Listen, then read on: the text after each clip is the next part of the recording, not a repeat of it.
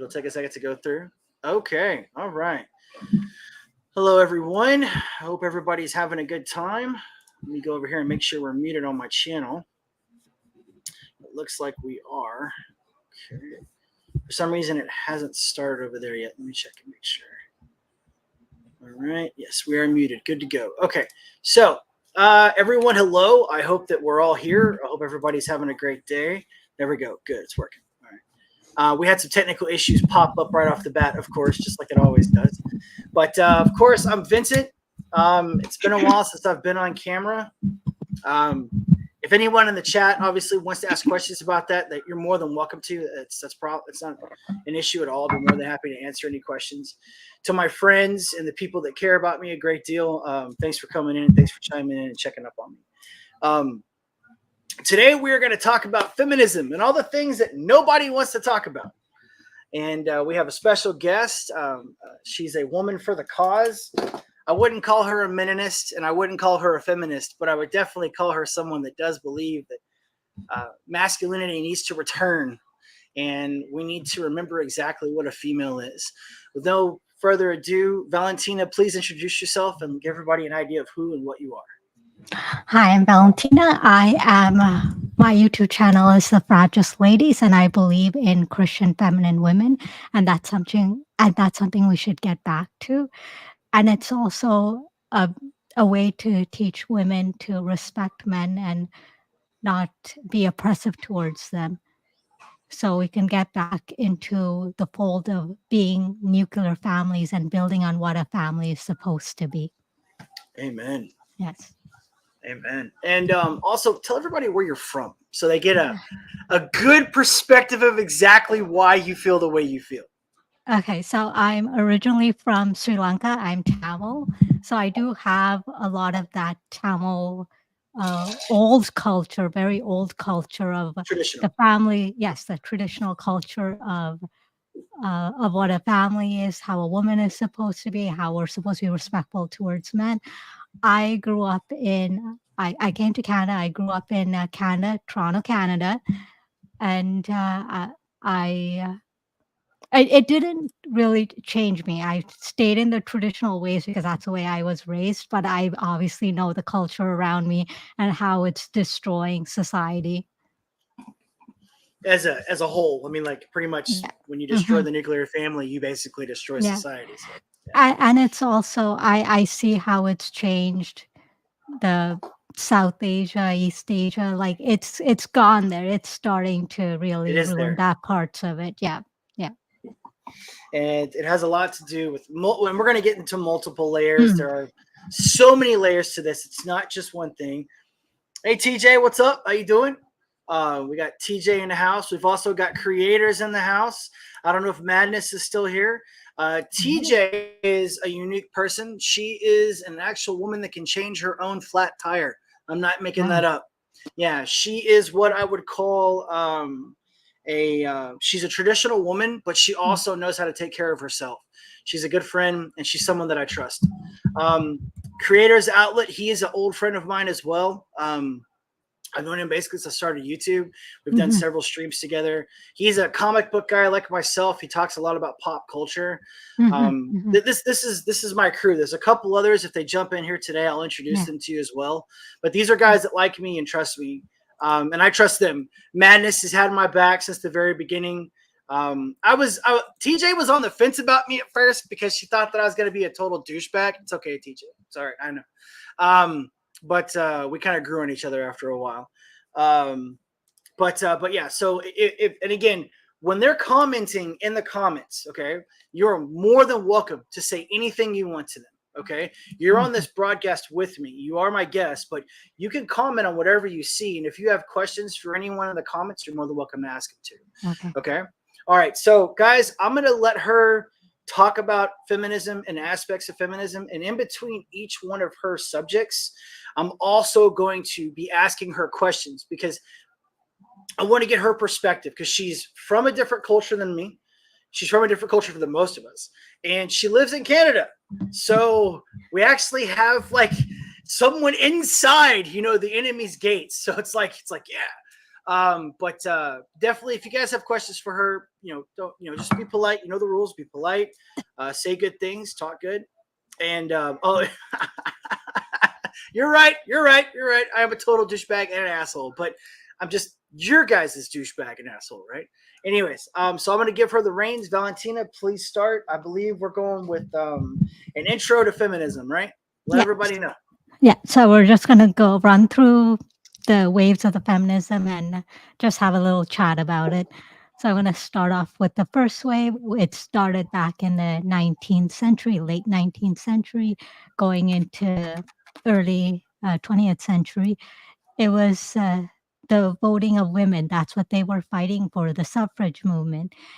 And after the 19th Amendment to the U.S. Constitution passed in 1920, they had the right to vote, and it's mostly at that time white women having the right to vote, whereas Black women are still on the marginal side, and that's how the first wave ended off. So it was pretty much predominantly giving women a right to vote. So what do you think about that?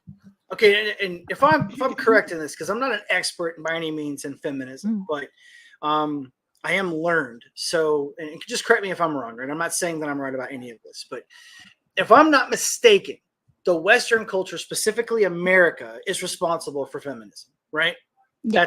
That would be an accurate statement, correct? I know there are elements from Europe, but if we're talking about women's suffrage, we're specifically talking about America, correct? Is that yes? okay? Yes.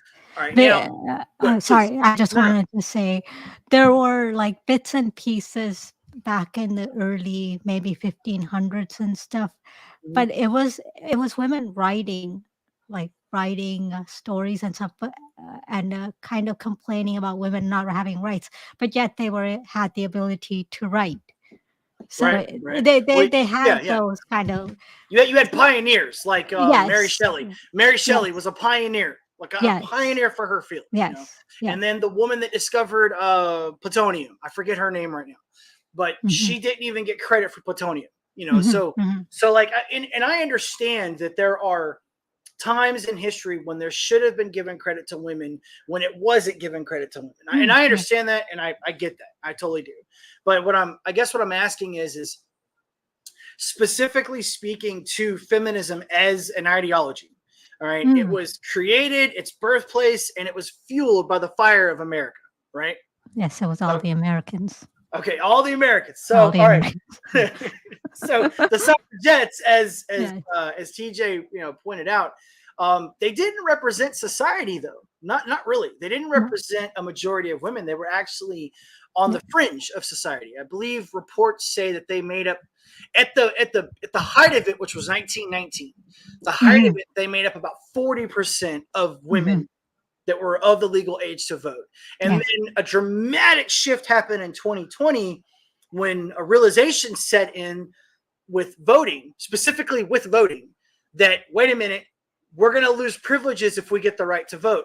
We're going to lose the ability and lose certain privileges that women have that they didn't have. Like one of the biggest ones that people just don't remember or just don't want to remember is that women didn't have debt. They didn't have it. It didn't exist because anything that they spent, anything that they did went on to their husband as debt. So if a woman went to a store and bought something and put it on credit, that credit went to her husband, didn't go to her. That was something a lot of women did not want to get rid of. And so if I think it was 20% of women wanted it, and then like 23% of women were undecided. And then, whatever's left over, what is it? 57% of women or 47% of women wanted it, whatever that may be. They didn't want it. They were against it. They were against the passing of the 19th Amendment, the voting. So, and something that's always kind of bugged me about the first wave, and I guess this is kind of like translated into the future waves of feminism, is that it wasn't like it was a bunch of women walking around burning bras. Okay. That's not what it was. Oh, hey, what's up, Tree Goblin? Tree Goblin's an oldie but goodie. The suffragettes joined the British fascist movement after getting the vote. That's crazy. I didn't even know that. Dude, Tree Goblin has a whole bunch of random facts, by the way. He'll be random fact checking us throughout the entire thing. Okay. So I totally lost my train of thought. What was I saying? I was on a roll too. Damn it, Tree Goblin. What was I saying? I was saying something. It was predominant and very mature. It was about women back in that time. They weren't burning bras. Okay, that's what it was. Okay. Yeah. It wasn't like there were thousands upon hundreds of thousands of women out there burning bras, which is what gave birth to feminism and the 19th Amendment. Okay. It was men. Men gave the right Yes. to vote to women. Okay. Yeah. They fought for the right to vote for women. They fought for women to have the right to be able to go out, have their own bank accounts, have their own credit cards, the whole equality movement. So and I don't really know where the disconnect is. Maybe you can help me out with this. But why is it that people today think that that's how it was? That it was just these really strong, independent women, that just went out and forced Congress to change things. Like, why is that like a common thought process? I think it's because women, feminists have become so radicalized that they don't want to accept that men would have any purpose in doing anything to help out women. I think that's where it comes from, to look back at history and think that men actually were the ones that gave women the right to vote. I think they just wanted, as women did everything on their own. Even when you read about first wave feminism, you don't really see anything about men having any impact on it. None. It doesn't Yeah. even mention it. It's Yeah. like they're like this afterthought. Yes. Yes. What is that? You made a video. I watched some of your videos. Oh, by the way, we have whoa, Jenny. Hey, Jenny, how you doing? She's another old friend. We're actually very close. She's from over across the pond too, just like TJ. So she's a really nice young lady. So one of the things that blows, this is something that blows me away. And you, like I said, you made a video on this. All right. I am an independent, strong woman. I don't need no man. Okay. All right. Maybe we should talk about this when we get to fourth wave feminism. We can rehash this. Okay. But ladies, that's not true. I hate to break it to you. All right. But just imagine for a second. We'll get back into the subject later. But imagine for a second if there were dudes walking around with fucking signs saying, "We don't need no women." I mean, just imagine that for 1 second, okay? There'd be riots in the fucking street, dude. There'd be like, those sexist bastards saying they don't need no men, no women, But hey, look, we'll rehash that on fourth wave, okay? When we get to fourth wave, but no, and just to be clear too, I mean, I want to ask you this: you do believe that? I mean, in your heart of hearts, do you believe that the first wave of feminism was necessary? Is that like something that you believe, like it was something that was needed? I used to think that way because, especially, of the way I started to vote now, but now I'm wishing it hadn't happened, considering how when you look at America and Kamala Harris is running and you see all these women, they're voting for gender and color. They're not voting for policy. So, no, I'm I absolutely didn't say that. disappointed I didn't say that. that She said that. that Okay. we have that we were given rights to vote. I rather have men vote and they could decide. I mean, okay. I know this is a touchy subject, okay? And I know it is. We're playing with gasoline right now, okay? All right. First off and foremost, I don't think that everyone should have a right to vote. I don't think it should be a blanket statement. Yeah. Okay? Because it's fair to say that there are people that do not have the maturity or the mental faculties to vote. Okay? Like a perfect example. If someone is a bank robber and their profession is to rob banks, I don't want them voting for policy.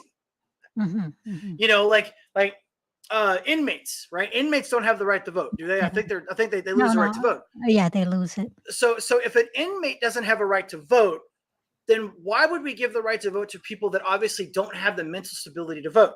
Okay, like for instance, let's say a guy hasn't gone to jail, but he's been, arrested like 3 times with or 2 times with a DUI, caught with a couple of, grams of cocaine or whatever. Mhm. I'm not going to trust that guy to make a good sound decision when he goes to vote, right? I'm just not. Okay. Mhm. I'm not saying that he wouldn't be able to eventually earn the right to vote by, staying clean for a couple of years or whatever, but Mhm. I'm not going to trust that guy. Okay. Mhm. He doesn't make good decisions. Driving while drunk is not a good decision. But let's see here. Hang on. I wish my wife wouldn't. She asked the app who to vote for to told her to vote Labor.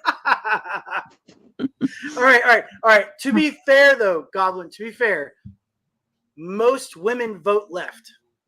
Yeah, that's the problem. It's just that's one of the reasons. I mean, she's probably going to back me up on this. I don't want to speak for you, but Mhm. in America, most women tend to vote progressive. That's just how it is. I think it's like 70-30. I could be wrong, but I think it's like a 70-30 ratio. Okay. But it's the opposite for men, which is what equals out. It's like 70-30. Men vote traditional. They vote conservative. Okay. So it Yes. kind of balances it out, so that's kind of how it works. But no, I mean, you were going to say something, and I think I kind of cut you off. Oh, me? Oh, Yeah. sorry. I No, you're fine. can't remember. You can keep talking. I can't remember what I You was can't saying. remember what it was? Okay. Yeah. All right. By the way, guys, I'm not throwing her under the bus here, okay? But this is her first time on live, so she's doing pretty good. She's doing very good. All right. She was a little nervous before, but we're good. You just let it flow with flow with Mhm. it. All right. In 1991, me and my husband to be were working in the same job, same hours, same pay. That's my idea of feminism, which is true. That's 100%. Like, if you can do the job, you should get paid for the job. But what you were talking about was Kamala. You were specifically saying that she was going to be voted for because, one, a minority, two, Yeah. she's a woman. Yes. Okay. All right. There's Quentin. Yeah, Quentin, what's up? Oh, we got Carol in the house too. All right. And we got Amanda. Holy shit. Dude, Amanda, how are you? Everybody, thank you so much for showing up. Really. It's been rough, guys. I'm back, okay? I don't know how often we're going to be doing this. We were talking maybe once or twice a month, but I promise to make more videos, okay? It's just it's been a really rough year for me, okay? And again, we could talk about that later. I just kind of wanted to come back with a splash and tell everybody hello, and I miss all you guys and hope everybody's doing good. But you were specifically saying that she's getting voted for because she has a vagina. Sorry. And because she's claiming to be black now, which she's not. She's Jamaican and she's half Indian. Okay. So like there's a huge disconnect here. Yeah. They're not voting for it. It's kind of like the Hillary Clinton thing. Okay. Hillary Clinton had no reason to be president. She was the first wife. She wasn't a runner-up in Bill Clinton's presidency. She was the chick he was banging. No offense. Okay. But why does that give her the ability to be the president? Last time I checked, it's supposed to be the best person for the job, right? Okay, so how is she the best person for the job? I wanted to comment on what you were saying. I think I remember now. How you were saying about people with mental capacities. That's the same way I feel. This might be a bit extreme, that I think only people with citizenship should vote, not even permanent residents. If you want to vote, you should get your citizenship. Because that negates the illegal immigrants and all the other immigrants, refugees, and everyone coming in. You need to live in the country, understand the policies and what you want out of it in order to vote. That's kind of what I believe. Well, okay. One of the controversies we're having with her is, and I don't know if this made it to Canada. Okay, when you got to get past the Putin, right? Yeah. But okay. They don't want to call her the border czar anymore. No. Okay, but it's on camera. And there's, dozens of people that called her the border czar. And now, and everybody, please correct me if I'm wrong, but she still hasn't been to the border, right?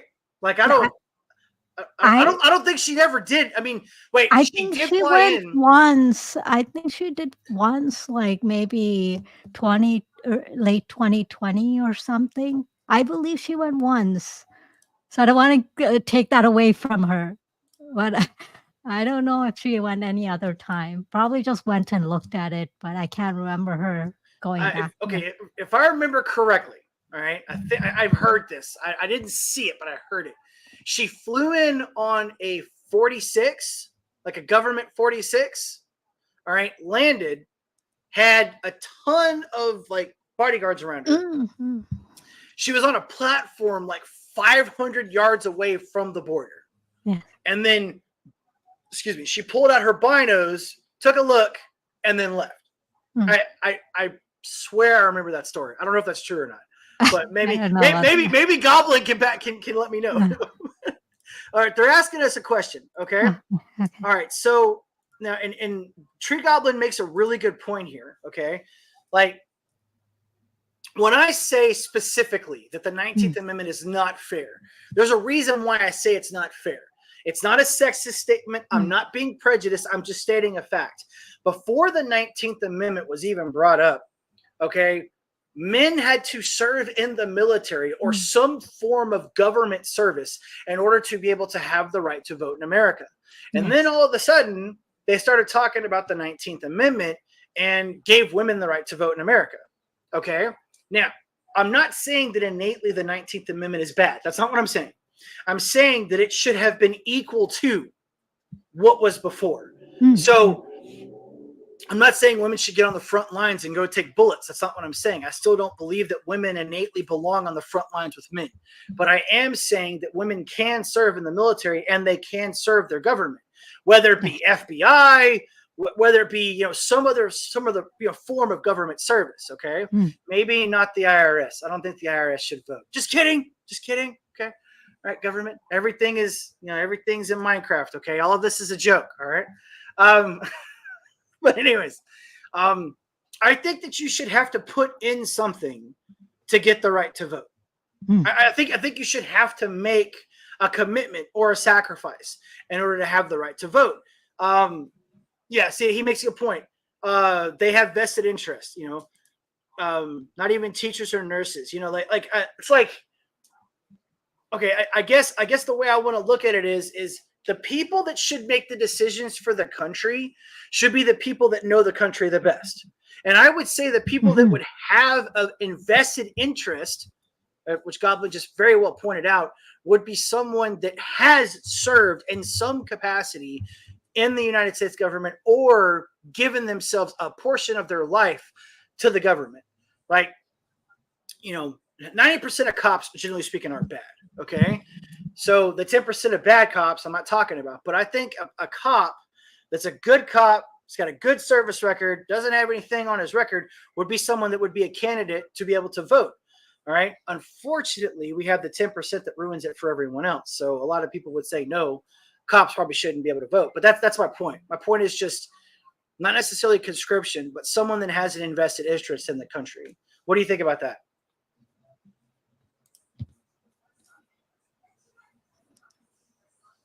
Is that?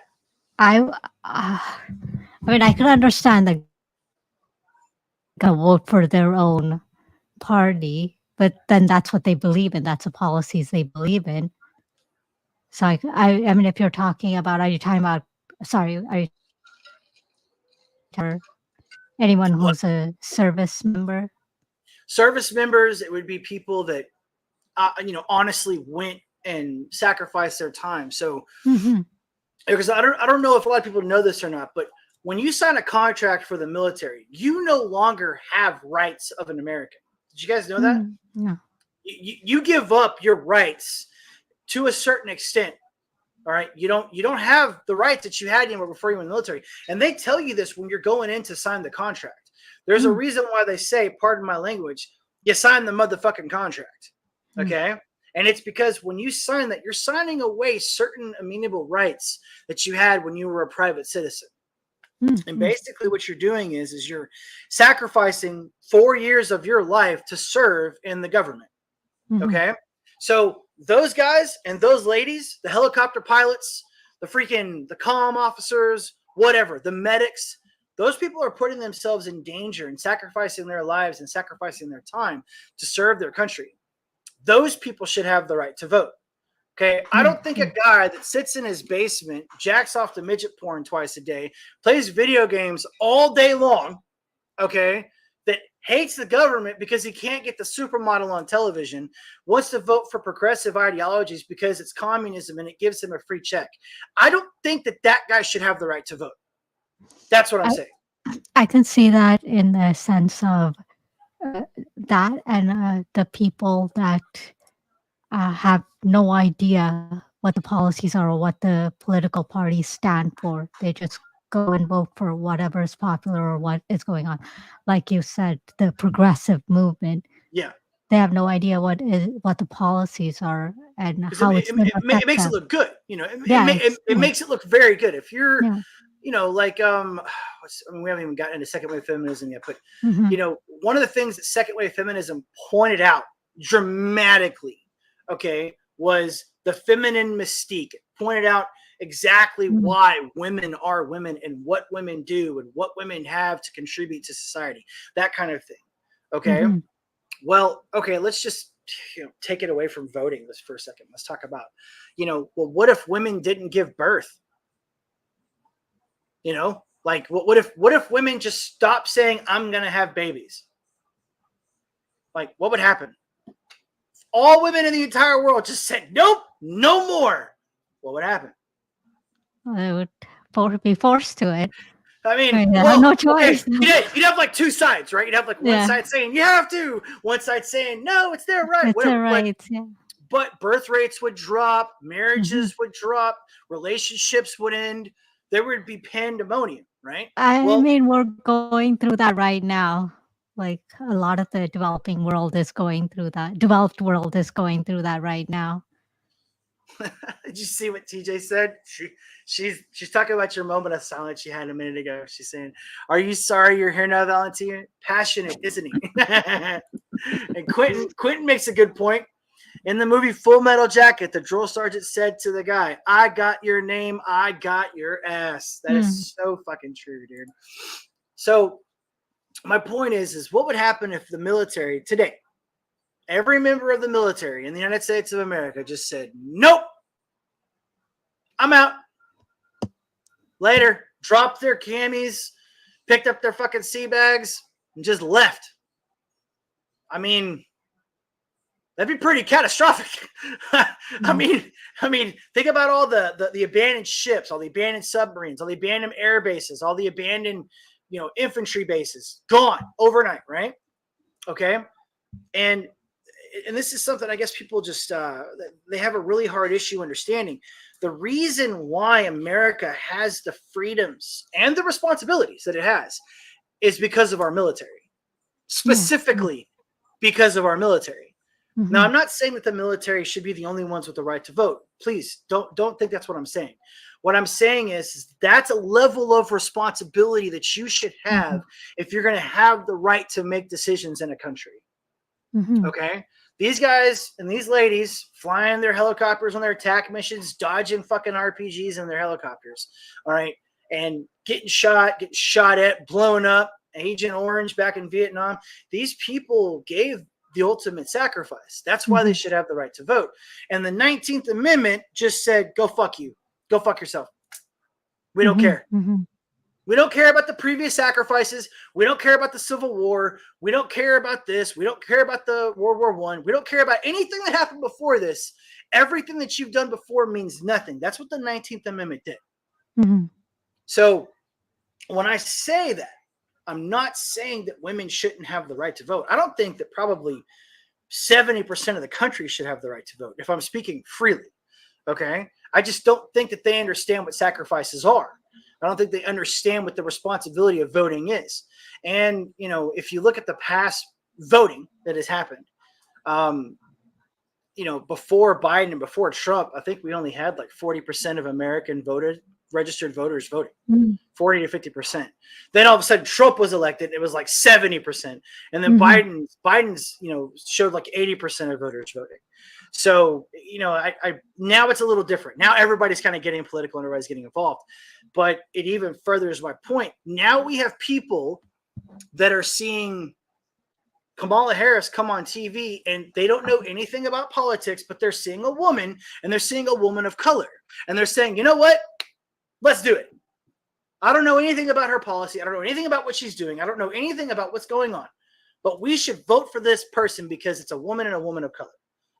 So that's kind of how I feel about first wave feminism. Well, it goes back to how it is now and how they're trying to give illegal immigrants a right to vote. It's the same thing back in the whole suffrage movement. They gave women the right to vote so the left could get the votes. It wasn't that they were going to vote wisely. It was just that the Democrats can get the votes. That's why they did it. And it's just continuing on. They're just trying to get votes because they realize as people get older, they're going to start voting for the Republicans. So they got to buy their votes. Well, let me see if I can actually pull up. Let me see if I can pull this up. If I can, I'll split screen it if I can. It's been a while since I've done it, so bear with me, guys. But let me just see if I can do a Kamala video.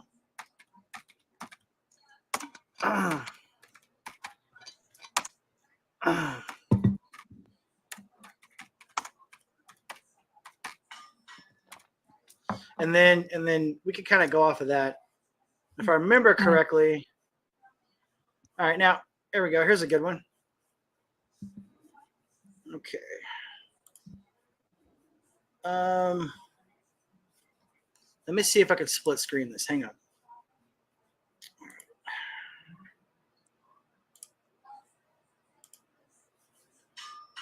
There we go. Okay, can you see that? Can you see that? Yeah, okay, that's it. Okay. So here we go. Let me see. How can this directly affect the people of the United States? So Ukraine is a country in Europe. It exists next to... This is a live broadcast. Remember that. Live. Another country called Russia. We campaign with the plan. Uppercase T, uppercase P. The plan. Do you plan to visit the border? Not today, but I have before, and I'm sure I will again. I said I'm going to go to the Well, border. by the way, she had never been to the border, like as a vice president before that, like ever. So. And When are you going to the border, Vice the President? administration has asked. I'm not finished. We've been to the border. So this whole thing about the border. You haven't been to the border. And I haven't been to Europe. I mean, I don't understand the point that you're making. And I'm being clear with you right now. Yes, okay. And so if you're interested, I'll continue to be clear. There are a whole lot of people, especially people who live in rural communities, who there's no Kinko's, there's no Office Max near them. It is time for us to do what we have been doing, and that time is every day. We are doing it. But should we have done it sooner? We are doing it. What do you see as the biggest national security challenge confronting the U.S.? What is the thing that worries you and keeps you up at night? Frankly, one of them is our democracy. You don't feel misused or underused? No, I don't. When folks vote, they order what they want, and in this case, they got what they asked for. I went off script a little bit. Okay, so yeah, just for the perspective of fairness, okay? That is an example right there. Let me make sure that you can hear me okay, right? Yes. Okay. All right. So that right there is the person that they have to be the next president of the United States of America. That lady right there is a direct correlation of what I consider to be today's version of feminism. Okay. She's there not because she's qualified. She's a DEI hire. She was a DEI vice president. She's now going to be a DEI president. Okay. But people are blindly voting for her and supporting her when they have no need to or no reason to. Is that, I mean, okay, let me ask you a question this way. Do you think that that's a fair assessment, or would you add to it to make it sound different? No, that's exactly what it is. She hasn't shown any qualifications to be a leader. She's not fighting for real rights for the people. She's just going along with what people want. I mean, that's why she keeps talking about the reproductive rights. She keeps going along with what people want and pushing those agendas. Got a message from my foster father. Okay. No, you're right. She was actually interviewed, I believe it was like 10 days ago. Mhm. She was interviewed, and she told everybody to be woke, to be as woke as you possibly can, and stay woke. Mhm. That's what, and then I think she proceeded to try to tell everybody what woke actually is, because apparently people are confused on what woke is, apparently. Okay. So now we talked about first wave feminism. So can you tell everybody a little bit about what second wave feminism was, when it started, kind of what started the movement? Mentioned the Betty Friedan book, Yep. Feminine The Mystique. Feminine Mystique by Betty Friedan. Yeah. So that book, basically, it was about opposing the idea of being a wife and a mother. Just about just being at home and taking care of their household. It's mostly because they felt like they don't have an achievement. They haven't done anything. And especially if they've gone to school and they haven't used their degrees, they feel trapped at home. So then it went on to they cared about racism, and this is when they started fighting for Black women's rights to vote and have their own rights. And they were fighting for social equality with sexuality and the reproductive rights. And this is around. Sorry, I did mention this second wave is from the 1960s to the 80s. Yes. So they got the approval of the contraceptive pill back in the 1960s. It was approved by FDA. I would question how thorough they went through that before they approved it, considering what we're getting with the COVID vaccines and everything and their approval. So I know that had a bit of issues back then, and people are struggling with that. And they fought for equal rights amendment, the amendment for the United States Constitution that guarantees equality of rights under the law for all persons regardless of sex. Then feminists also worked and gained women's right to the whole credit card. So this is what happened. So they got the right to have credit cards under their own name, and they were able to get mortgages under their own name. Was that in the 60s or was that in the 50s? I thought that happened in the 50s. It could be the 50s. I'm just going by what the second wave was. It could be. Okay. It could be that. Okay. Yeah. Because usually the dates kind of move around, but it's or they'll tag them on. They'll be like, "Hey, because this happened, then this happened." Type. Yeah. Okay. Yeah. Yeah. Because it was after. Yeah, it was after World War II. I know that. I know it was after World War II.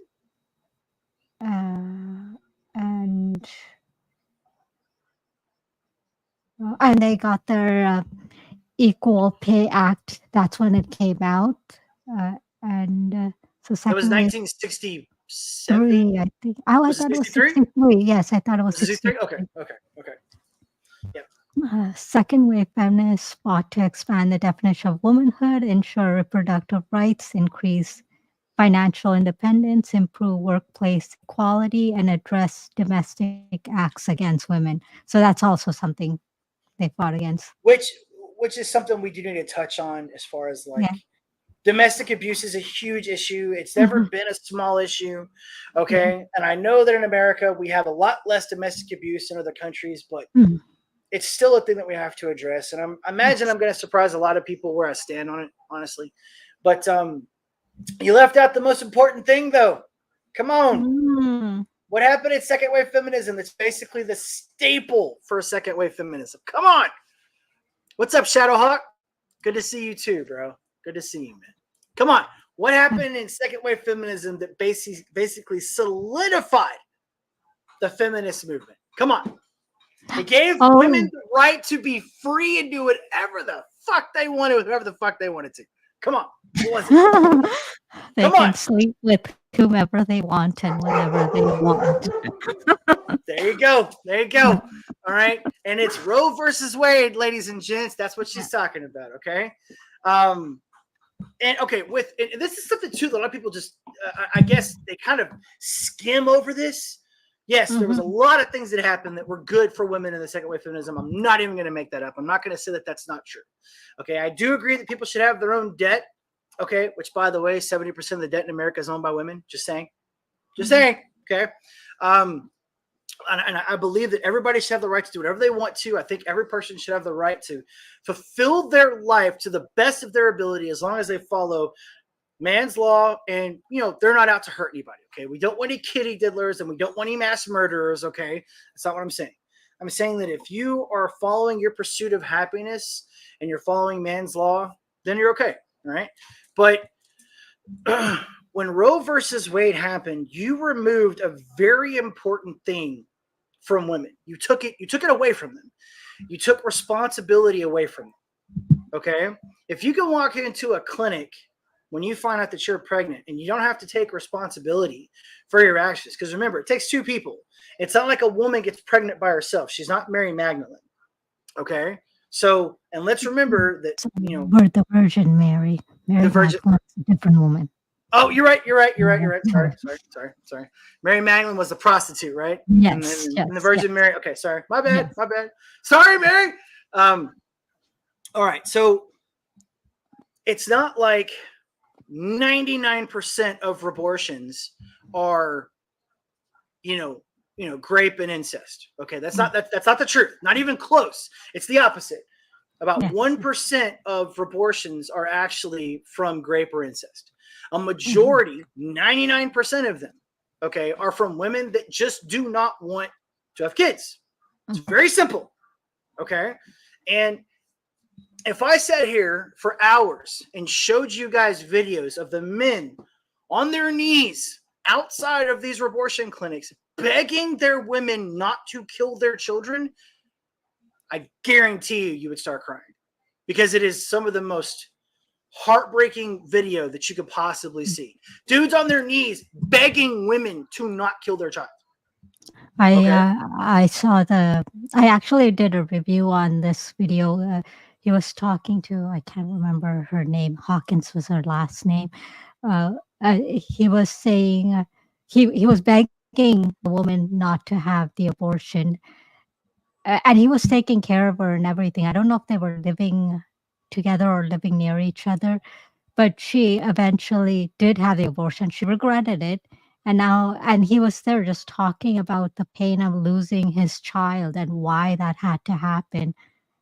And it was heartbreaking. I mean, he was completely, imagine that he actually did that. And the thing is, it was still in the time period of she would have been pregnant. So he was supposed to have the kid maybe 2 months from that interview time.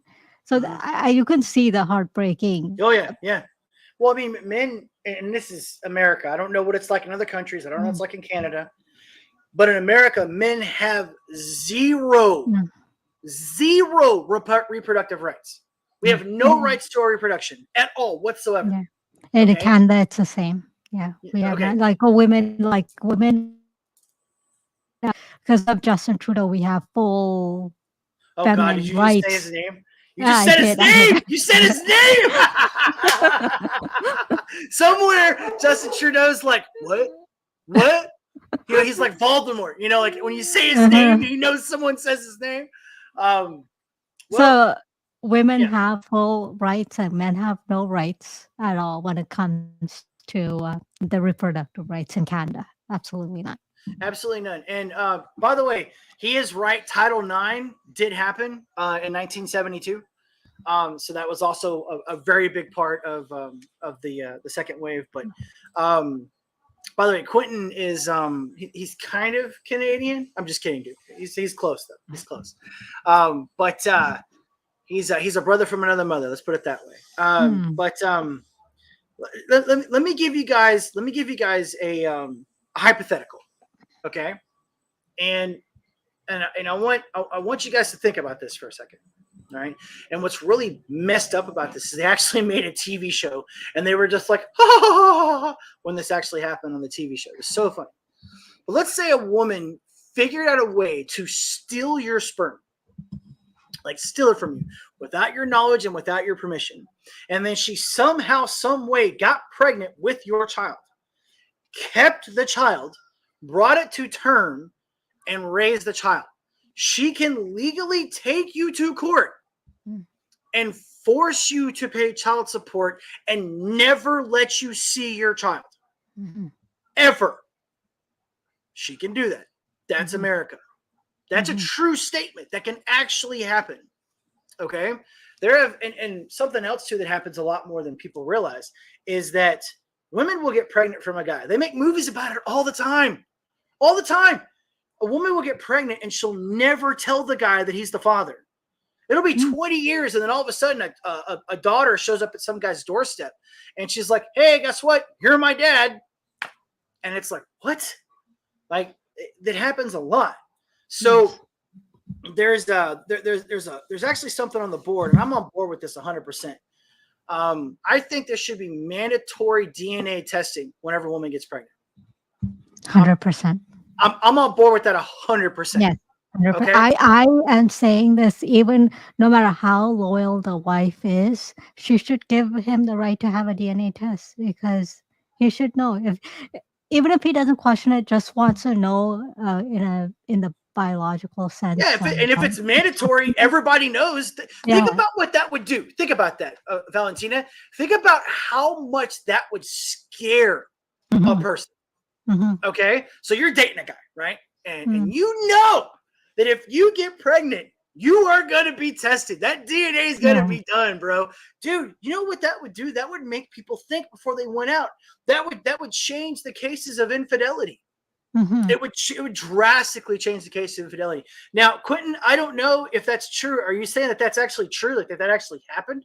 Because I was talking about, what was that? The TV show I was talking about was The Virgin or something, the Miracle Virgin. It was that stupid show on Fox or WB about Jane the Virgin. I think that's what it was called. But that they actually did that. All right, like where one of the characters in the show, she was a Russian chick. She got herself pregnant with a turkey baster and ended up actually making the guy take care of her and shit. It was actually really fucked up. Thankfully, my country is still more traditional. But liberals want to change it so badly. Yeah, I know. We got a new guy in here. Glenn, you're talking about paternity fraud. Here's the thing. They will never pass laws because they are considered violating doctor-patient confidentiality. And that's the thing. Well, even if that's true, let's say for the sake of argument that it's a confidentiality thing. Okay? It's also a violation of human rights to do what they're doing. So, like, for instance, my right of speech does not trump your right of freedom of speech. So because I want to talk, that doesn't mean you can't talk. That's kind of the way it works. So reproductive rights are not supposed to trump other reproductive rights. I'm not saying that doctor confidentiality doesn't exist or that it wouldn't be a problem. What I am saying is it shouldn't matter. If they're talking about rights not trumping rights, which is what we're talking about here, a woman's right to her child shouldn't trump a man's right to production of said child, then it shouldn't matter. It should be equal across the board. We're supposed to be equals, right? So if equality is supposed to exist for a woman, then it should exist for a man too. So I think we should also question the rights of the child should know who the father is. So that means you do have to release that information, whether it's a doctor-patient confidentiality. True.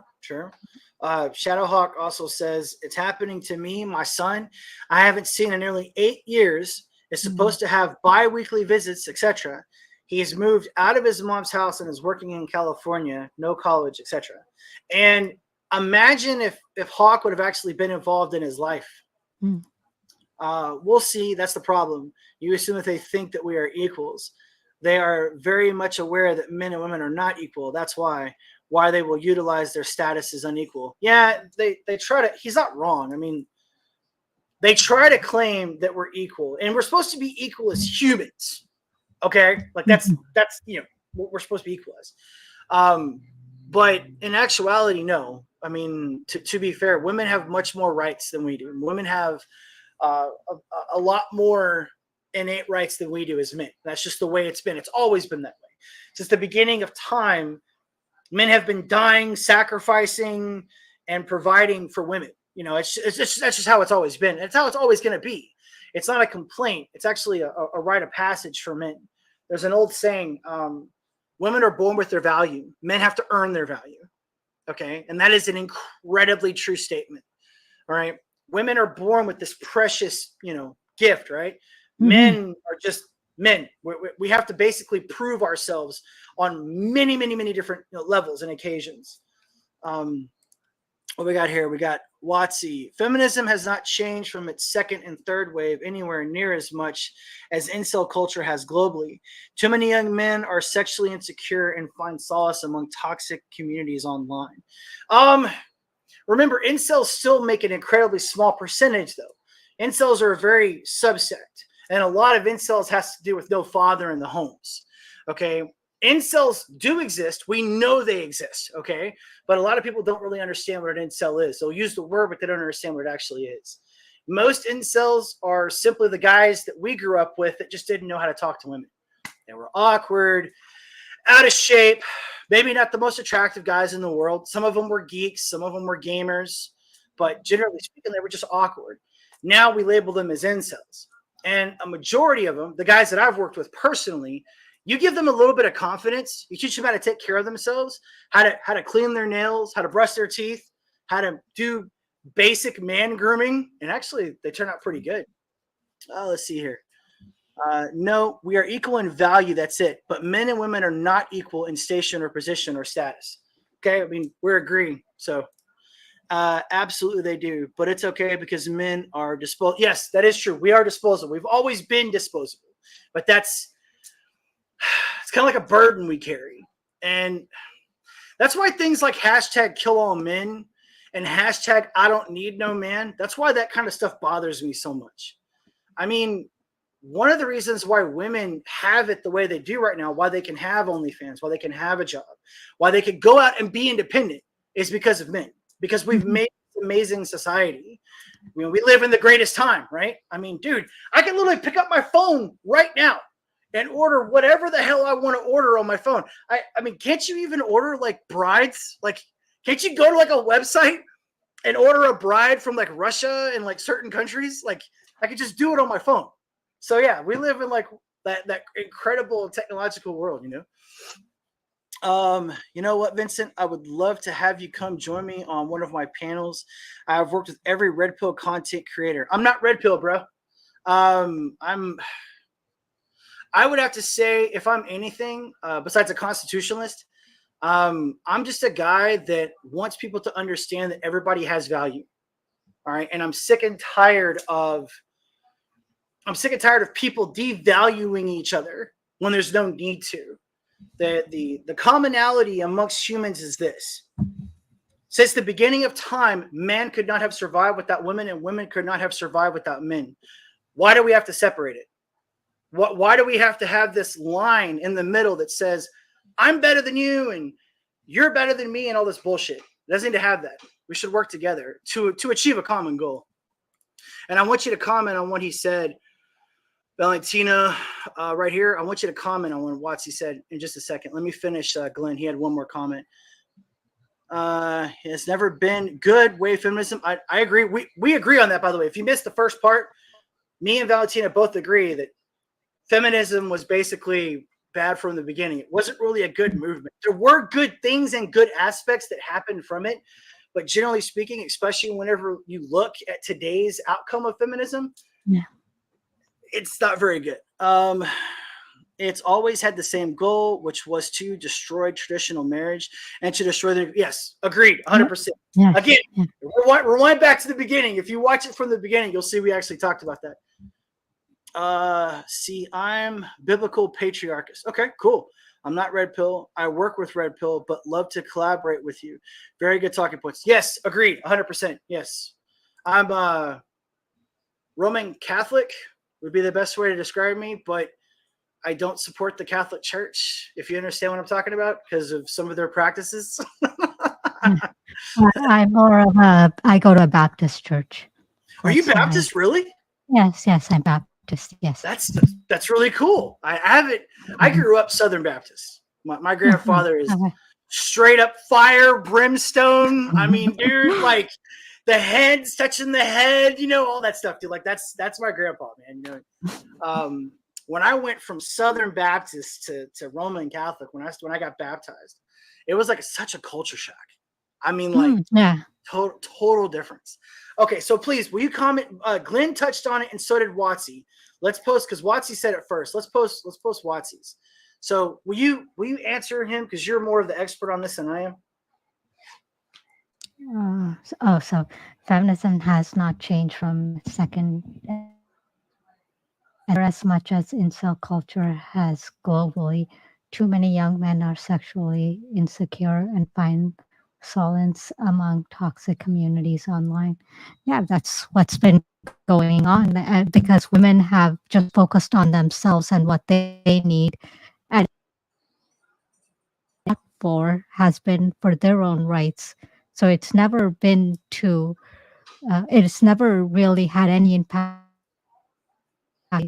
And second and third wave really fought against families, the nuclear families. So it broke up the core of what society was. And then you have men falling. You have men having to be incels, having to not have a family, because women are so focused on themselves and the life that they want. Okay. I mean, now, let me ask you a question. I'm curious about this. Okay. All right. It's a two-parter. Okay. It's going to be kind of a fastball question. It's kind of a hard question. All right.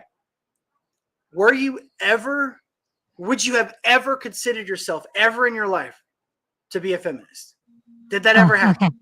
Okay. So That's the first part. I got a follow-up question to it. Okay. I will give you my history. When I was a teenager, I absolutely hated feminism for two reasons. Number one, I have two brothers, so the fact that they were oppressive towards men, I absolutely hated them. Number two, I think I might mention it later, is it's extremely selfish. It's taught women to be so selfish. The fact that a woman is told, if you're attracted to a man, even if he's married, go for him. That's Oh yeah, perfectly fine. totally. Let's just ruin families. Yeah. Yeah. What about the woman? What about the other woman? What about her feminist rights? So that to me just it absolutely made me hate feminism. So I was never a feminist. I've just always hated it. Okay. All right. And okay, but there was never a time, like in college, for instance, where you and the girls would, come on, don't lie. You and the girls were sitting around the table and having that conversation. Did that ever happen? Like, did it ever happen? Because you went to college, right? I did. And sorry, Okay. What conversation are you talking Like, about? the conversation about like how there's no equality for women. Like, did that conversation ever happen? Like, because I mean, because what TJ said specifically, I think she understood what I'm trying to get at. Like, okay. Women today are basically told from the day that they're born, right? Mm-hmm. You're perfect every way that you are. You don't ever need to change. You're a fucking 10 out of 10 boss babe. You go, girl.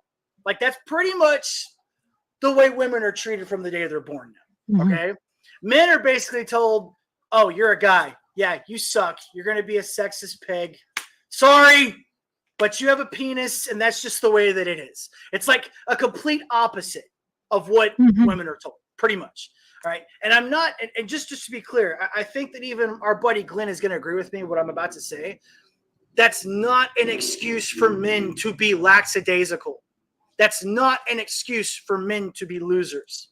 Okay. Because at the end of the day, if World War III broke out right now, it's going to be men going out there fighting and dying. Women are going to go back to the kitchen. They're going to be like, how would you like your sandwich made, sir? That's exactly what's going to happen. All right. But, and again, this is such a touchy subject because people get so heated about this. But there is a reason why women give birth. There's a reason why they're more emotional. There's a reason why they're effeminate. And there's a reason why men are masculine. There's a reason why we hold on to our emotions. Okay. It's all about biology. All right. You can even get biblical, like Glenn says. You can even get biblical with this shit. All right. Mhm. We both serve a purpose. And if we don't have that purpose, that's why, like, I always loved sitting in those circles. Like when I had lunch in high school, I sat at the table with the high steppers and the cheerleaders. And there was a reason why. It wasn't because I was trying to date them. I just wanted to know how they thought. Mm. That's why. Okay. I didn't sit at the table with the jocks. Okay. Even though I played football, I sat at the table with the high steppers because I wanted to know how women thought. Mm. And it gave me a really good insight about how to date women. I promise you. Mm. But all right, so we fell back. See, by the way, you having a good time? We just reached the hour mark, by the way. Yes. You having a good time? Yes, I am. The reality is, if you grew up in the West, we have been indoctrinated in feminism. That is 100% true. Yes. By the way, Glenn, a lot of the points you're making, I'm going to go ahead and bring them up. But a lot of the points you're making, we talked about at the beginning of the podcast. We agree with you on several things that you've stated. Mhm. Yeah. Feminism has never been about equality. It's been about power structure. They want to pick and choose. Case in point, let me back up my boy Outlet here, okay? You'll see a movie, right? And a perfect example is Reacher, the second one. The two movies are horrible, I know. But the second movie, specifically, Reacher's in a room. He's talking to one of the women, and she's a badass. She can kick and throw punches. She's tough, but she's also pretty, you know? But there's this moment where Reacher specifically asks her to watch the girl. And she's like, why? Because I'm a woman? It's like, yes. Yes. That's why. So to reverse it, what if he would have said, you know, the exact same thing opposite to her? Why should I watch the kid? Because I'm a man? It'd be the same question, okay, with a different response. Women are more effeminate, women are more emotional, and women take much better care of children, especially children rearing. All right. I'm not saying that fathers don't have a place in the home. They obviously do. But what I'm saying is if Reacher's a hardcore stone cold killer, which is what he is, his character is, and this chick in the movie that he barely met and barely knows asks him specifically, why? And if it's because I'm a woman, the answer is yes. But see, that's offensive now. We can't say that without offending someone. It's like, why is that offensive? I mean, seriously, like, why would that be offensive? Why would it be offensive to say to a woman that it's much better for you to take care of the child while I'm gone because I have to go out and take care of business that you don't need to, and you can better watch the child? Those are some of the things that we deal with in everyday culture now. Yeah. And I think for that show, saying she was fighting and stuff, so she's very masculine. To have her do something that's a very feminine thing where her mind's not there. It's the same way in the outside world where you'll have women working and going towards their goals that tell them to go raise a child. They just can't connect to it. There's such a disconnect there.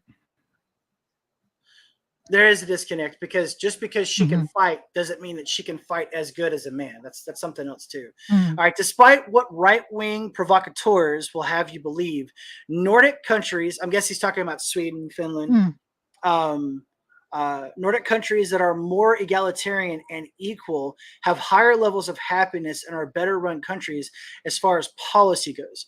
Well, there's a problem with that. A lot of people think that this beautiful socialism, egalitarianism exists in the Nordic countries. Well, let's just use Sweden for an example. Sweden has one of the reasons why Sweden is so successful with its government is because, one, America, we give them a ton of money, and we actually don't charge them a ton for tariffs or for taxes and whatnot. We help them with their import export, and we actually give them money to help them with their government. So there is a common disbelief in that. Now, I do know that the dominant race in those countries is white. Okay, like I think it's like 98% or whatever it is. So in those countries, I'm sure they still follow the Anglo-Saxon cultures too, which traditionally were traditional families, mother, father, kids, whatever. Okay. So, and again, I'm not saying that that's the only race that had those. I'm just saying that in the Nordic, specifically Nordic families, traditionalism was very high. You'll find it in Latin cultures. You'll find it in the Indian culture. In the Indian cultures, am I wrong that like it's family is huge in the Indian culture, right? Yes, like the Massive, South yeah, Asians we have that. yeah, massively huge. So that's also another reason why they have good responses, and they haven't allowed the government to come in and mess with that a lot, if I'm not mistaken. Glenn's got Oh, sorry. No, you're fine. You're fine. I was just gonna read his. What were you gonna say? Okay. I was just gonna say that I think Norway and one other country, they're preventing. Well, they come in, and you have to adapt to our culture, or you have to leave, because I mean that's what you see in Canada and America. They come in and take over, and now you have all these messed up systems. There's so many different cultures trying to combat with each other. So that's also causing a problem in society. That's one of the reasons why those Nordic countries are doing so well, because they have that, I guess, a white culture, as you say.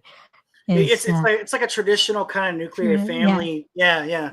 And I would imagine too that infidelity is probably lower. I would probably guess that relationships last longer. And I don't know. I have no idea. But I would even bet the divorce rate is lower too. Probably. Glenn, oh, by the way, Glenn, Crucible up, baby. Yeah. So if you don't watch The Crucible, watch The Crucible. For real. There's no excuse for men to be losers. Agreed. Absolutely none. See, as men, we have failed our sons. To be raised like defective girls. I call them baby boy men. I am coining that phrase. Baby boy men. Okay. They're men, but they're boys pretending to be men. So he got another one. See, as men, we have failed our sons. Oh, he restated it because we have allowed them to be raised like defective girls. Agreed. Hang on. When have I been feminine? Yeah, okay. Well, I doubt when you're changing a tire or like hammering on your anvil looking like something out of a Conan movie that you're looking very feminine, okay? Although that chick was hot. Streaming in addictive. Streaming is addictive? Creator? I don't know. TV Reacher, not Cruise. Well, because I've read every single Reacher book, his novellas, I've read all of them. And even the TV series on Prime, for whatever reason, this is another sign of feminism in today's market, is they weakened him. They took, keep in mind, okay, Reacher is the, like, if there was a cast of a man, right? Greek god, masculine, the character in the Reacher books is man, okay? He doesn't take shit off of anyone. He helps those that cannot help themselves. He sacrifices himself for the weak, for the fragile. He believes in what's right. He does what he believes is right. And he never sacrifices his moral code because it's easy. He always does what is necessary. So, and in the TV series, they're constantly like belittling him and making him look more feminine and making him look more, of a, I guess, a weaker version of himself in the books. Like he just is, it's just the way that it is. And it was really upsetting because I was looking forward to actually watching a 6'5" Reacher because, Tom Cruise is like 5'9"? 6'5", 6'5". 5'6"? Are you? Oh, shit. Did you know in Top Gun, pop culture quiz, yeah. Did you know in Top Gun, the famous bike scene where he's driving off and she's chasing him in the old 1967 Porsche? Did you know on the street, they took a concrete cutter, cut a hole in the fucking sidewalk so that she could stand in that motherfucker and he would be taller than her. Not making that shit up, dude. For real. Yeah. That's fucking crazy. All right. We have allowed our sons to hate themselves. Yes. And reject their God-given masculinity. Yes. Technically, we live in a society where we push androgyny. Wow, I haven't heard that word in a while. Not individual sex. Lastly, gender is a feminism problem. That is 100% because 15 minutes ago, sex and gender were the same thing. Now they're like concepts or what a social construct. I love that word, or I love those that two word. words. Yeah, I do too. They come up with the Mhm. craziest shit, man. Oh, I'll have to tell my boys I'm more sympathetic, right? Can you imagine having TJ as a mom? Oh, did you cut off your finger? Here's some super glue. All right, we're going to the hospital. Shut up. No, you're not getting any Motrin. We also provide them military support. They spend next to nothing on defense of their country. Oh, very true. Mhm. Talk about Sweden, the Nordic countries. Yes, yes. Yeah. Traditionally, Nordic countries used to practice polygamy. Oh, no shit. Mm. Okay. Well, and this is a hot take. Okay, I know this is a hot take. All right, but if you go back in ancient times, even biblically, harems were much more successful than our traditional relationships are today. Okay, now I'm not saying for dudes to go out there and just grab like 30 fucking wives. That's not what I'm saying. Okay, what I am saying is when men reached a certain point, like in biblical times or in Egyptian times, it was expected of them to take on multiple wives. And those relationships were actually very successful. They had a lot of kids. Financially, they were taken care of. There was no divorce. I mean, it's just the way that it was. All right. There was a female college professor from Nigeria. I think that's right. She does a whole freaking, like, she goes around the world giving this, the speech. She talks about how in Africa men take on multiple wives because they have to. Because if they didn't, they would go out and cheat on their wives anyways, because it's in their natural biology to want to spread their seed. Because 12 men can only get one woman pregnant, but one man can get 12 women pregnant. Again, I'm not advocating for men to just like go sleep with a bunch of women. That's not what I'm saying. What I'm saying is that it did work at a certain period of time. So I think it's also. I don't know how well it. I mean, it worked in increasing the population, but how it was raising the really, child and building a relationship with the father and the kids. Valentina, do you know who Andrew Wilson is? Yes, yes. He says he's Andrew Wilson's editor. That's pretty cool. Oh, Glenn, do you want to come up on panel? Like with us? Let me get through the comments and then hang on, let me ask my guest. I apologize. I was being a jerk. Would you mind if he came up on panel when we get done with fourth wave feminism? Would that be okay with you? Sure. Is that okay? I mean, I know this is your first time. It's okay. You can say no. It's all right. I could set up a time and date with him later if you want to do that. You're my guest. I'm not going to shroud you from someone else. And I'm also a gentleman. That's okay. Was that sexist of me to say that I'm a gentleman? All right. Extreme Islamic countries treat women worse than people treat farm stock. I know, man. I served, bro. I was in Iraq and Kuwait. Afghanistan recently brought in a law that prohibits women from talking loudly in public. So American women aren't allowed in Afghanistan? Those critical of feminism often focus on entitled middle-class white girls, yet gloss over how deplorable women in Middle Eastern countries are treated. Well, that's because there's no feminism in the Middle Eastern countries. We're specifically talking about America. I mean, if we want to talk about in Middle Eastern countries, it's pretty safe to say that a majority of them don't respect women, and most women don't have rights. I mean, that's not even up for debate. We know that. That's like a worldwide known phenomenon. And Sharia law, if I'm not mistaken, that's a thing, right? Am I saying that right? Sharia law? You know, in Sharia law, wow, like there's some pretty brutal shit in that, you know? Can a husband like stone his wife in Sharia law or something? It's like he can like legally stone her like in public or something. I forget. It's been a while, but yeah, it's like, it's pretty brutal. See, I call them Mitches. Okay. I think it's like man bitches. I like that. It's kind of self-explanatory, if not male bitches. Yeah. Also, Reacher, aka Alan H, and I are going to be working on the same film together at the end of the year. You wouldn't happen to be like the 6'9" dude who's going to fight in the next one, are you? You're supposed to be playing a version of the blonde guy from the 13th book, I think. Like I told you, I'm a huge Reacher fan. So he was the offensive lineman that he had to fight and eventually drown. Sent him in a whirlpool, actually.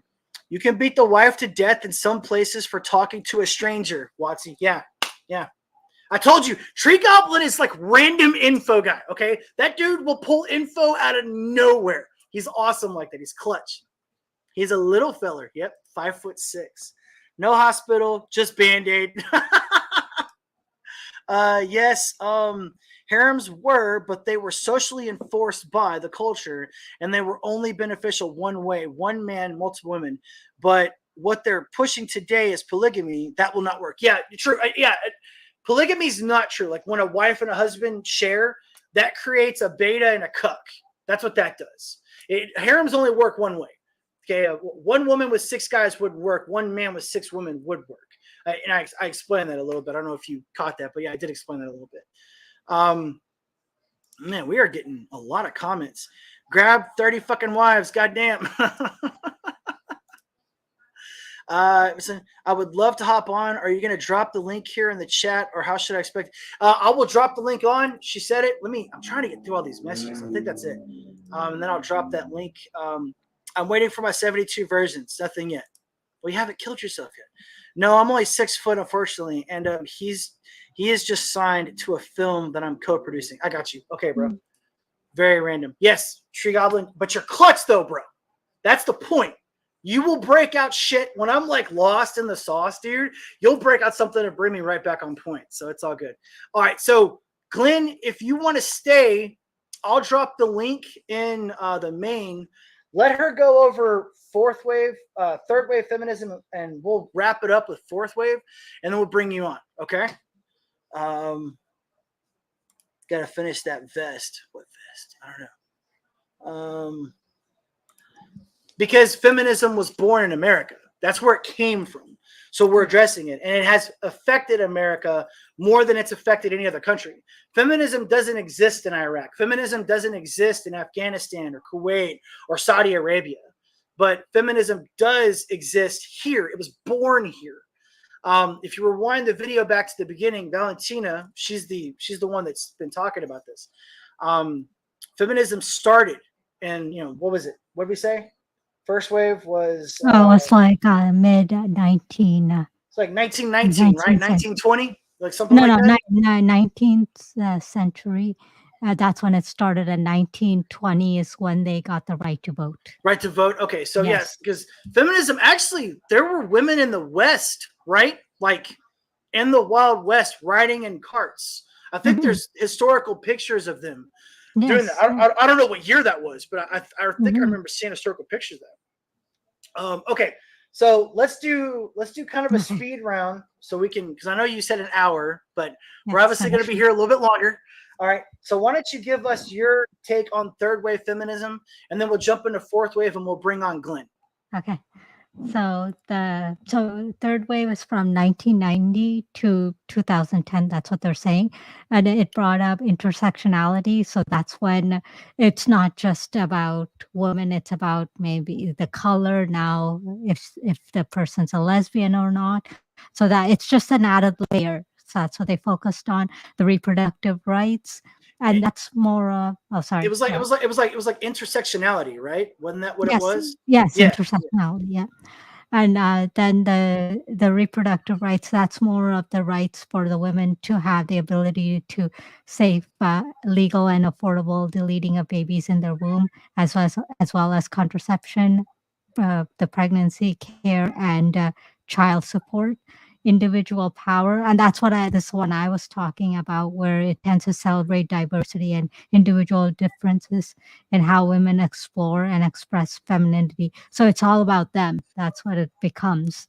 And abuse against women. So that's any type of abuse, mostly sexual, and sexual liberation, where it's I was gonna fact check you, Glenn. I was like, no, Judith. I was gonna tell you when you came on, but yeah, cool. Please continue, Valentina. Activists and artists sought to use their sexuality as a means of empowerment and expression, and we see that with the movies and music videos. They're just going at it.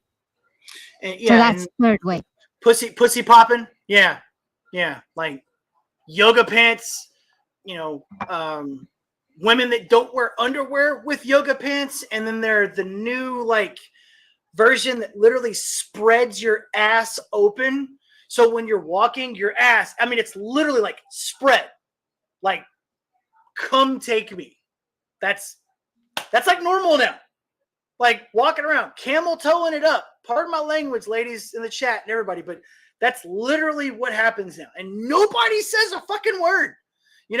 When I'm in a good mood and I really want to rile someone up and I see that camel toe action happen, I'll come up and I'll be like, 6. Like, I'll give them a rating. I'll actually give them a fucking rating just to fuck with them. And I don't say anything else. I'll just say a number and then I'll leave, just to fuck with them, fuck with their head a little bit. But they don't care.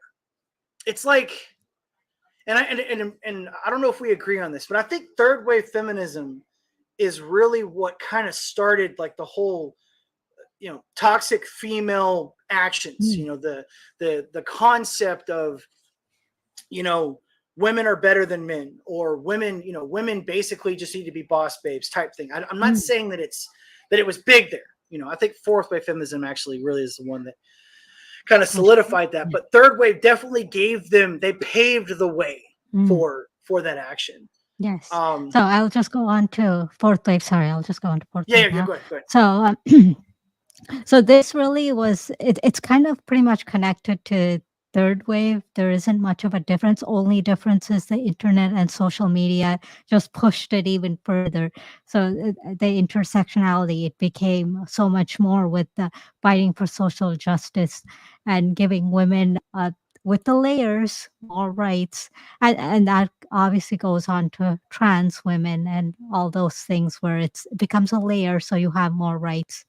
Or you should have more, I guess, victimhood than a regular woman, I suppose. And yeah, like, or just they want to be treated as if they're more, I guess. Like, as far as like, the concept of I am woman, I am better. Like, have you watched the videos where the women are asked, do women need men? And they'll be like, no, men are trash. It's like video after video after video after video, like little short clips, and it's basically like yes, and then when they're asked like the opposite, like, well, what would you say if men were trash? If men, blah, blah, they'll be like, well, that's sexist. It's like, oh, so saying women are trash. Yeah. And another thing that blows me away, like when the word misogyny is used, okay, they can't define it. And then when you ask them what misandry is, they have no clue what misandry is. But to be fair, I'm not just talking about the OnlyFans chick on the whatever podcast, okay? Most people don't know what misandry is, okay? Like if I were to go out and ask 100 people on the street in the middle of freaking Dallas, Texas, I guarantee you 70 of them are not going to know what the word misandry means. Okay. I mean, I don't know if it'll be that high, but it's going to be close. So, but as far as fourth wave feminism, and this is something too that I believe is directly connected to Kamala, is fourth wave feminism basically got rid of the ability. Wait, would you rather be in the wilderness with the, oh dude, good question. Yeah. And it's a psychological question. I promise I will ask that question. Okay. I'll ask that question. Okay. I promise I will. But the main reason, because a lot of people, I said that way too much, but several people that talk about this subject matter, about the presidency, don't understand that in order for Donald Trump to win, he's basically going to have to pull a hat trick. Okay. And I know a majority of America wants him to be president. Right now, from the latest polls, not the bullshit polls that are on CNN, but it's like a 70-30, 65-35 divide right now. Okay. But for him to be able to win, we're going to have to beat the voting machines. We're going to have to beat the people that are going to lie. We're going to have to beat the media. We're going to have to beat apparently the assassins. I mean, in order for him to become president, it's going to be a miracle. So the fourth wave feminism, the way it's infected everyone, it basically says, hey, look, Kamala, she's an angel. Mhm. We should vote for her because she's a she, and she's a she of color. But if you talk to the alphabet soup people, there's no such thing as gender. So why should it matter that she's a she? I don't understand, right? Mhm. I mean, Yeah. dude, what's his name? The famous actor that allegedly killed 2 people before he had the sex change. What's his name? He won the races in the 80s or whatever. Bruce Jenner. Yeah, Bruce Jenner. Okay. Bruce Jenner, like, hypothetically killed 2 people, becomes a woman. He's a woman for 8 months and he gets woman of the fucking year.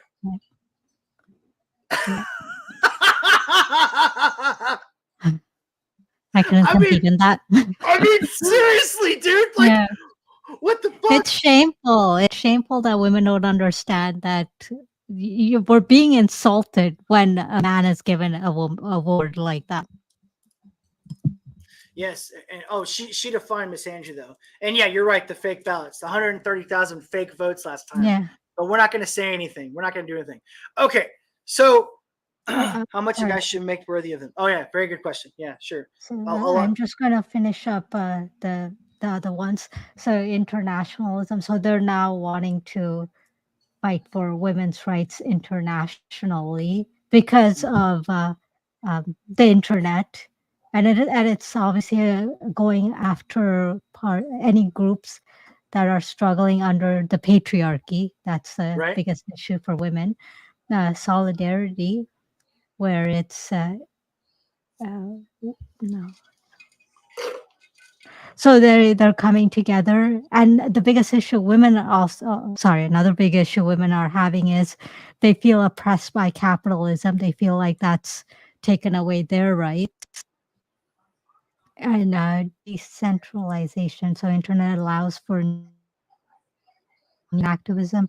The fourth wave of feminism has brought to light cases of any abuse inflicted by just the like the Me Too movement. Yep. Things like Which was that. That's total bullshit. yeah. So it's things like that came up in the fourth wave. So that's what happened. It's mostly because of internet and social media that it's just spread so much. But it's similar to the third wave. It's just broadened out. Yeah. Now, okay, let me ask you a question. Let me see if you know what this is. Okay. All right.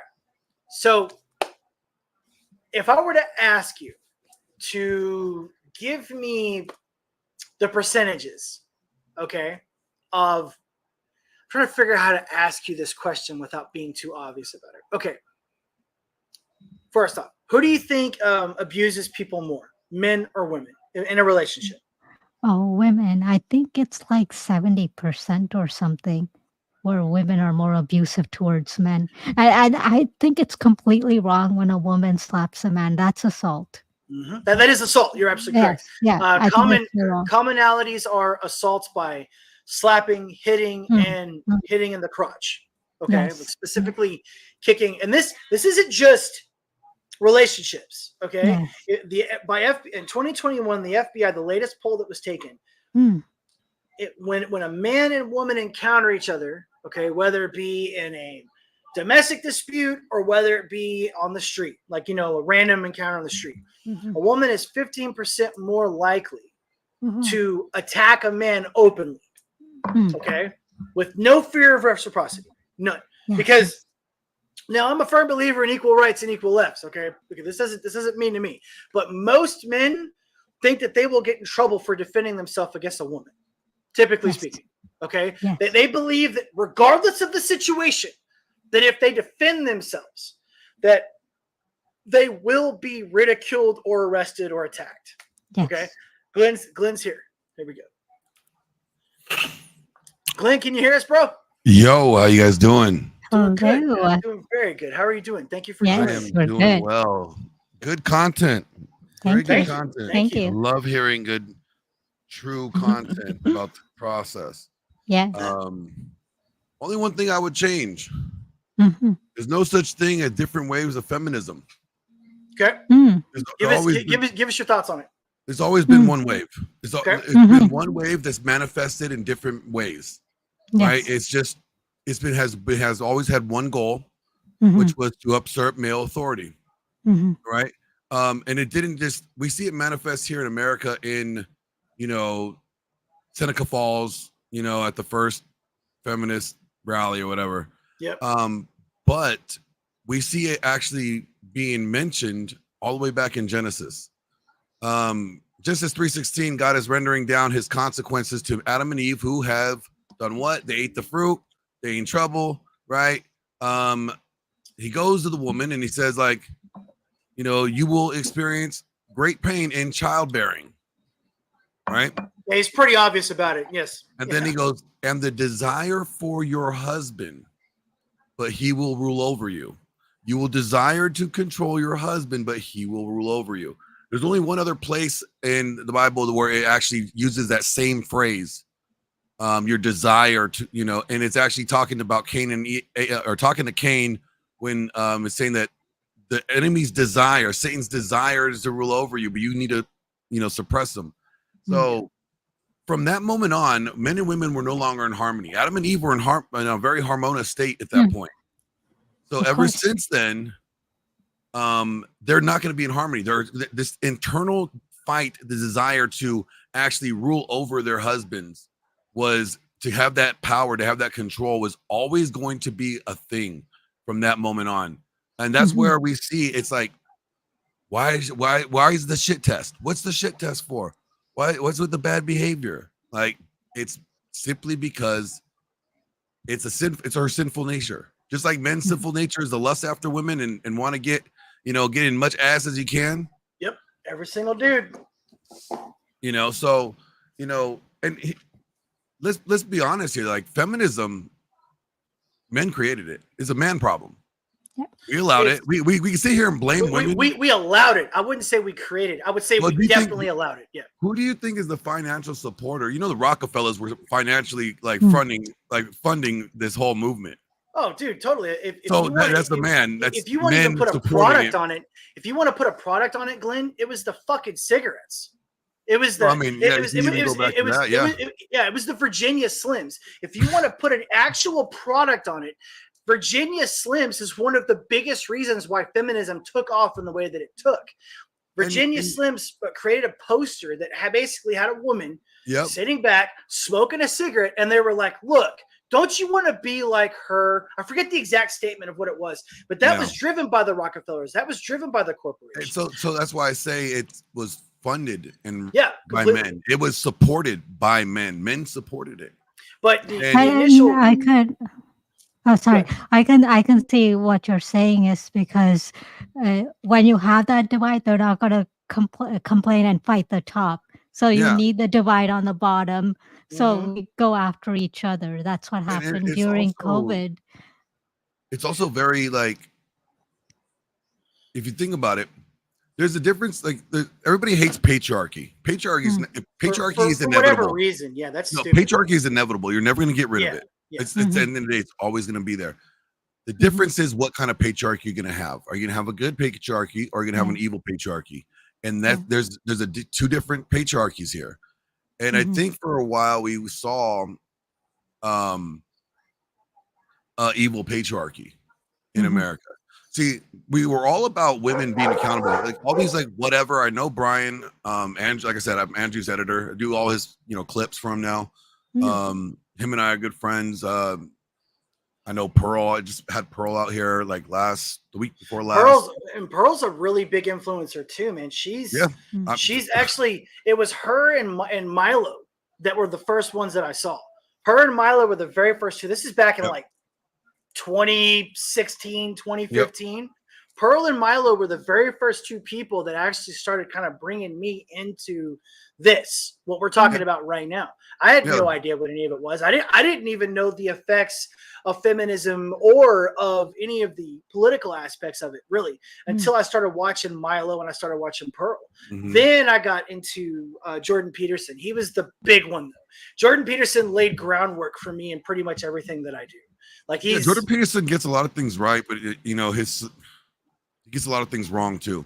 It's same thing with Red Pill. Red Pill gets a lot of things right, but they get a lot of things wrong. When I say what they get right is their descriptions. The descriptions of the problem men are dealing with, absolutely right. What is not correct is the prescriptions that they give. You mean like as far as like what you should do about it? Yes. I do disagree with Peterson on how he says to go. But then again, he's a pacifist though, and I'm not a pacifist. Exactly. I'm not going to agree with his pacifism, but he does give good advice to people that do believe in pacifism, and there are going to be people that believe in pacifism.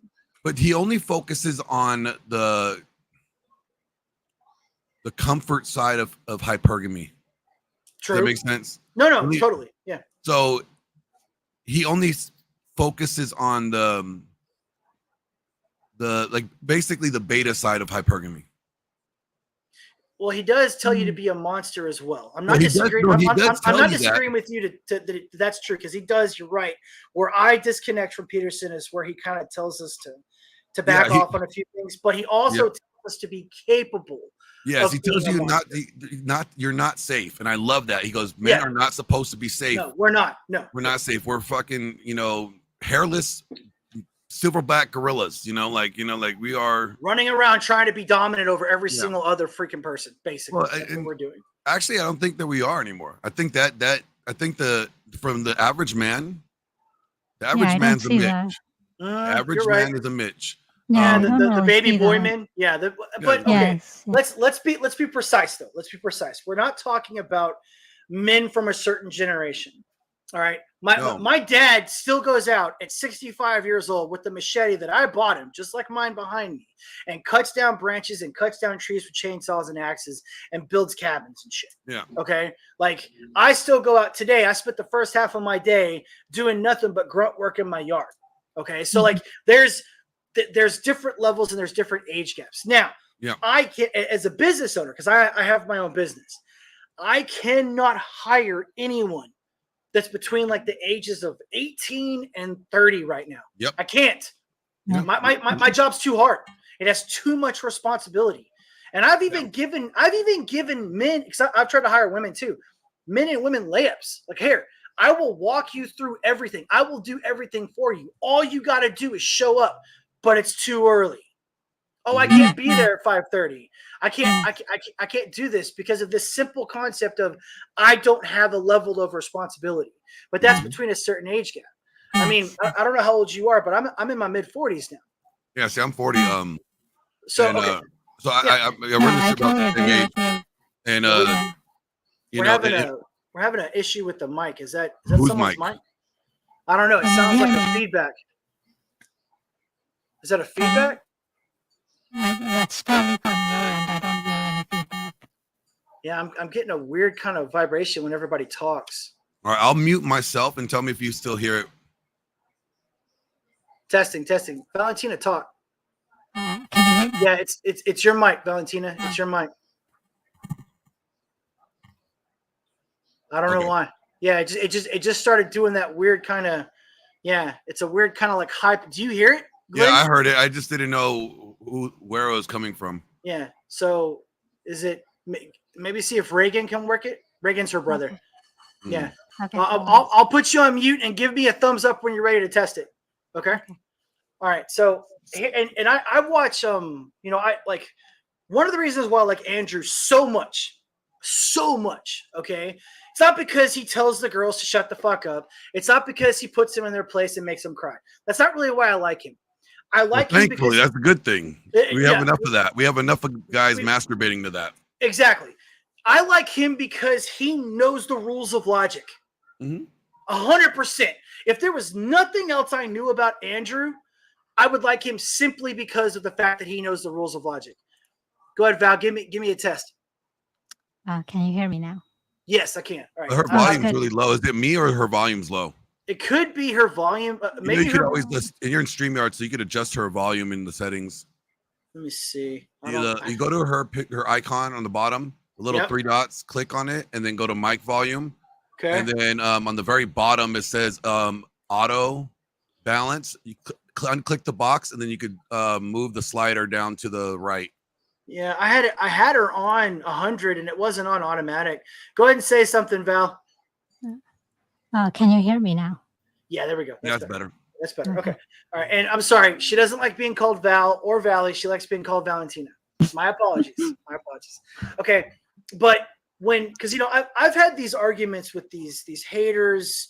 I've had these arguments with people that just don't like the military, or they just don't like men, or they. What, you're a Marine? Yes, sir. So I was Air Force, pararescue. All right, nice, dude. Pararescue. So you got your jump wings too. All right. All right. Didn't get my jump wings, but I did drop out of a lot of helicopters. Love that. Well, I got the wings and 2 fucked up knees, so. And that's why I did not want my jump wings. So, all right. So I've had these conversations with them, and I try to get them to answer questions just based off of something that we can agree with, which is logic. Logic is a pretty substantially commonality amongst cultures. Okay. Some of your greatest philosophers that have ever existed just follow the simple rules of logic. All right. So, but a lot of these people that make fun of women, that want to bring on the OnlyFans or want to just bring half naked chicks on the shows, while they're making fun of them and while they're talking to them and putting them down, they're not really making any headway. They're not really helping out the people in the audience. They're not helping out people that are looking for some type of inspiration. That's one of the reasons why I like Andrew. One of the reasons why I like Brian. Okay. Brian might be a pacifist. He might be a little laid back, but Brian is at least doing something. He's exposing the culture to the world. He's showing people exactly what it's like for the average guy to try to pick up an average woman. Because those women, a majority of them coming on there, they're not anywhere near 10s, but they're like 4s and 5s pretending that they're 9s and 10s. You know what's funny is after every whatever episode, I do a show called The After Hours. Okay. And I will bring on panelists after I do my spiel, and I have them rate the girls. We rate them every time. Every time we rate them. Dude, what did the giant chick get? What was her average? Oh, you're talking about the tall girl? The freak. Yeah. No, dude. Everybody gave her like a 3. Dude, I said 2. I was like 2. Okay. Yeah, I was like, I don't even remember what I said. I wrote down some of my notepad somewhere. Yeah. It was just, I think I said like, it was like a few of them I give negative numbers to. Yeah. Okay, Valentina, if you don't know what we're talking about the Whatever podcast. Yes. Okay. The rating, yes. Yeah, I know and that. these women, they're so delusional. Like, well, see, that's part of the God, problem when you're trying to talk. Andrew is great at bringing he breaks down their logical fallacy, right? And he's really good at connecting the dots. But see, even though he wins the argument, at many times he could lose the war because they're going to reject him anyways, right? Yes. And that's just part of the nature of the game. Some of them he gets through to some of them. That's awesome. That is awesome. It is awesome. But yeah, here's the thing. Yes. You can't expect women to be logical. Yes. Women process information differently than men. Remember, we're completely different. They process through emotion, logic, then reason, right? Or reason then logic. Men pass it through logic, reason, then emotion. That's why more men suffer from PTSD than women, because men bottle up their emotions. They deal with them later or never, right? Women, they process everything through emotion first. So that means as soon as you tell them, why do they get more mad at, I don't like what I like, they get mad at how you said it, not what you said. Yeah, well, tone policing, right? That tone policing bullshit. Well, it's all about feelings. It's feels to what's real. They are not mad about they're not mad at you because you lied. They're not mad about you because you said something not true. They're mad about how you said it. Understand that. They're mad about how you said it, the tone you said it, the words you used. That's what they're mad about. I mean, it's because they're raised as princesses from a young age, so they don't understand somebody coming at them with honesty and truth. And it's going to hurt when you hear it. They just can't accept it. We have failed them. We have failed women. Yeah, absolutely. 100%. Yeah, I've actually made podcasts. I was going to say, when you mentioned that earlier, I was saying that before I ever even watched a single episode of Yeah.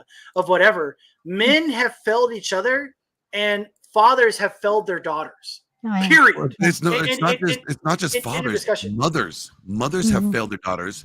Mothers have failed. Parents have failed their children. In this sense, what are older women telling younger women? Be a boss, bitch. Do you, boo boo? Do you, right? Why are they saying that? Because women are like crabs in a bucket. Mm-hmm. They don't want to see each other succeed. I'm sorry to say, Yeah, women that's are true. not each other's friends. They're frenemies, right? Yeah, even like the closest girlfriends are frenemies. It's so crazy, dude. Yeah. It's so Like- crazy. When men, I counsel guys every day. One or two of them will hit me up to set up a conference, and I do like 1 or 2 consults every day where I'm talking to a guy who's going through something. I don't know him. Mm-hmm. And here's the thing, I don't even charge them. Mm. Like I do have the fee up there just to kind of deter people, but I never end up sending them the billing. Like, Well, you have to make that first step, right? You have to be able to admit that there's an issue. well, most of the time they're stuck in what I call the red pill rage phase, right? Yeah, They're yeah, stuck yeah. on harping on feminism, harping on, what these women doing, these 304s, blah, blah, blah, blah, blah. And how their wife cheated on them or their wife, whatever they said, and I'm like, well, why did she do that? Well, because she's a bitch. Well, okay. So why did you marry a bitch then? Mm-hmm. Right? Thank you. Oh my God, Glenn, thank you. It goes back Holy to- shit. A guy that actually gets it. And it's not even just that. It's like, well, she wasn't always a bitch. Oh, okay. So when did she turn to Then you become a didn't bitch? pay attention, dude. You didn't. Yeah, you didn't pay Well, attention to the signs, or you ignored the red flags. One of It's the not two. even that. It's you created it. Oh, you're okay. You're going off the basis of he allowed her to have too much Well, space no, or too much control or whatever it may be. Over time, he has shown her that she is more valuable than him by constantly placating to his wife's desires. Yes, 100%. He has when you Yes. pedestalize your wife, she looks at you like a fan. You What's look at the, her like a celebrity. Yeah. What's the saying? I know you know the saying. It's happy wife, happy life, right? You know, See, I happy say- wife, end of your life. I say that bullshit. That is total bullshit. Okay. And here's the funny thing. Nothing against making your wife happy. It's just if you follow Yeah, that mentality, no. You never make your wife happy. Women are never satisfied, and it's Yeah, okay. they They always shouldn't want be more. ever satisfied. You should always want to improve in life. You should never get complacent and stagnant in life. If that's what you are as a man, if you get to a point where you're not improving, you are regressing. Yes. Because in her 100%. mind, you are always supposed to be improving, and it's true. You Yes. should always be improving.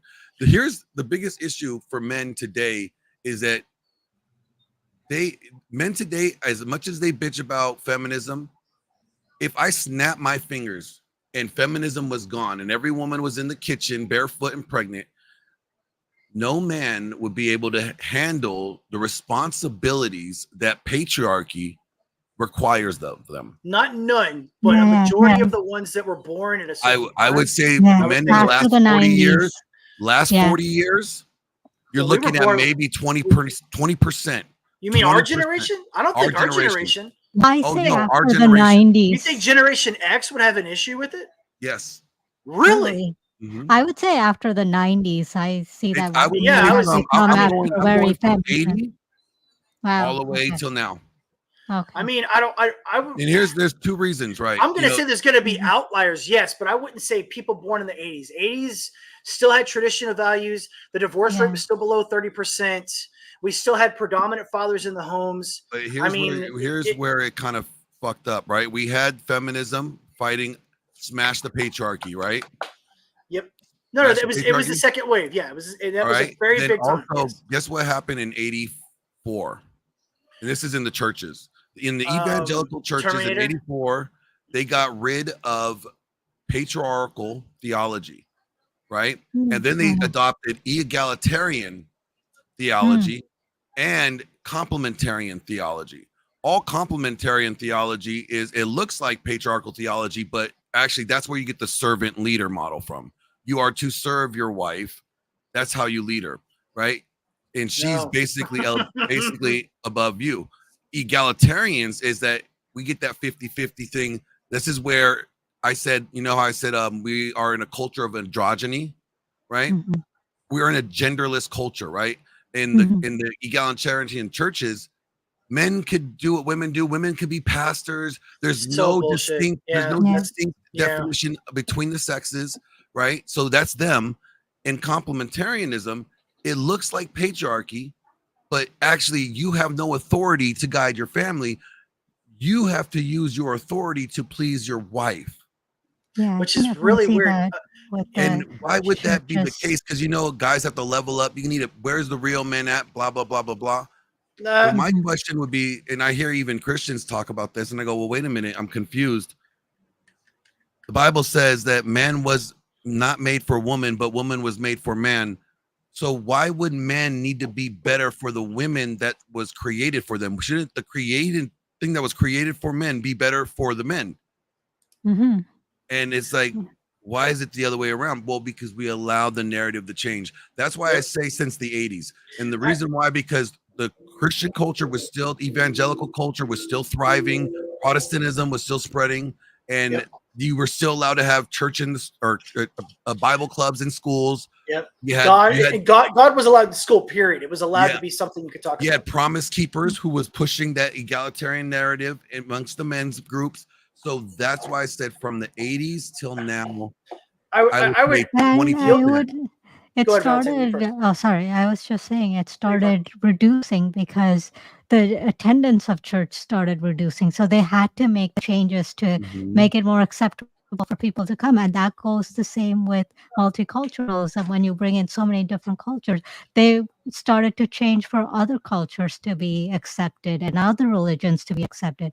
So Yeah, religions Christianity before and the church religions. started falling because of that. Yeah, the only place Yeah. where feminism is thriving right now is in the evangelical church. And you Yeah. might think that's not it. Well, you're like, wait a minute, what's about society? No.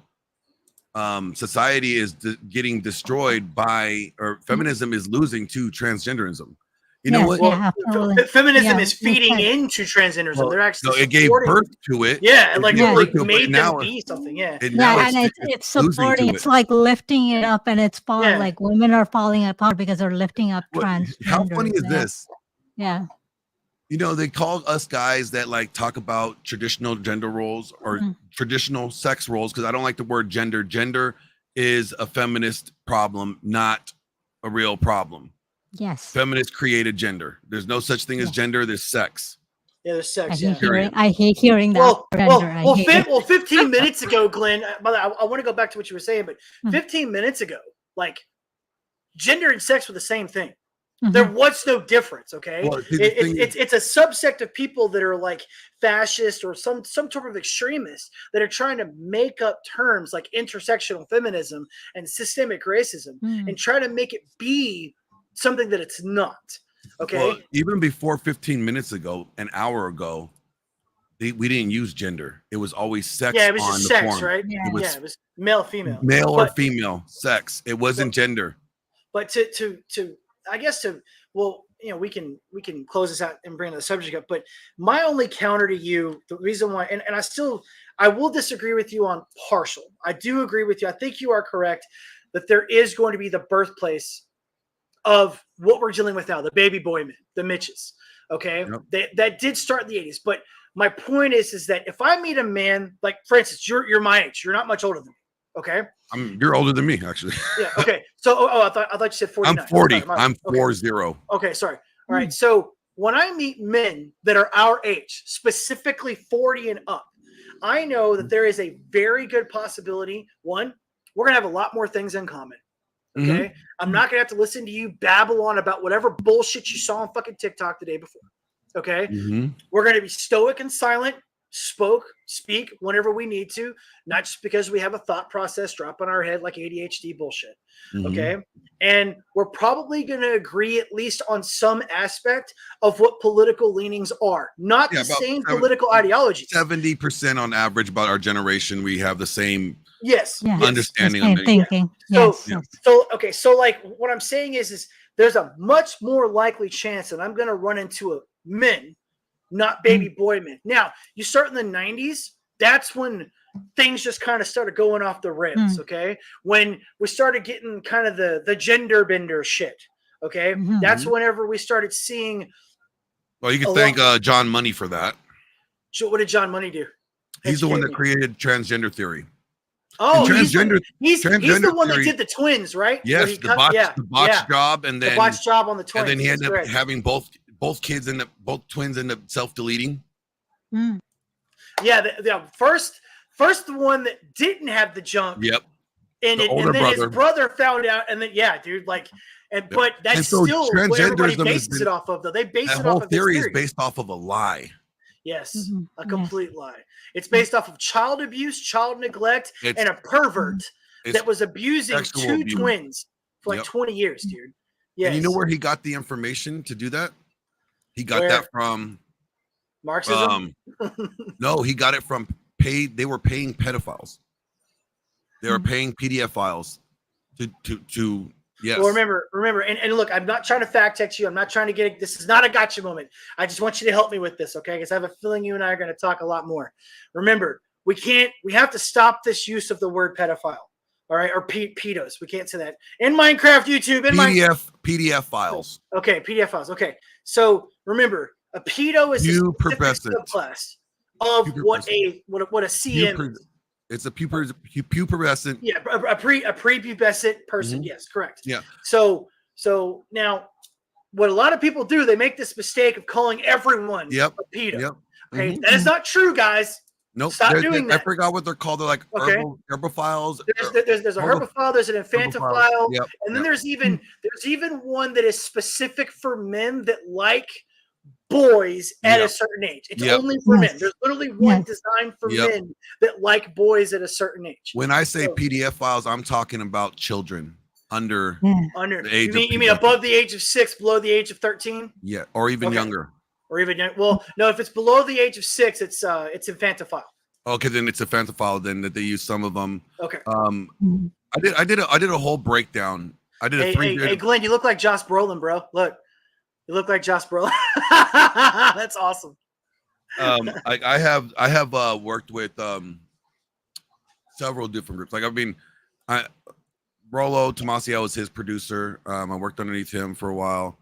I've studied this thoroughly, and when I did a 3-video. Sounds like all of us have actually. It sounds like all of us are pretty educated on it. And it's good that we're starting to see people more educated in this and more aware. We need to be bad, which is why we do this. Yeah. I created my channel specifically, and my guys can back me up in this. I created my channel specifically not just to spread good vibes, but to educate people on the problems that we have with men and women. Like specifically the problems that we are having with just being in the same room with each other. Okay. I can't even have a conversation with a woman in public anymore because there's just as much of a chance that I'm going to make her smile or I'm going to make her be mad at me because I give her some type of androgynous comment that's not even related to like a flirt or anything to do with sex. You know, like I can't even start up a conversation anymore because feminism has just destroyed anything that chivalry was. Or anything to do with just, I guess, coercing with the female sex. Men destroyed chivalry. Men's part of. Here's the thing. This is the part that I hate about Red Pill. I love Red Pill for some degrees, and I hate Red Pill to some degrees. They did, like I said, they did a great job at pointing out they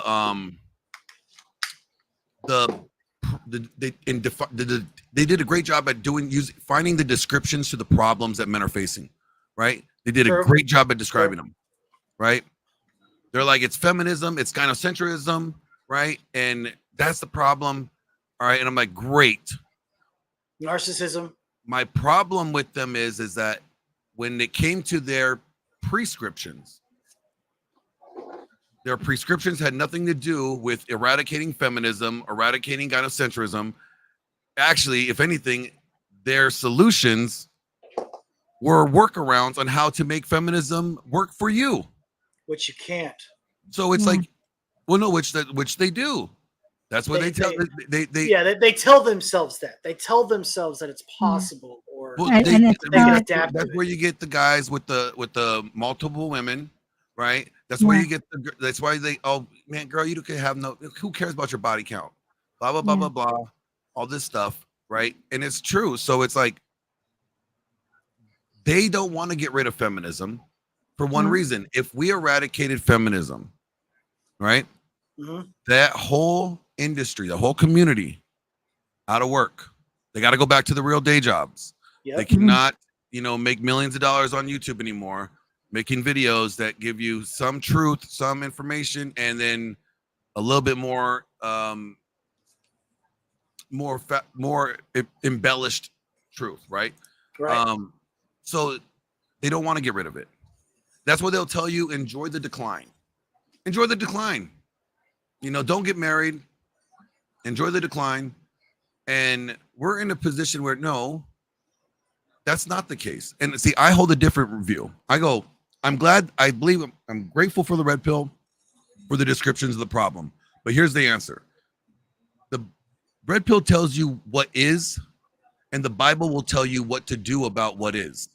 So you want to know the solutions to what is the problem. Yep. You look in the Bible, and that will tell you how you should conduct your life. So you are dealing with what is. So if you are the man that you're supposed to be, because everybody thinks Jesus is a weak, yeah. Jesus was not a pacifist. No, he was not. That is a That's how they portrayed him. Yeah, that's how they. Yeah. That's how they. And I saw a sermon about it that they sissified Jesus. Yeah, That's what they've done from the 80s. They've just sissified. Well, actually, it goes way back. Well, all the way remember till now, according to the 1800s, Alphabet Soup actually. people, he's a 1800s. There's a book by Leon Pels. It's called "Losing the Good Portion," and he talks about how the church has abandoned men from way back from the 1600s all the way until now. It's been a slow process on doing so, and it was always said, you save the man. You get the man in the church, you get the family. You win the man, you get the family. Yes. Nowadays, they have pushed the man out. Yes. And then they lose the family. Yeah. And that's why you have women just being loose in the church. They go there. Oh God, yeah. It's not you even find, for. Yeah. You want to find to finding God. When was the last time you heard? This is why I kind of agree with him a little bit about what he said earlier. Because when I was in high school and I wanted to make out with a chick, or if I wanted an easy lay, look, sorry girls, but the chicks at the Christian retreats. Oh, they were the freaks. I mean, I'm sorry, girls, gotta out you on this, but you guys were easy. I didn't even have to try. Okay, no. I didn't. All right. So, but I'm also a huge advocate for this too, because when I go back and I look at it, and I look at the two women that I've loved in my life, because I've only loved two women in my life. Okay. I would trade everything that I did to be able to only have had those experiences with those two women. Yep. I'm not saying that I didn't have fun, because I did have fun. That's why I did it. But they came with a whole lot of unnecessary consequences. Exactly. Problems. And the emotion, the cost was not worth the reward. No, it's not. The juice is not worth the squeeze. The emotional connection that I had with those two women, okay, because it wasn't just down there and it wasn't just up here. It was like everything loved them. I was in love with them. Okay. I didn't just like the way they looked in a tight pair of jeans. Everything about them, their flaws, their good parts, everything was what I loved about them. Okay. And that's probably where my disconnect. I do appreciate what some of these YouTubers do, like Fresh and Fit. Okay. Yeah, I know Myron and Fresh really well. Yeah, they make very good points. Okay. They have opened up a lot of eyes. They have shown people a lot of the problems that are in today's dating society. But I fundamentally disagree with Myron on how he believes men should act. Okay. No, I don't think you should have a body count of 50. Well, he walked that back, right? Did he? I did not see him walk it back. Yeah, what did he say? Andrew actually got him to walk it back. No shit. Yeah, on his first visit to Fresh and Fit, he got them to walk it back.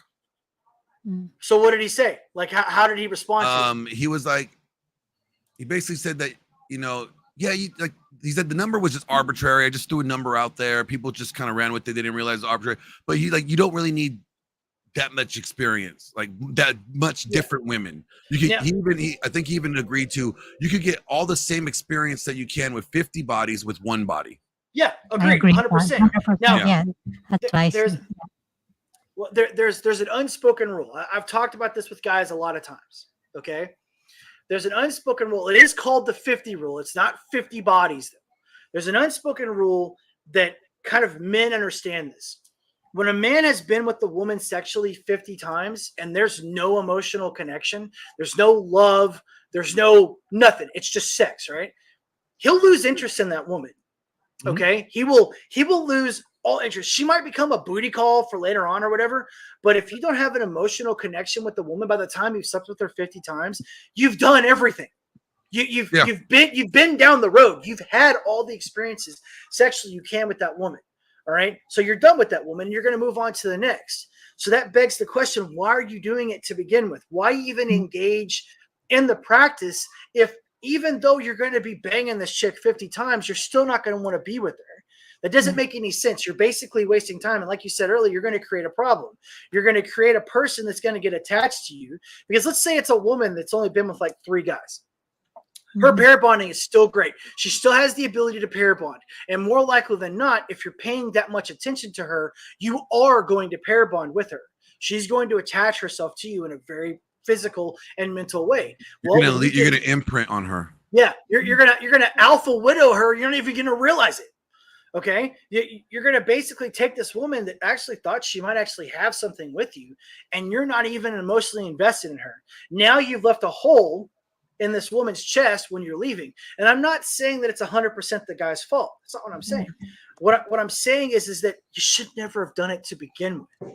Oh, see, I will blame the guy entirely if you know that you are not in it because you love her and you are using her as a useful cum dumpster, right?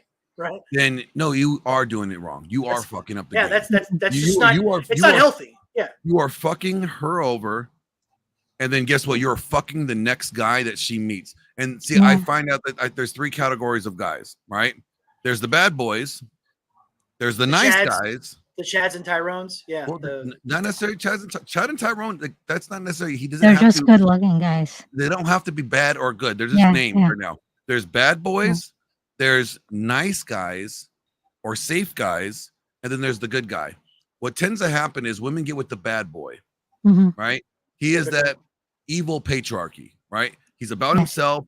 He's about whatever he wants, and he will burn you. He doesn't care, right? But he's still very patriarchal. It's his way. He's leading, right? Yeah. And what happens is women get burned by that, and they need something more secure. Because he didn't provide stability in the sense of like relationship security, right? So they go from the bad boy to the other extreme, the safe guy or the nice guy. See, the safe guy or the nice guy is comfort. I mean, he's never going nowhere. And guess what? He's the type that's going to let you walk all over him. Like, he's not going to hold you accountable. He's going to be like, it's okay, babe. You know, he's not going to say, oh, you have 1,500 bodies. It's okay. We all make mistakes. Like, he's not going to hold you accountable. And those are the type of guys that are going to accept them back, even if they cheat, and keep taking them back. Well, actually, those guys are the most dangerous guys. Yes, they are. And the reason why they're the most dangerous guys is because they set up covert contracts. Yeah. What do you mean by covert contracts? So it's a contract that I make with you that you don't know about. It's covert. Only I know about this contract. So it's a mental thing. So it's like, okay, you know what? If I help Vincent grow his channel, then he's going to do something nice for me. We never talked about that. We never agreed to it. So your channel grows, your channel grows, and then I'm expecting something in return from you. And then you're like, yo, I never said I was going to do that. I'd be like, but I helped your channel grow. But I never said I would do that for you. The covert part is you not knowing that there's something attached to it in the back end. And I'm thinking all the good things that I do for you, you're going to reciprocate. So it's like this. You decide that, you know what, one day you come home from work and like the house is a little messy. Your wife's been dealing with the toddlers and a newborn all day, and you know you're kind of horny and you want a little bit of action, and you haven't had some in a while. And so you know what? You do the dishes, you clean up the house while she's like, you know, putting the kids down or whatever. And she comes out of the bedroom and the whole living room, the whole house is cleaned up, everything looks good. And she's like, "Oh, thanks, babe." And she's like, "We get to relax now." And she sits on the couch, and then you go, "Well, so I was you ready to go to the room and you know, do the deed?" She's like, "No, I'm not in the mood for that right now." And you're like, "But I cleaned up the kitchen. I did all this stuff. You should want to do that." That's the covert contract. You did it with the wrong intention. You didn't do it just because you wanted to do it. You did it because you had an alternative motive in mind. No, that's not narcissism. Narcissism is a more of a cluster B disorder. A covert contract is, we all have covert contracts with people. We do it all the time without even knowing it. Like, are you saying that it's? I don't mean to cut you off, Glenn.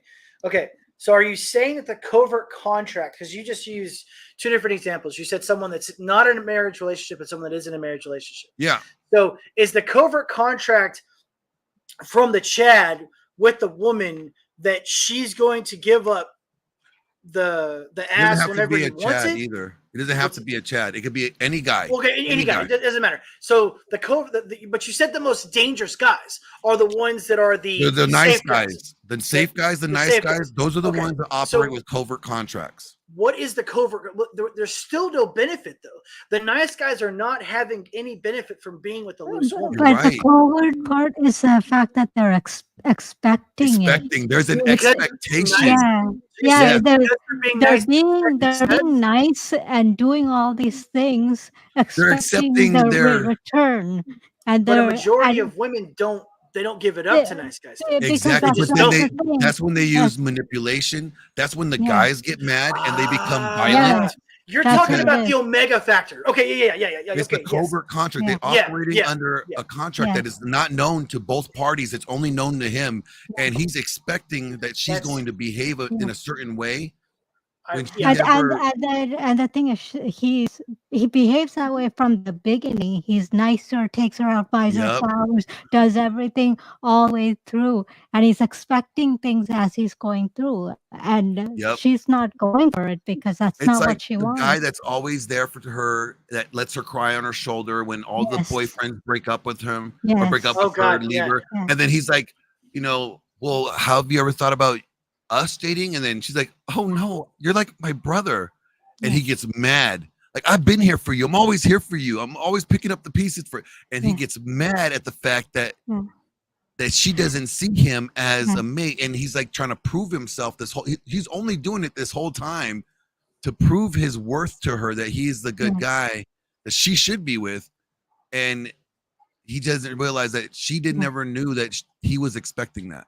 And sorry, I just want to say it isn't just on relationships; it's also in other places. It's everywhere. It's your male friends.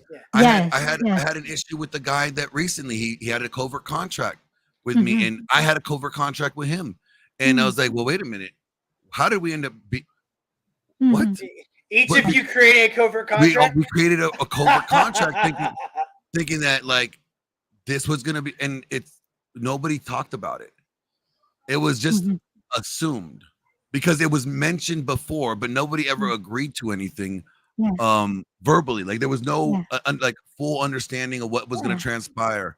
Sorry, in the chat it's asking what's the point of doing that. It's because you can't, you're low value, that you can't openly say what you want. So that's why you have to control the situation by being nice and doing all these things. Well, you're trying to create value. You are trying to create value in her. You want her to have value in you. So you're trying to build up your value so that she thinks you are of value enough.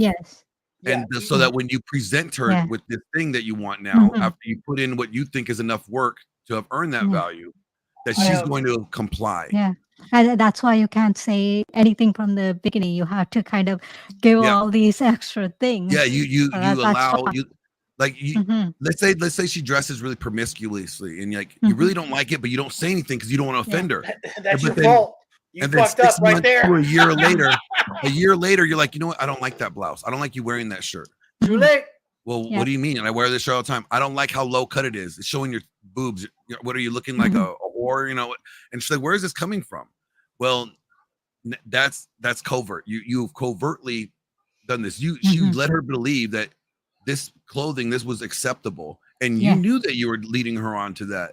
And then now that she's hooked with you, now you want to flip the script. Those are nice guys. And that's what really becomes the issue.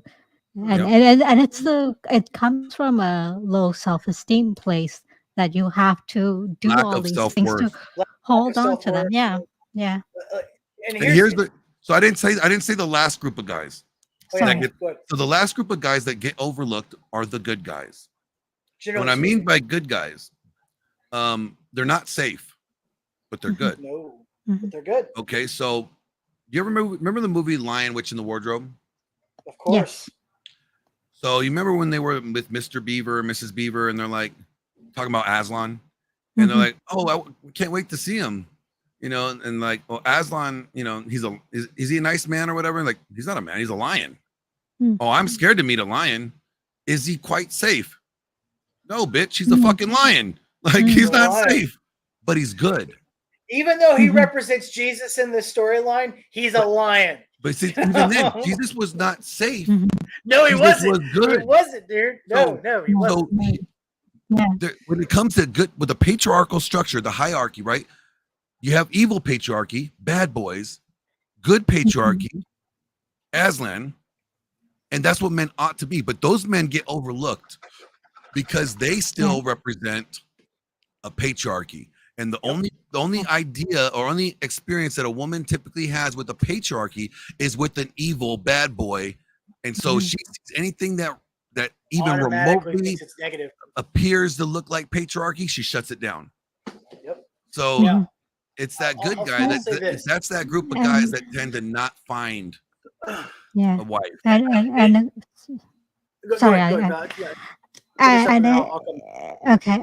it's the thing of what you were saying earlier, where women want that dominant control over the man, so she can't pick a good man because he's going to be straight up with her and be real with her, and he's going to tell her when she's doing wrong, which is beneficial for her, but she's not going to see that. And see, that's what's happened. We've had this younger generation, and even our generation has adopted. It's like it's covert. Speaking point. It's covert is what it is. And I was just adopted a lot of feminist talking points.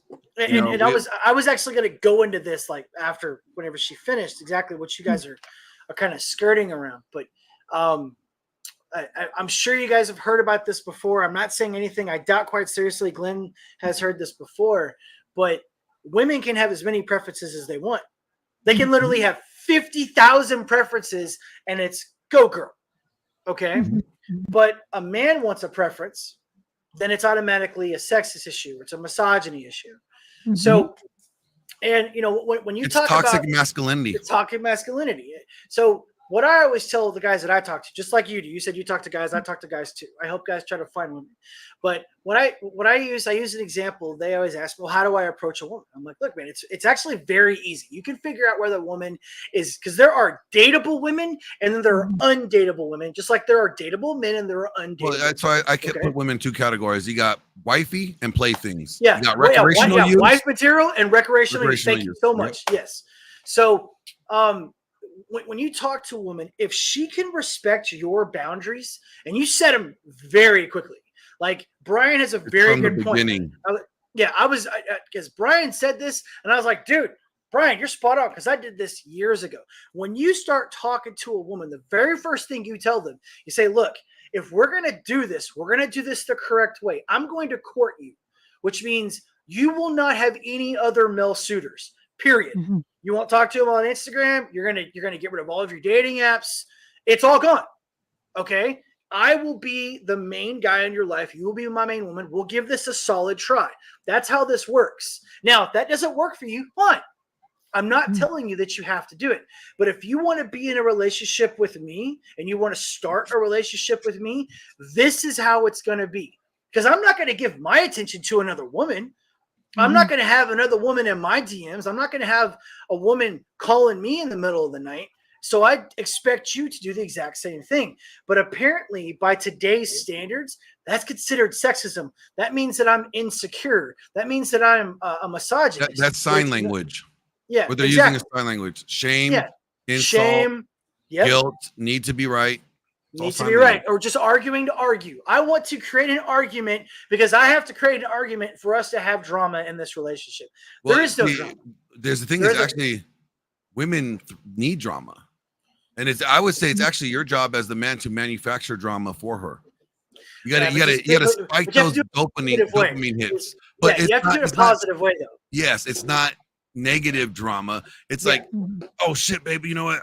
I really wish I had some Doritos, and she's like, oh, okay, let me go get some Doritos for you. That's something that I found that's actually very beneficial for relationship. And Valentina, I would love to have your perspective on this. TJ, you too. I try to create drama, or I try to create a situation where my woman can help me.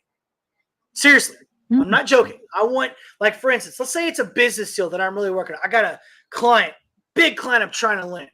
Like, hey, babe, look, I got this thing going on. I'd really like to have your perspective on this. Why don't you come in here and help me with this? Dude, that lands me so much future brownie points because I'm actually asking her to, show me her perspective on how she thinks. It doesn't mean, and she knows that I'm not necessarily going to take her advice or that I'm going to take her strategy, but she knows that I value her opinion on something. And I'm not just dismissing her. Okay. And you are right. Like, hey, babe, I don't know what we're going to have for dinner tonight. Why don't you pick dinner? That is a goal-oriented That's a way of manufacturing drama because it's putting her in the. Yeah. Sorry. So what that does is allow the woman to be what she's supposed to be, your support. So that's what women are. That's what women need. And that's they where need the to feel drama. useful. Yeah, that's useful, and needed. that's the way they can be needed and be the helper, be the support they're supposed to be. So if they feel like they're not being used in those ways, then they start creating their own problems because they feel like there's no place for them. The sad thing is you could do a lot of things to a woman, right? I mean, we have seen historically guys have done very physical, violent things to women and women will still stay.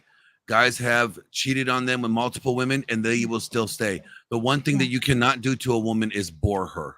Yeah, you cannot be boring. Yes. Yeah. If you are boring, she will leave. She will leave. Yes. Yeah. And something else, and this is a that's hot why take. I say you need to manufacture the drama. Yeah. And this is something else too. A lot of people tend to kind of push this to the wayside. This is something very important in relationship, and that's sexual satisfaction. You cannot, and I repeat this, ladies and gentlemen, okay, that are watching this video. Look, if you are not satisfying your man or satisfying your woman on certain levels sexually, they will find it somewhere else. I promise you that. Okay. Yep. Men give women the first right of refusal. Yeah, true. So and this is what I'm saying. I'm not saying that you got to go in and blow your guy every night. That's not what I'm saying. And I'm not telling dudes. Yeah, it would help, but I'm also not telling dudes just go in and just take your girl. That's not what I'm saying. What I'm saying is when the opportunity arises, dude, you give that shit your best attention that you possibly can. Okay. You lay that D down exactly the way that you were always supposed to lay it down because that's your woman. Okay. Women, same shit. Okay. You become your inner cowgirl. All right. That is incredibly important in a relationship. And it gets pushed to the wayside right now. Like, I can't remember who wrote this, but there was a woman that wrote an article. This was years ago. And she said that men focus too much on sex. She said that's one of their biggest problems is men focus too much on sex. And my first thought, and this is a man, a red-blooded heterosexual man, why is that a problem? Why would it be a problem? And I'm talking about in a mutual relationship where the love is mutual. I'm not talking about, going to a bar and picking up a chick. That's not what I'm talking about. But if you're in a relationship and you love the woman, you're married, she's your fiance, she's your long-term girlfriend, whatever it may be, it's not a problem if your guy constantly finds you attractive, both sexually and mentally. That's not a problem. That's not an issue. But it's turned into this thing now where it's weaponized. Yeah, it's weaponized against us because yes, men do think about sex a lot. No shit. It's just the way we are. We can't stop what we are biologically. Well, here's the thing. There's a lie that everybody believes is that women don't think about it almost as often as men. They do. They do. But it's here's the thing: if you're not, it's on different levels though. It's on a different kind of. Well, here's the thing: if you are not your woman's best, if you are not your wife's best sexual experience, and every sexual experience with her, she feels is mediocre.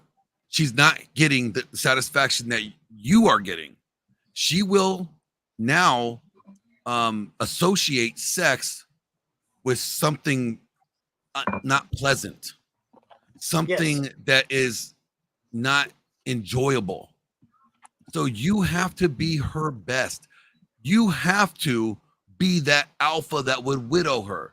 If you are not, go ahead, Valentina. You will end up having a sexless marriage. Yes. Yeah. Oh, that's what I was gonna say. Like she's gonna stop doing that, and then you're gonna be disappointed. She's gonna be disappointed. And then you're gonna watch porn, and then she's gonna find out, and then you're gonna get in trouble, and then you. Yep. I have to say this: we're like each one of us are kind of like finishing each other's sentences. Have you noticed that? Like how we're kind of going in this like circle where we're all like kind of saying the exact same thing, and we're all like talking about. That's actually pretty cool. And ladies, like here's the thing: if you go in the kitchen, right, and you open up the fridge, and there's no food in it, and you close the fridge door, and you go back in the kitchen again later on because you're hungry, and you open up the fridge, and there's no food in it, you're going to close the door. Eventually, after you do that enough times, you're going to go out of the house and go buy some Taco Bell because you're fucking hungry. Although Taco Bell is not good, it's not like the home-cooked meal you'll have at home, but it will satisfy the hunger that you are currently having. It's not going to taste, it may end up coming out the back end a whole lot worse than it goes down in the front, but you're still going to go do it because you have to satisfy that hunger. It's the same thing for men. If you choose to constantly shut him down, eventually he's going to go out of the house and to go look for it elsewhere. I would even say it's worse. But it's for the men because it hits men on two levels. It hits a woman on one level. It hits a man on two levels. If a man's wife or girlfriend, fiance, whatever it may be, rejects him, and I'm talking about men that are in love. I'm not talking about dudes that are just dating chicks. Okay, talking about marriages. I'm talking about marriages, and I'm talking about mutual love. When the woman a man loves flat out freaking rejects his ass, girls, you do not understand what that does to a man. Okay, because they shouldn't, because it magnifies the knowledge of the power. Exactly. So, but the mental destruction that guy has when that moment happens, I can't even explain it. Okay, and every guy that knows exactly what I'm talking about right now knows what I'm talking about. Yep. Okay, they know exactly what I'm referring to right now, and I can't put it into words. And they start shutting down because they don't want to find anyone else, and they don't want to bother. Well, we will shut you out. We will lock you out of our life. We won't communicate with you anymore. We won't tell you our secrets anymore. We won't share things with you because in our mind, we've already kind of failed. And men hate failure more than probably pretty much we hate anything else. Actually, I think it's punishment. We're punishing them. You think we're punishing the woman? Yep. Like subconsciously? I think even consciously. You know, the only thing that you could take away from a woman is your meat, your money, your energy, your attention, your time. You pull that away from her because that's like your attention is that, okay, well, you're not really talking to her anymore. Like you're not really feeding her the information that you normally are. Or maybe, you know what, you are you're doing your video games, or you're doing your own like little arts and craft thing, or your model that you're building, or whatever hobby you have. You're starting to put more time into that, right? So and money wise, you are not going out and buying those like amazing, like lovely gifts. You used to buy her flowers every Friday. Yeah, you're not doing that as often anymore. You're pulling away that money, right? And the energy is when you are engaging with her, it's minimal. It's bare minimal. It's like when you have to.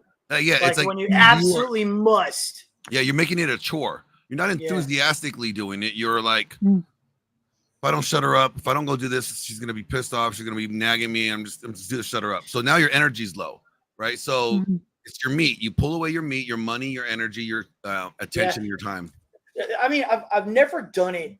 Not that I can remember. I don't think I've ever done it to be a punishment. I think the way I've You thought don't about do it. it subconsciously often. Yeah. I don't think I do.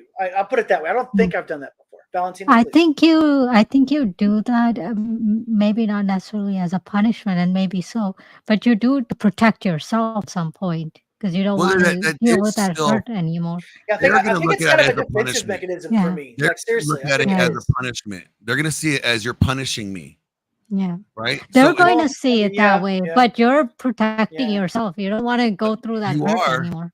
but once you realize that it's punishing them, you're not gonna Yes. stop.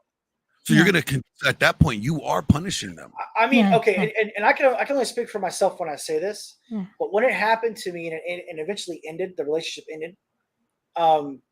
It never happened to me ever again. Like I never made that mistake ever again. I made sure because I learned from that relationship. I learned what to look for, the red flags, if you will, Mhm. and then I protected myself and I put up the safeguards in order for it to never happen. Like I said, whenever I would meet a woman, I'd be like, look, this is the way it's going to be if we're going to be in a relationship. I'm not telling you got to do it. I'm just telling you what the rules are whenever we're going to be together. And Yes. women typically did not respond, in a good manner. But eventually I did meet someone that did respond in the affirmed versus, not. So, Yeah. See, I always like cause me and my wife been together. Me and my wife dated. I made her wait 6 years or 7 years before we got married. She's my second wife. My first wife, I was dumb, young, full of cum. Yep. Mistakes. Most of us are. My wife, now I made her jump through so many hoops. I had vetted her through so many years. And like she knew from the very beginning. Now I didn't say, hey, this is how things are. I said, in order, like, she's like, what do you want? I said, well, if the next relationship I ever get in this is the framework that it's gonna be in. And that's how it's gonna be. I'm not telling you what you can and cannot do. You can do whatever the fuck you want to do. Yep. If you want to be in a relationship with live your me, life however you want. you're gonna this is the framework that any relationship with me is gonna be in. So the moment you step out of that framework, I'm not even gonna argue with you. I'm not gonna yell at you. I'm just gonna say goodbye. Mhm. That's it. There's no. Yes. I'm not. There's no point in fighting with you. Why would I want to do that? I want you to do what you want to do. And if what you really want to do is do that, go ahead. I mean, if you want to act like you're single, then go act like you're single. You'll be single. Go And for see, it. there's a difference in doing this because there's a difference between a man that's in control and a controlling man. And there's a huge difference between the two of them. A man that's in control ultimately knows that he's only in control of himself and what he allows in and out of his life. That's it. He can't control other people. He can control what he allows in and out of his life. A controlling man is a man that lacks confidence and tries to domineer, tries to force someone to his will. Those men have no control. Because they can't even control their emotions to the point where this individual doesn't want to operate in them and they can't live with that. So they have to try to force them to obey. I don't force my wife to obey. No, and it's not my responsibility to remind my wife that she's supposed to submit. Nowhere in the Bible does it say, husbands, thou shalt remind thy wife that she's supposed to submit to you and everything. No, the Bible says she's supposed to do that. Yes. The Bible says she's supposed to respect you either. Also, but it never tells me that I need to remind her. Yeah. She knows what she ought to do. Yeah. Like I know what I ought to do. Yeah. And that goes back to. I'd like to ask Valentina a question. When you finish, Valentina, I want to ask you a question. That goes back. Oh, sorry. That goes back to the nice guy thing. Those guys are the ones that can't control. Remind you. Fine. Yeah, they will be like, do whatever it takes. You're supposed to respect me. You're supposed to. I'm supposed to be your king. Look, guys, if you gotta tell her that you're her king, you're not her king, guys. Yeah. If you have to announce who you are, I'm the most alpha dog in the room. Dude, okay, you just show me how alpha you're not. Yeah. Because and it's funny that you mentioned that because I'm writing a book right now on presence. My this guy who is like my surrogate father. He's a good buddy of mine. His name's Thor Markuson, right? RP Thor. He wrote this book called A Dominant Masculine Presence. I'm on several podcasts with him as well, and I'm writing. He has 7. He uses 7 points, right? And I'm writing a book based off one of his points, and which is called presence, a dominant presence. What is that? And a dominant presence, you don't have to indicate, you don't have to announce yourself. You walk in the room, people already know. They gravitate to you, right? It's not, it almost makes it feel like you take up so much room when you walk into a room. And it's not that you're taking up room, people are just drawn to you, right? It's right, your presence. Mhm. That is what guys think they have, but they don't have. Yes, That's what they try to bolster and try to, Sparkling is a new person. I project. apologize, Glenn. Sparkling's a new person. Welcome, Sparkling. I don't know who you are. You're new to my channel, so welcome and thank you for coming in. No, please continue, Glenn. I do apologize. So that's funny that you mentioned that, because that's what this whole book is about. Is the I'm writing right now is presence, and what a masculine presence is and what a masculine presence isn't. So, okay, and again, I have a question to ask Valentina, but yeah, go ahead. And this is just something I just want to comment to cap that off. Okay, and I'm speaking from military experience, guys. Okay, so this is kind of a professional thing, not just a personal thought. It's not just hypergamy. Okay, so there were 2 types of squad leaders, platoon leaders. Okay, you had the guys that constantly had to tell you all the time what the fuck to do. We never respected them ever. Okay, all right. Then you had the leaders that told you one time, and you fucking did it. you didn't argue. You didn't ask fucking questions. You went and you did exactly what you were ordered to do because we respected him. Well, it's also because why you respected him. You probably respected him before you knew why you respected him. Exactly. He came in the room. He did something, or he showed us. He led by example, or he was a Marine. He wasn't a guy, because there's a lot of posers in the military. Let's be. Oh yeah, I mean let's face it. There's a lot of posers in there. 1% of the military actually go combat. Everybody else doesn't do combat. So when you ever hear people like, "Oh yeah, I was in Iraq, I was in Afghanistan," oh you saw combat? No, I was a truck driver. Well, what you're talking about is infantry, and I'm infantry. Okay, I don't talk about it a lot. No. I'm just talking about like even in the Air Force. Like, oh, what were you? Oh, I was IT support. I flew drones. It's like, well, you were IT support, so you were at a desk. You just tried to make it seem like you were a. Yeah. No, and you're right. But when we get like a squad leader, it was all about him proving himself to the squad, or a platoon leader. It's about him proving himself to the platoon. But my question for Valentina is this, because this is something that is argued a lot. Okay, Fresh and Fit have talked about this. Brian has talked about this. Andrew has talked about this. So I'm curious. Okay, from your background, you live in Canada right now.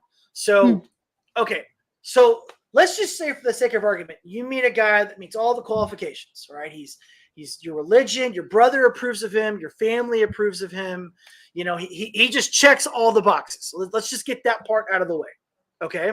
He's looking for marriage. Now he tells you, he's like, look, I want you to dress this way. I want you to, act like a lady in this way. I don't want you to do these things. I don't want you going to clubs. Okay.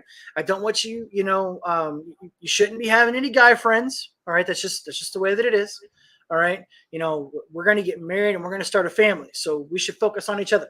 And he obviously is going to do the same thing. He's going to follow the same rules. He's not going to be a hypocrite. He's going to follow the same rules that he's given to you. Okay.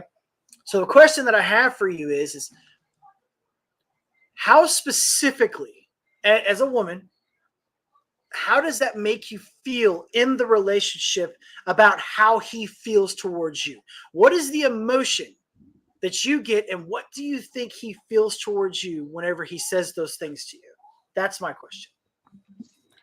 I think my emotion is, oh, somebody wants me. They actually want me, and they want to build that relationship with me. And because he's making the same type of effort, he wants it to be the two of us. There's nobody else involved, and he's building towards that. So I am with a guy like that. So I could totally. So I got a question. then you get it. You understand. Yeah. Allow me to Yeah. ask a question to that. Yeah. If he has to tell you those things, Mhm. are you really interested in him?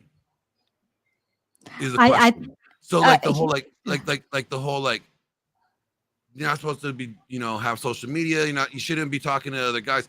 I think like if now this is just maybe my own anecdotal experience. When I told my wife that, you know, I'm willing to date her and take her serious, this is what I told her. I said, one, I was living in LA because I'm in the film industry, and I met her when I was living in Washington. And I said, look, if you want me to take this serious, you got to be here, right? And you know, like there's not going to be, it's just, you got to be here.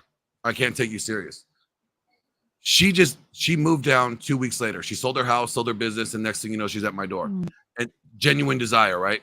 So I think when a woman has genuine desire for you, you do not need to tell her those things that you feel like that you listed. No social media, none of this. I never had to tell my wife that she couldn't dress promiscuously or not promiscuously. She just didn't do it. She wouldn't do anything to jeopardize the possibility of losing me, right? Yeah. So I think that if you have to tell them, hey, if you do these things, it's not going to work. You are now trying to like force them. Now they feel like they're, you know, like, because women don't like being ordered. They don't feel like, they like to come to the conclusion that they're doing it on their own. So you could coach them. You kind of could half and half on that. You I'm can kind of half lead and half them. on that part. There's certain things that obviously Yeah, like you I tell think them. yes and no. I think yes and no. But There's certain things obviously you tell them, but like they don't. They like to be led. It's like it's demonstrate, not explicate, not explain. yeah, you don't want to command them to like do you something. don't give That's not what I'm saying. And I Yeah. do agree with you that women do certain things when they want to be serious about a guy, but not okay. Like for instance, let's just say that I was on the market. Mhm. And I go and I talk to a 23-year-old woman, and she is totally into me. Her first thought is not going to be to delete her Instagram. Her life is Instagram. She's 23 years old. You could say like, Okay, but you could indicate that without saying it directly. You And could, she'd be like, oh, you could be like, but we have to be do you have realistic social though, too, media? Glenn. We have to live in reality, okay? And No, I do no, agree with you. And I there's do ways agree to with do it. You could go like, oh, do you have Instagram? No, I don't. Yeah, have because I don't have Nor- Instagram. I really Nor don't have would I Instagram in real ever life. be with anybody that would have an Instagram. See, but that's Right there. different though. That's different though. I'm explaining without, or I'm not giving her the ultimatum. And see, But- that's what guys tend to do. They like to lead with ultimatums, and that's where they lose them. Yeah, you can't. I don't agree with that either. What I I am just- saying is, Oh, sorry. go ahead, Valentina. Sorry, I'll finish after you're done. So I get the not asking, and I when you can find that type of woman, you don't need to say it. So I mean, my boyfriend's never had to say things like that to me. Exactly, it's I just- figured that. Yeah, it's just understood. I would argue though that comes Yeah. from your background, and that Yes, comes yeah. from your family though. So like the Yes. typical guy, and I'm just talking about averages, okay? I'm not talking about like the top tiers here, okay? Yeah. I'm simply speaking from the perspective of, if I were to meet a woman, you said it today or earlier, Glenn, you said that men from a certain time period act a certain way, and they've just kind of become more feminized, right? Well, a lot more women have become more independent, and it's not healthy for them. More masculine. And more masculine. So in order for us, because Fresh said this, and I loved it when he said this. He said, one of our responsibilities when meeting women specifically is to help them embrace their femininity. Okay. Mm-hmm. We have to remind them sometimes that they are feminine and not masculine. Mm-hmm. Okay. Now, he also said though that you can't force a woman. You can't force her to do it. She's going to have to make the decision on her own, but you have to give her the option. You have to say, look, if it's going to be this way, if we're going to be together, it has to be this way. This is the way it needs to be if we're going to be together. Yeah, but I think those are more. I'm not telling you you're going to have to do it. It It's could more be nonverbal, but it's, than. Well, because okay, if you're the when guy, you can't read minds, though, you know what I mean. Well, and if actually, they're taught a specific way, they're not going to know any different. She let me- knows what to do because of her background and her religion and her family. But Well, let me most explain it women this today, way. you know, Let me are from explain it this single way. parent homes. You know, when you have two men into a room, right? When you have two men walk into a room, yep. One of them somebody will always submit to the other one without any words being exchanged, right? Someone will always become the alpha, the contextual alpha in that moment. If you walked into a room and another guy walked into the room and you displayed more dominance, like you are the guy, then you without even telling him he has to follow you or he has to do X, Y, and Z, he will automatically just like fall into your lead. So same thing with the woman. If a woman is like in her masculine, she's uncertain with you that you are the guy that could be that guy, that she could feel comfortable enough to fall naturally into her feminine. Now, when you are the guy and she realizes this is the guy, you don't have to tell her. She will naturally fall into her feminine nature. Maybe you may have to help her with feminine duties that you may like or little details, but her feminine energy, women will naturally fall into her feminine energy if you are the guy that she could trust, that you are the masculine guy that she could be comfortable and safe, or feel not safe, she could feel secure allowing you to be that masculine guy because you have proved it to her. And you don't have to tell them that. I'm not saying that doesn't happen. Okay, I'm not saying that. What I'm saying is a majority of women today, okay, that have been getting 200 DMs on Instagram, a week. They've had thousands of men tell them, oh, you a boss, babe. You're a 10. Okay, you're perfect in every way that you are. All right. They've had constant attention from men since they were basically 14 years old. All right. You know what I'm talking about. Yep. All right. Those women will not ever naturally, no matter what the man is, they are not naturally going to be inclined to delete their Instagram. They're not going to naturally delete their dating app. They're not going to get rid of Snapchat or TikTok. They're just not. Okay? Because they don't see it as something that's being wrong. Now, I'm not going to say that there won't be exceptions to every rule. I'm not saying that. Okay? But typically, especially if you're like a guy that's 25 years old, you're just starting in life, dude. You're a good bloke. You work hard as best as you possibly can. You manage to get a utility apartment. You're making your way, right? You're kind of on your way. All right. He meets one of these chicks that has all these guys telling her all this stuff all the time. She's barely even going to pay attention to him. It's not even going to be, he won't even blip on her radar. And when he does introduce himself, regardless of his masculinity, she's not going to give a shit. She won't care. He'll have to produce some form of epic level masculinity or some form of money or have some form of status for her to take him seriously, or to even see him as something that, can be taken seriously. And let's just say, for the sake of argument, that it does happen. Let's say that he has the magic words that just makes her want that deep, right? And they want to have a relationship. He's going to have an uphill battle trying to convince her to give up her social media, to give up that single life, because again, like I said, she doesn't think that it's wrong. It's just a part of her life. It's been a part of her life probably since she was in middle school or elementary school. She doesn't know how to live without it.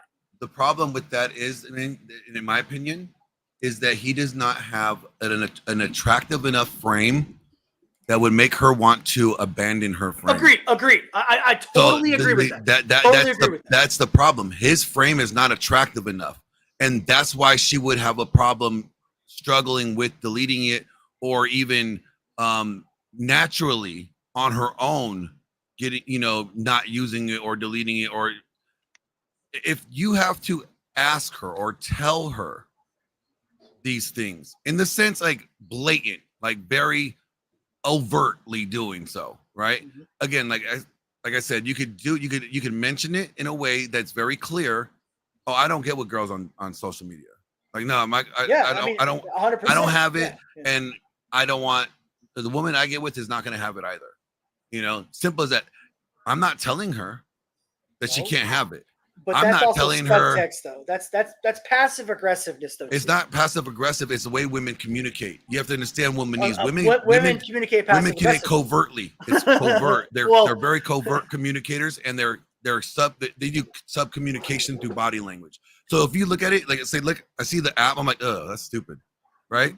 oh, I just communicated to her, I don't like that app. I think that's stupid. Right. And I don't have to overtly say it. They will eventually, if you are the guy, they will pick up the cues. Women, have you ever been with the woman that without you even asking her, like to pick you up a drink that she likes, she picked up the drink that you as your favorite drink? How many without women even, did I have to go through before I found that one woman? Though that's my point. But the thing is, Okay? is because that woman, I had to go through hundreds of women talking. But see, to the them, thing is that vetting one them, woman, getting to know. Then I met one woman that actually did. I said that earlier too. yeah, but to that one woman, you were the guy. Yes. That's the whole point. So okay, let me still man you real quick. Let me make sure, because I think we're saying the same thing, but we're coming at it from different angles. I want to still man what you're saying real quick. Okay. You tell me if I'm getting it wrong. All right. So you're saying that if you are the man for the woman, these communications do not need to be had. Is that what you're saying? I'm saying they're not as, not saying that necessary. They don't need, they're not. I'm not saying they're not necessary. There may be elements of it where you need to, address. Okay. But it doesn't have to be like, well, look, if you and I are going to be a thing, you ain't going to be able doing this, and you ain't going to be doing this because I ain't going to be with somebody that's doing this. If you have to that's negative. Yeah, I would never say it. If you have to do that, you are now trying to negotiate. I don't negotiate relationships. Exactly. Men are the ones that dictate the relationship, that determine whether this is a relationship or not. Men are the gatekeepers to marriage. Women are the gatekeepers to sex. Yes. Right? That's how it's always been. That's how it's always been. Yeah. Yep. So if I don't have to tell you, you already know by what I've already, while we are courting, while we're getting to know each other, I'm communicating to you what I expect in a woman that I'm going to be with without saying you have to. Mm-hmm. So, that girl, let's say so a woman walked worth by. The squeeze, basically. If she sees it as a valuable relationship, yep, then she would automatically. And I do think that does happen, but I just don't think that a majority of women today are willing to do it. That's what I'm saying. Well, no, because here's the thing: they're taught to never to do anything for the express pleasure of a man. Exactly. Now, 100. Yes. Now, here's the thing: I have seen the most feminist woman in the world, the most diehard liberal, I hate men, misandrous, meet the right guy. And it totally changes. The most feminine 50s housewife making cookies and quit her boss bitch job. And I'm like, what was who's the blonde that did that? You know the one she made the movie Red Pill. Oh, yeah. The lawyer. What was her name? Yeah. She did exactly what you're talking about. On the top of my head. But yeah, Valentina, if you haven't seen this chick, she's awesome, dude. Here's the thing, like the sad thing about the movie Red Pill, and it did a really bad disservice to Red Pill, is that it made the movie about her it was her journey rather than actually talking about really what it is. She was talking about kind of her, okay, Andrew, if you see this, man, I'm sorry, I'm still in it, bro, but her journey is it was like, it shows you how solid.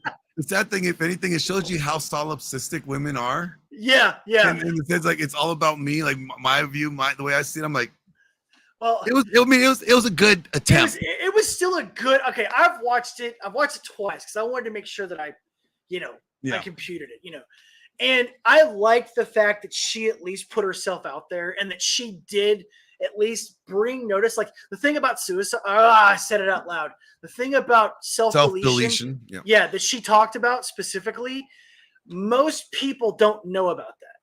Most people don't. They don't understand that. They don't get it. Men are 3.5 times more likely to self-delete. 3.7 now. 3.7, bro. 7, okay. And it ends up coming out there 9 times more likely to self-delete. Period. 71% of all self-deletions are men. Yeah. It's insane. Yeah. And when you add in the military aspect, here we got Mac. Oh, she wants to come on screen. Macdon wants to come on screen. Okay. When you this either means she's mad at us or it means that she agrees with us. It's one of the two. Hey, it's fine by me. Hey, also, when you add in the transgenders, the male to female. Yeah, which is the most common. That is the most common trans, by the way, everybody. Just so you know. That's why you have to add those self deletions into males too, because that's what they originally are. So yeah, and they are, and it's like 40. Is it 43% of In trans that community, yes. in that community. Yeah, 48% Yep. And of the them funny actually thing end up is, doing it. those that most T's, I call them T's or Transformers, men in disguise. Men Like in disguise. I call them truckers in dresses. most of those guys, most of those that actually transition, Transition. are always alone. They actually never get with anybody. Nobody gets with them. Mac Dame, will you introduce yourself, please, and tell us about yourself before you start talking? And welcome, always. It's good to see you. Yeah, it's been a while. You It know, has been this a is while. my first. How many? This is your first time going live again? Yeah, it's been a year. If you guys want me to tell Yes. you what happened, I'll tell you guys what happened. But it's just, Goodness. yeah, it's been a year. Glenn, I used to do 2 shows a week, 2 2-hour-long shows every week. I would come on Wednesdays and I'd come on Sundays. And I would talk about exactly what we're talking about right now, like just this. Oh, and pop culture. I love. One of the reasons why I want to talk to Andrew specifically is I want to talk to him about pop culture. I firmly believe that one of the biggest losses that we have had is how we lost pop culture. We lost it to feminism. We lost it to the alphabet soup people. We lost it to wokeism. So, anyways, but yeah, Mac, first of all, I never did officially thank you on live air for what you did for me. You know what you did for me, so thank you. You are amazing. I love you. You are absolutely badass. Okay. But please introduce yourself and tell us a little bit about you before you say what you got to say. Hi, glad to meet you guys. I was listening the whole time because my husband and I were shopping around here, and I'm from Dallas, by the way. Big Dallas. Woohoo! Dallas. Dallas Cowboys. You're in Dallas too, Glenn? No, I said I love Dallas. Actually, I just dropped my friend off, Nuke, at the airport. He's part of the Red Pill. Like, I mean, I work with all these guys. I had Nuke out here for a couple days. He lives in Dallas, and I have so many friends up there. They're trying to get me to move out there. A majority of Texas is red, as far as like the right side of the aisle. Okay, we have these little tiny dots that are blue, but they have all the population. Okay? Yeah, it's like 7 million of Texas is blue. All right, because but they're like the cities. Anyways, sorry, Mac, please continue. Well, I'm from Dallas. Actually, to be precise, I'm about 20 minutes away from Arlington, Dallas Cowboy Stadium. Good. Yep. I used to live right near there. I love it. 99. I love it here. But anyway, I've been around and stuff. I'm into politics also and stuff like that, and this kind of discussion. I normally do not go up just easily because there's a lot of different topic that I'm interested in, just like this one. And I think a lot of the issue, like for example, what you guys talking about, the femininity or whatever.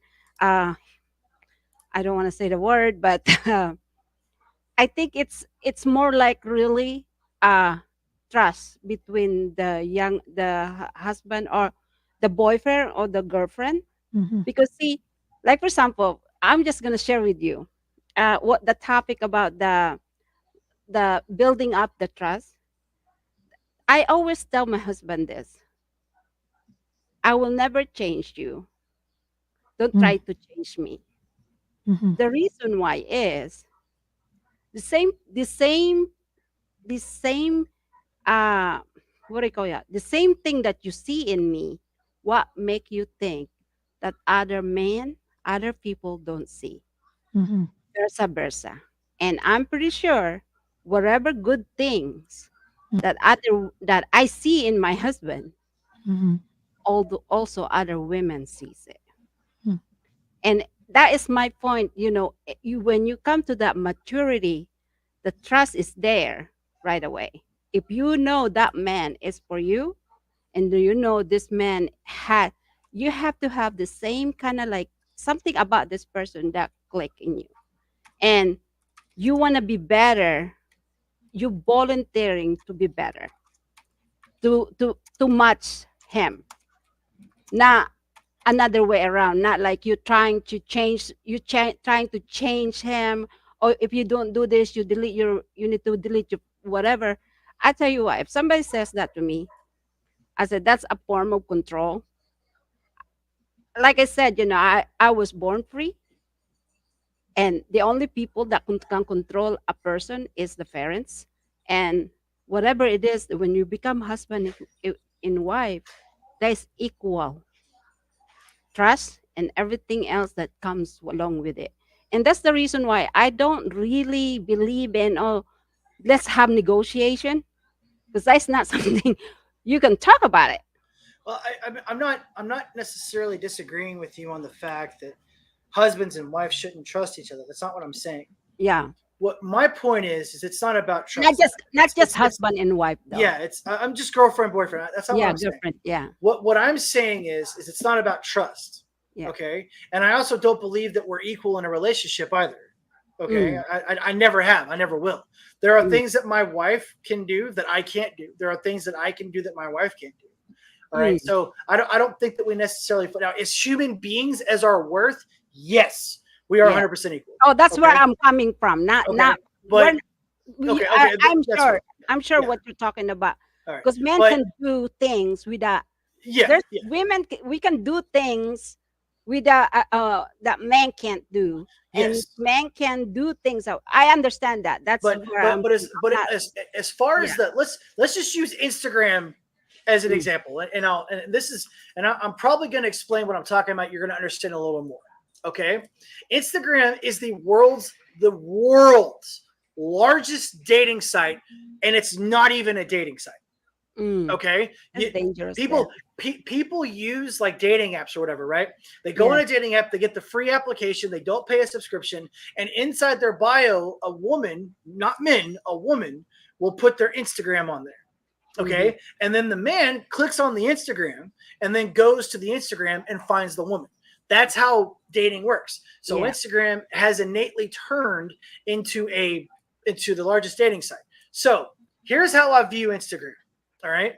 I'm not saying that my wife is going to be cheating on me. That's not what I'm saying. I don't want my wife on a platform where multiple men, hundreds of thousands of men are going to be looking at the woman that is supposed to be for me. You can call that selfish. You can call it, whatever it is. Cause I'm very selfish. I'm a selfish lover. I love my woman and only my woman. It's not selfishness. You're protecting your. I understand. So that's why I say, look, I'm not going to have Instagram. I'm not going to have dating sites. I don't even have Facebook. Okay. I don't have anything. All right. and if we're going to be in a relationship together and we're going to do this, we're going to do this thing, because relationships are not easy. They're very, very hard. Okay. If you're going to have that relationship with someone, there should be no reason for you to have an Instagram. There should be, because Instagram, it's not for anything other than talking to other people that are from around the world, getting attention from other people around the world on things that you're doing. That's what it's for. Like, for instance, you've got YouTube, right? So if you want to make a video, you can make it on YouTube. There's no need for you to specifically have Instagram. You have Instagram because it's something that you want to have. You don't need it necessarily. You don't have to have it. The bigger problem is, what's the reason behind it? Why do you want it? Why do you feel the need of it? See, and really, as you pointed out, that yes, Instagram is the world's biggest dating app. Like, my wife hates social media. She hates the fact that I'm on social media. And see, I'm on social media because it's my business. I promote, I do, like I said, I do work in the film industry. I work in the podcasting industry. I promote my projects. I promote my work. That's about it. I don't fucking talk to anybody. If you don't have my number, you don't talk to me. No, that's 100%, dude. Yeah. Or if you're not in my Discord community, like I am on Discord, because like I said, it's where I counsel my guys at. If you're not on my Discord, or you don't have my phone number, you don't talk to me. And it's that simple. And it's not so much the fact that, when a woman's like, well, why you're so insecure? Why do I have to get rid of my social media? You don't have to get rid of anything. Yeah. My question is, why do you want it that bad? Yeah. Why? And most of the time is because women it's FOMO. It's always that fear, as she was mentioning, Miss Dame. this Yeah. dame, was mentioning that it's trust. And here's the problem. It is trust. And she is not, for the women are not going to be willing to give up their social media until they trust you. Because just in case it's fear of missing out, what if you're not the guy? And I just deleted my social media and all those orbiters that I had, one of them could have been better than you. And if All I those can't guys trust on the that hook. you're the guy, I'm not going to be willing to give that up, because that's them. That's allowing them to, it's like open on her end, but close on your end in the relationship. She's in basically a polygamy relationship when she has social media. Exactly. No, 100%. Yeah. Mm. And I think- there's physical cheating. And sorry, Valentina, please go. Please go. Go ahead. Oh, so I think Vincent was probably more talking about the fact that it's hard to find a woman who's just willing to give that up, because most women now want to keep their social media. They will not easily give that up. So that's what I think that's what he was going towards. It's so hard to find a woman like that. Yeah, and I always tell women, like, when I've told guys this, and like, okay, like, think about this. If she's not willing to give it up, Mhm. then why are you giving her commitment? Why are you exclusive? Exactly. And I would that's tell them, like, exactly hey, that's exactly how I feel too. He exactly until she's ready to give up her access to other dick, right? I'm not willing to That's give what up it is, access ladies. to other vagina. I mean, tone policing aside, that he's just said it right there. That's exactly what it is. It is a window. It is a window to find another guy whenever you want to. Because here's the reality of the situation: a 5 can walk into a bar and walk out with a 9 without even trying. If it's a woman, a man, he's a 9, can't walk into a bar and guarantee himself he's going to walk out with the 5. It doesn't happen that way. Okay. You know, it's like this, like Jason Momoa. All women love Jason Momoa, right? They always think he's the Chad.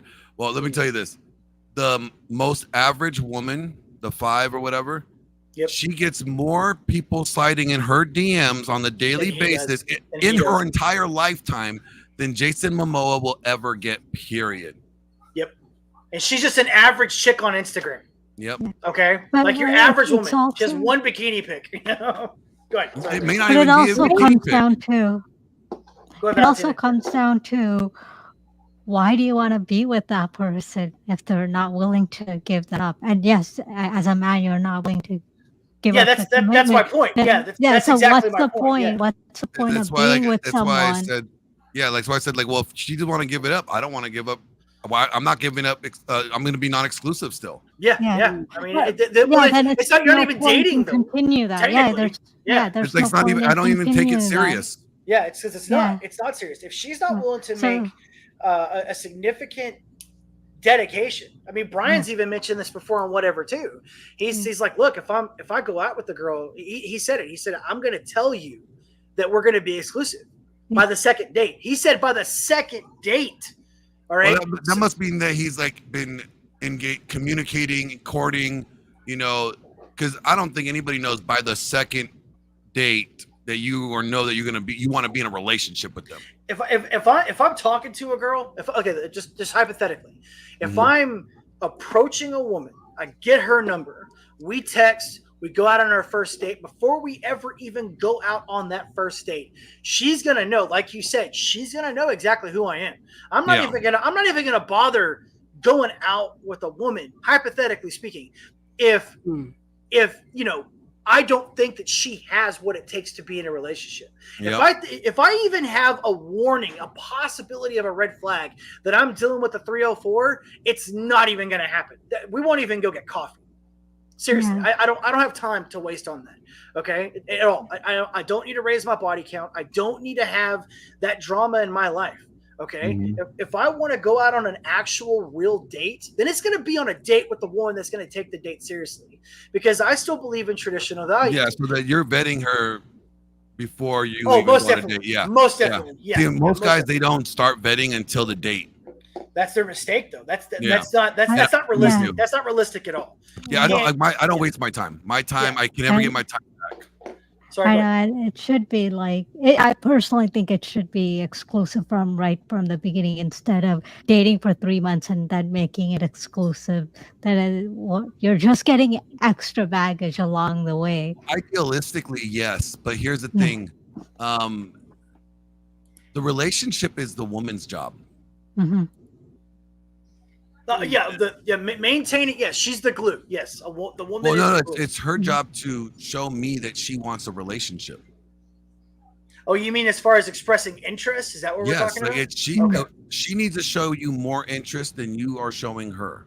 Yeah, she definitely needs to be more Because involved. Yes, that is correct. Yeah.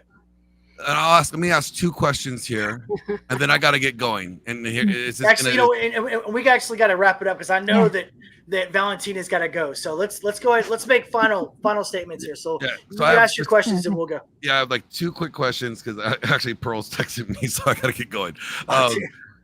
So question number 1 is: does body count matter? Are you asking the women or are you asking me? I'm asking the whole panel. Okay, ladies think first. I think it matters for both men and women. Like I personally would be like a no to anyone with a body count. Really, I will make an exception, but but it's a no for me. So no to body count. No, Vincent. I am a traditionalist. I come from a very, I'm having a brain fart. Traditional or old. Very country traditional background. family. She's And Filipina. we don't do anything unless we get married.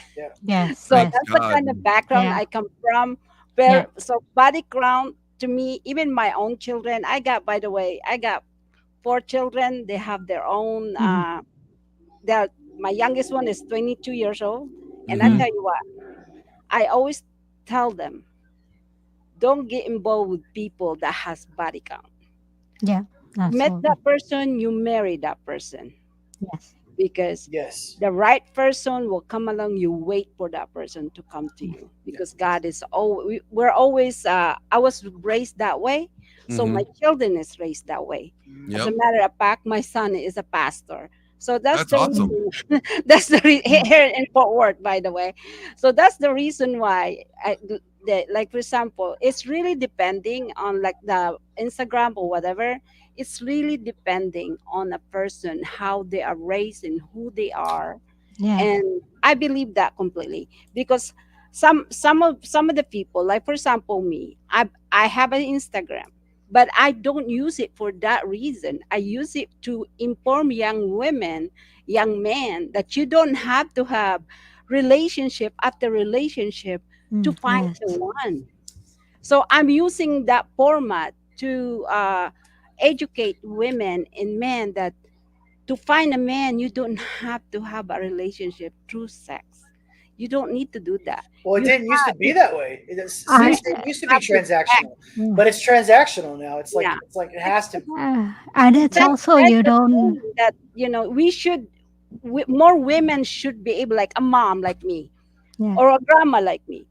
We should always try to talk to our children that you are so precious. A man should treat you as a precious thing. And the same thing as my son. I told my son this. My son, what kind of women I want you to have is someone that would love you, treasure you just like I raised you, because you know why? I educated you. I gave you what it needs.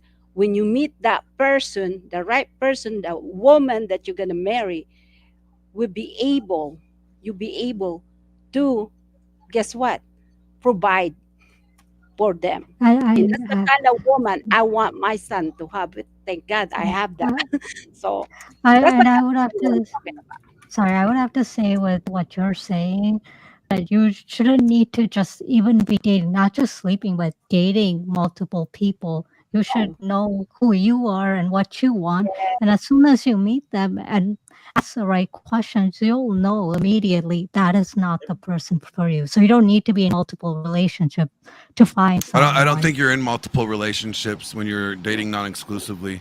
You are just going out to dinner. If you're not sleeping with them. That's the thing. Like everybody assumes that like when you're dating multiple people Yeah. or like getting to know, you're going on multiple dates with different people that you're dating. That's not dating.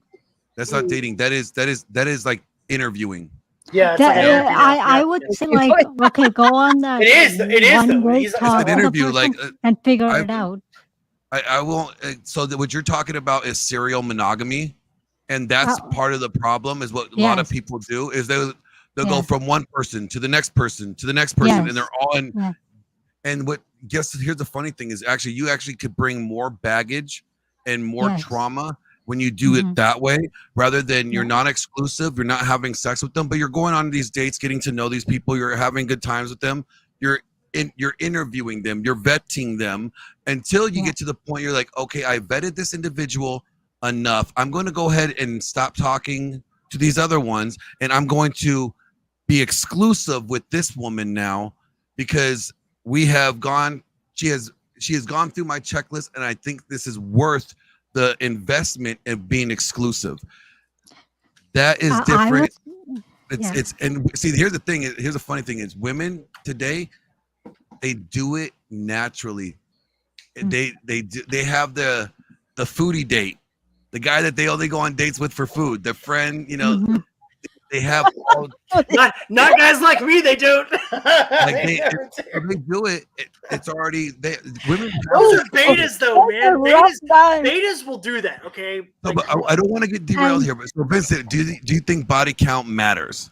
Of course.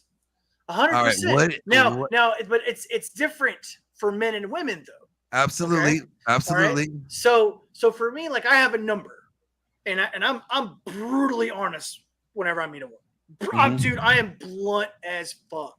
All right. Like, I mean, one of my first questions is, after I obviously know they're interested, I don't just lead with it, obviously. But whenever I meet a woman and I know she's interested in me, and it hasn't gotten too serious yet, I flat ask her, I'm like, dude, how many body? I don't word it that way. Okay. I have a very nice way and professional way of asking. But if she's above my number, I'm not interested at all. And I mean at all. Okay.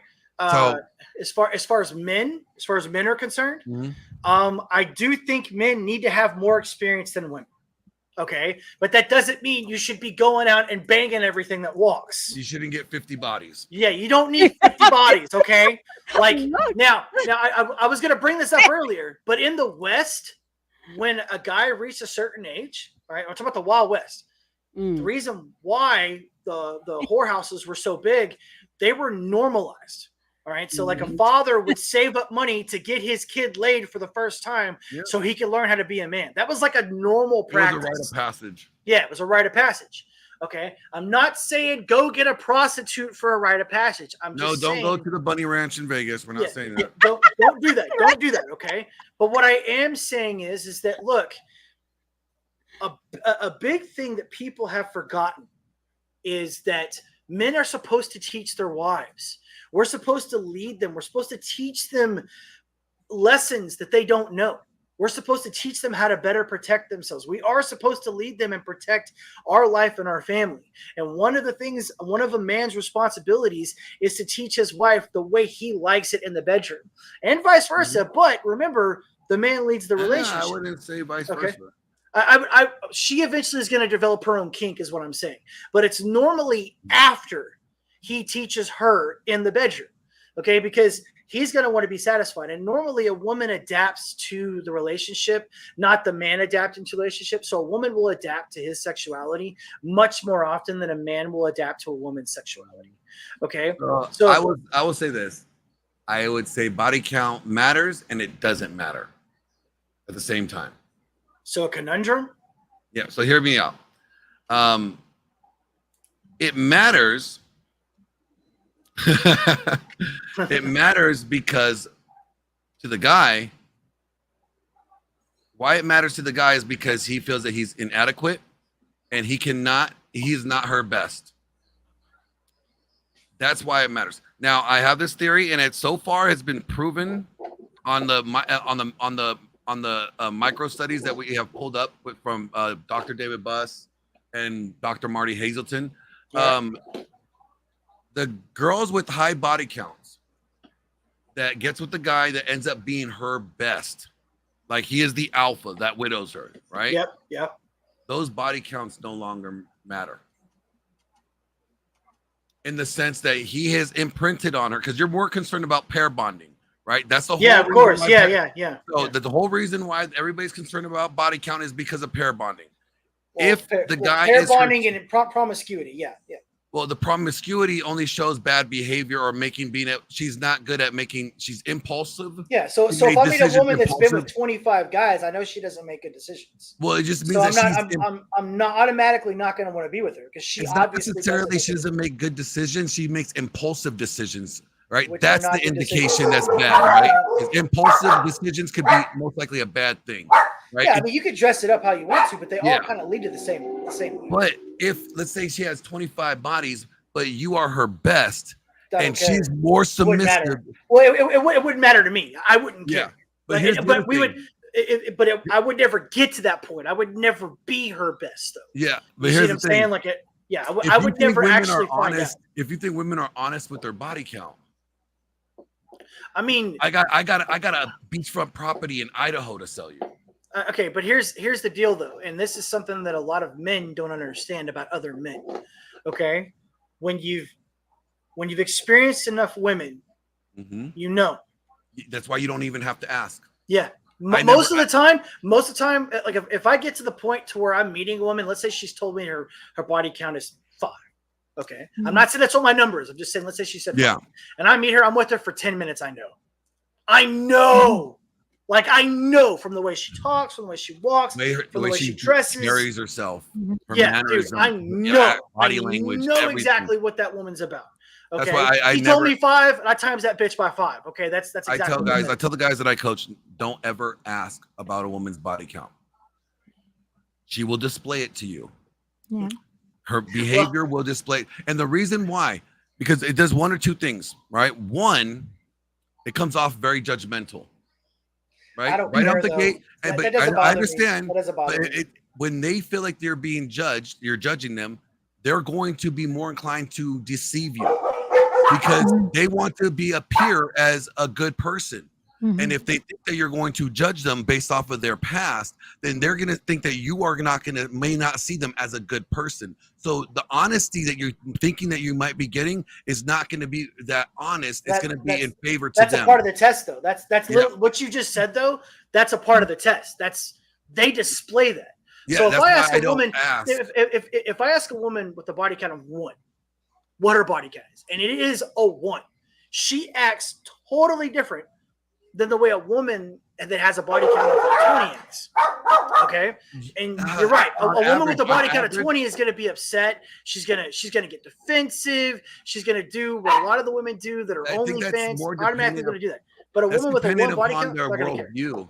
That's dependent upon their worldview, because you can be a Christian woman, right, that had 1 body and that was premarital sex, and she feels as much shame and guilt and like disgust in herself as the girl with 25 bodies.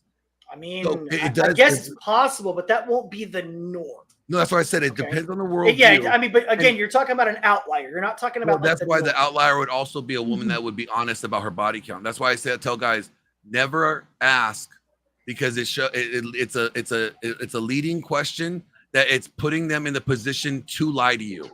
I would rather them. And I say ask for the exact opposite. I say ask specifically because I'm setting them up for the mere fact that I'm gonna know. Like for instance, if it's a phone conversation, it's different than a text message. A guy like you and me could ask that question, and we know. We would know. Yeah, we know. Guy, automatically. Yeah. The average guy. Not, okay, I see your point. You see what I'm saying? Okay. Fair enough. He's setting himself up for a bad situation. Yeah. Like, so since the average guy cannot tell whether, you got to realize the average guy is the 80%er who's not getting a woman that has genuine desire for him. Yes, he is getting into a transactional relationship.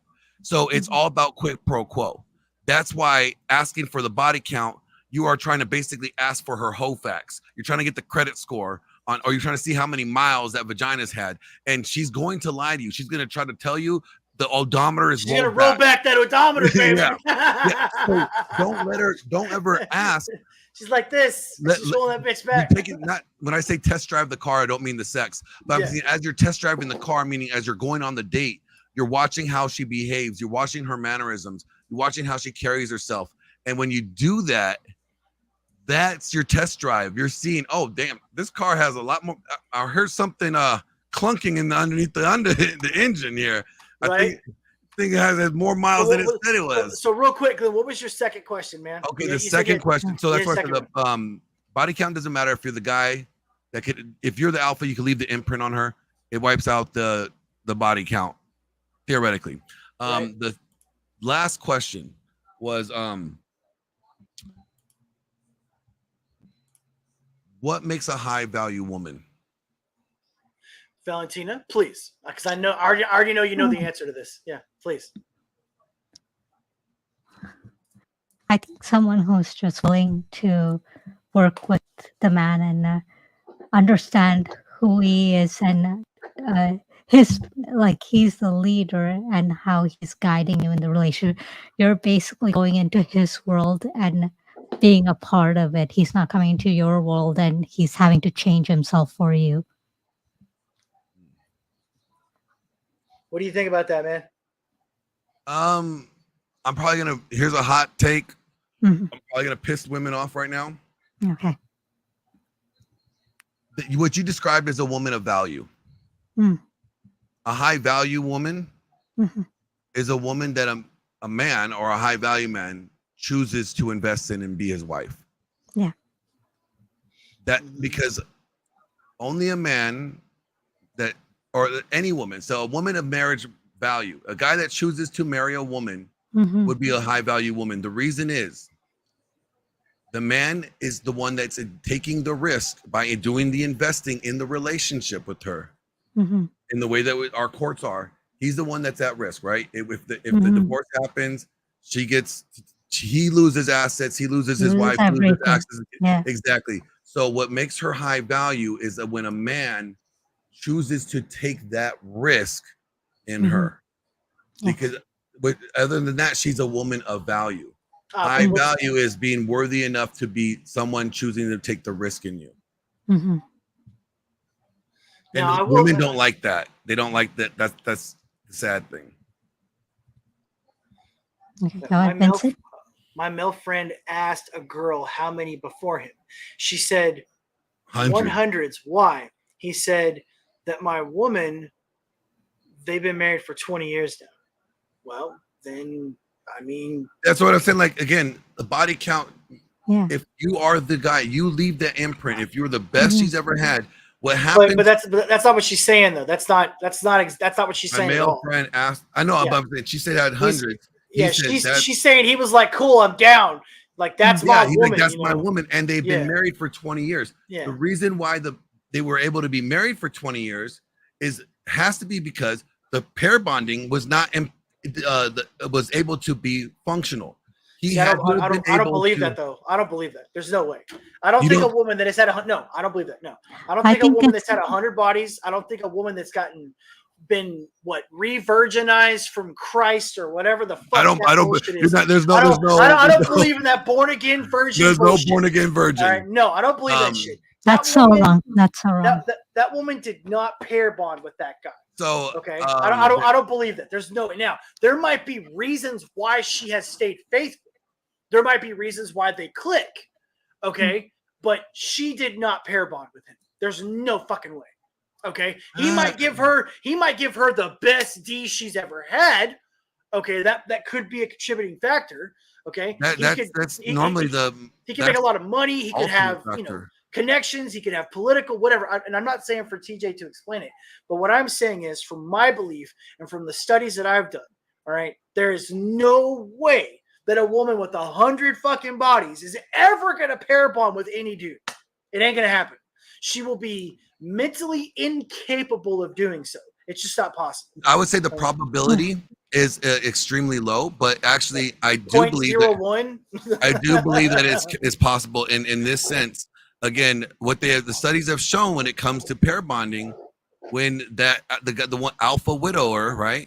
Yeah. When the dopamine receptors because that's what ends up happening. They're losing their dopamine receptors and their oxytocin, because that's what we require for pair bonding. It recalibrates when it's the one. When she thinks she cannot live without I would you. have to read the data on it. I mean, I'd have to see some really convincing data. I have some. I mean, you can send it to me. I'll read it, man. But the studies that I've looked at, it's like when you take X too many times. Like when you take X too many times, you literally get rid of the ability to release the endorphins in order for you to feel that. So do you know who Sterling Cooper is? I've heard the name, but it escapes me right now. He's a former porn star. Like he works with Andrew Tate and all that stuff. So he's a buddy of mine. I just did an interview with him a couple months ago. We brought this up, and he was breaking it down from his angle, right? He's been in the adult film industry for years, you know. And is that the bald guy that was on Brian's show? Yep. He's on whatever. Yeah. He has 3 wives, right? No.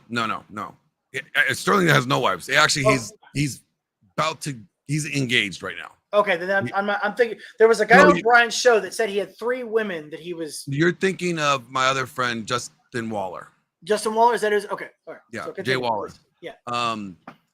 Sterling, being from Adult Film Star, he actually coaches. I send a lot of guys to him who are having bedroom problems.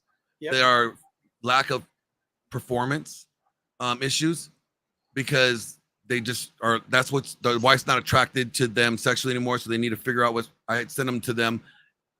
He has said this. It's really interesting. He said the woman that he's with now, she was also in the adult film industry, right? So that right there is an incredibly small percentage. But here's the theory though. He has been her best. She's only ever wanted to be with him after they've done their scene, whatever, when they work together. She quit the industry years before he even quit, just so she could be with him exclusively. And she had probably hundreds of bodies. And she's a porn star. The theory is like, okay, she still pair bonds.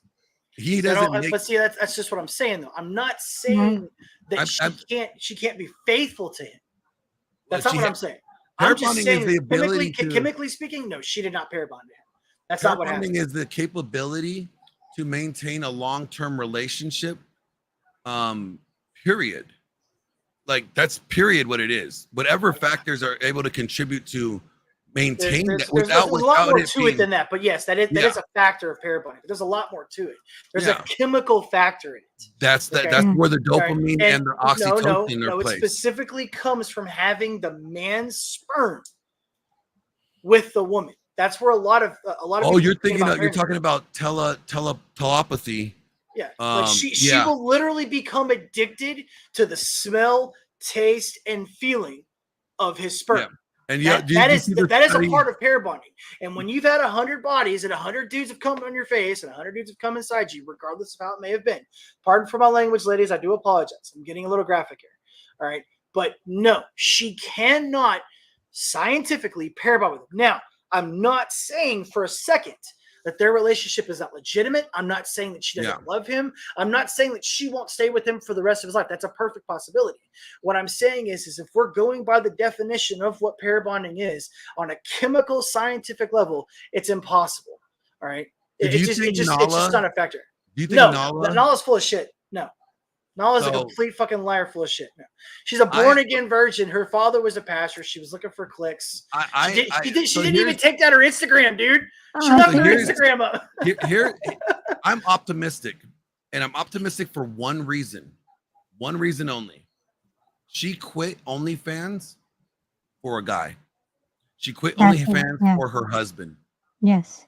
That's why she quit OnlyFans. She threw away the possibility of making more than $9 million because she made $9 million. She already made $9 million in less than 4 years.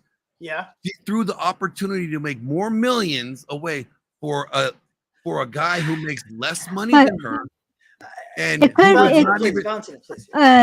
still be, but she can still be like bored of it. She's done it for many years. Yeah, she's still. So I can see that like it's not necessarily like, oh, that guy's a perfect guy. So she could have been other reason I to do For it. women he's to a get Christian. out of to lose He's- security, yeah, it's a he's security thing, right? For Yeah. women, men are security objects Mhm. for women, and women are sexual objects to men, right?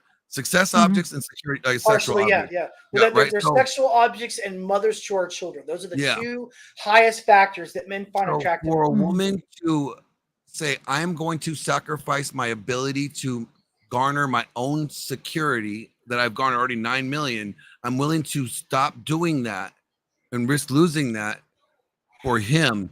That's a big deal. That right there is It is. genuine It is. desire. I agree. That goes It's back a to big deal, genuine desire. but And as that's long as he's able to maintain that genuine desire, I see it being successful. okay. And again, I'm not saying that she is not capable of staying in a committed relationship, especially with her background. I don't know, Valentina, if you know her background, but her kink was literally cheating on men. That was literally her kink. She loved convincing men that she loved him. And then when she knew that she had the fucker's heart in her hand, the part that got her off was letting the guy know that she let another guy come inside of her. That was her kink. Let's be That was the specific. first question I asked him when I interviewed him. I was like, bro, Yeah. when you saw that, how like, did you seriously, dude? Okay. I was like, how the fuck did Okay, you now- convince yourself? Now he's okay. I don't know anything about the guy, and honestly, I wish him the absolute best. I really do. Okay. And again, I'm not saying that people can't find Christ. I'm not saying that they can't be saved.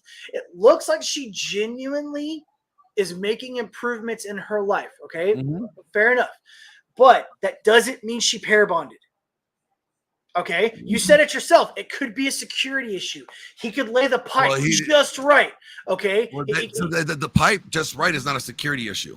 No. I'm saying she's with him because he's security. Like No, she he is does. secure with him. Like she feels safe with him, or he gives her that need, Well, that daddy emptiness that she has. When I mean security, I mean the security of provisions. Women are concerned about offspring and themselves. Can this guy provide enough security in the sense of, can he provide for me and my offspring? Does he have enough resources? Does he have the capability to acquire the resources needed? That's the level of security women look for in men, because they're always thinking about their children and themselves, right? Yeah. So it's actually, this guy doesn't make that much money at all. Okay, but she's still a millionaire. She has investments. Her father specifically helped her with her investments. So it's not women the money factor is with not that big. finances. Agreed. I'm That's why saying $9 that her father million helped could her. go away real quick. Yeah, but her father helped her with her finances. That was a part of the whole thing. Oh, really? So that was part of her. Yeah, like, so her father helped her maintain and make good investments. So she probably has a nest egg that's just going to produce enough money for her to live comfortably. So I don't think money's the factor. Now, again, we're going off of what she said originally, and if she was being 100% honest with us. If her real kink was what we discussed a few minutes ago, I don't want to have to repeat it, but if that really was her kink, I mean, come on, man. Like, I don't have to talk to you about odds here. I don't have to talk to you about realism. Okay? The first time they get into a big fight, the first time he does something she fucking hates, the first time that he tells her that she has to do something because it's the right thing to do. And I mean, the reason that is because I would agree with you, because she's in an evangelical church where it's like all equal. They don't see men and women different. As soon as you try to enforce any form of authority, yeah, I can see that being a problem. That's why I said he would always have to maintain her genuine desire. In her eyes, she would always have to he's a nice guy. So it's a feminist church. Yeah, so he's always, that's something else that because I talked about this with someone else before. He is constantly going to have to chase her. Constantly for the rest of his life, the rest of the time that he's with her, he will have to constantly keep up with her. He'll never be able to relax. Well, that's the problem. He might say something like different to us, right? But let's be realistic about this. Okay, he has a woman that I think she said she had over 300 bodies. Is that right? Something along those lines. Yep. Okay. So he's with a woman that's been with over 300 men. That's not the time she's had sex. She's had 300 different men in her bed. Okay. The first time they have a serious fight, it's going to be nuclear. All right. And when that nuclear explosion goes off, she's gonna do what most human beings do, and she's gonna take the easy route. And that easy route it's for her, emotional reaction. That's what women do emotionally. Agreed. Yeah. So that's why I'm saying a woman that's pair bonded won't do that. Actually, that's not true. All right. They will. Statistically speaking, there's always outliers to the rule. But a woman that has pair bonded with a man, statistically speaking, is more likely to not have that reaction. Okay, she's more likely to overreact, but she's not going to go out and just take some dude's dick either. Well, okay? The reason why I say it's not true, because we have women that have low body counts, right? Yep. That have gotten married, they have pair bonded with their husband. Yep. 7-year itch, they end up stepping out on their husband and having an affair. Yep. They pair bonded. Yep. They did it all. They were there. They did everything they were. I've read reports about what you're talking about. That's why I'm saying, like, but that's still a very small percentage. It's not like a vast majority of women, though. Well, if you're actually look at no, it's not an outlier. If you look at the number of women cheating now more than as men, right? The whole idea of that the baby is the milkman's baby or the mailman's baby. Yeah, but but we're talking about women with low body counts. I think we're getting away from what we're talking about. That's the number with the women with the low women body with counts. low body counts are included with the women that have high body counts. Though. Yes, and women with low body counts have an incredibly low percentage of cheating on their husbands. But see, we can't quantify that, because we can't quantify that for this reason only. It's always based on self-reporting. True, but the ones that have self-reported, though, report to being faithful to their husband. And again, that's self-reported. That's all we could go off of. Yeah. That's why I say there's more nuance there than actually, like, there's no hard and fast definitive statement. And that's why I always try to present it and never in a hard and fast definitive way. There's always way too much nuance. Now, you said he would always have to chase her. Yes, constantly. That's wrong. Absolutely wrong. If he's not maintaining her genuine desire, you're right. He would have to chase her. But if he maintained her genuine desire, she would be chasing him. She would be appealing to him. Yeah, but she's not, though. Yeah. She's not. If it's that type of person, right now. She's right. No, she is now. It's for now.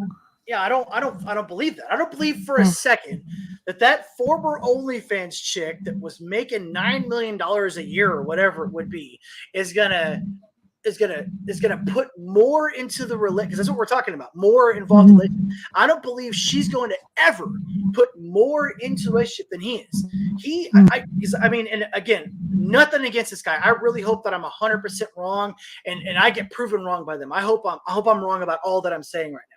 But I'm going by stats and facts. And the facts are this. All right. That woman comes from a background that is not good. He comes from a background that is much better. Okay. She knowingly and willingly did what she did. And her father, apparently the staple of her life, knew what she was doing and wanted her to do it so that he could supplement his income with what she was doing. That tells me I didn't hear that. I didn't hear that dad was. That tells me two things right there. That tells me, one, the most important guy in her life, which is her father, did not teach her the correct way to act. Two, that tells me she does not have a very strong family structure. Those are the two main things. I thought she told Michael Knowles that she was estranged from her family. She said Michael Knowles asked her specifically whether or not her father would approve of it. She said, "Yes, I pay my father. If I were to ask my father to stop that, he would say no because he would want the money." Yeah, I remember. I thought she was was estranged to him or estranged to her family. For a while, and then they got back. They started working things out. They were for a while. Okay, so I missed that part. So and this is my only point. I guess this is where I'm kind of trying to take this. All right. If she truly was pair bonded to him, all right. Like, and I mean, like on the chemical, scientific, all of the stuff that I don't want to repeat that I said earlier. Okay. If that was true, then I wouldn't really be worried about it the way that it is now. Honestly, I wouldn't. But the fact, even if it was chemically possible for her to do it, dude, the 300 bodies are never going away. Yeah, that's the problem that Mila Khalifa had. Yeah, they're never going away. Her husband couldn't deal with it. Yeah, at a And- certain point, her husband's gonna wake up in the middle of the night and he's gonna be cold sweating it, saying, "God damn, shit, I'm married to a woman that's got 300 bodies." And at a certain point in their relationship, she's gonna wake up in the middle of the night and go, "I was making $9 million a year, and now I gotta settle for this." It's gonna happen. And this The is again, this is the way I probability view is it. higher. The probability is much higher. The possibility is not definitive. That's why I hold the hope. Okay, And- okay, yeah, you're right. You're right. There is always going to be that small percentage. And here's the other I thing. do agree with you. I'm just saying it's not possible. Here's the theory of, your body reproduces every cell every 7 years. Every 7 years, yeah. So technically speaking, let's say a woman, let's say Nala, stays with them for 7 years. stays with her husband different for at version of least herself. 7 years. Stays with her husband, is faithful for 7 years. Technically, the neurons and the cells that would develop those dopamines and developing the ability to pair bond would be renew again, and she would have the ability to pair bond. Okay, fair enough. Let me ask you this. That's theoretically. That's from a scientific, theoretically speaking, Right. from understanding what the let body me, does. Let me ask you this. I'm a firm believer in facts, and facts don't care about your feelings. Oh yeah. Okay. All right. I'm a firm believer in this. Okay. The facts Even that though, fuck your feelings. even though Shapiro sold out on us, okay, he still made a very good statement when he said that. All right. Name one couple where the female has that much of a body count. I'll even lower it to 150. Okay.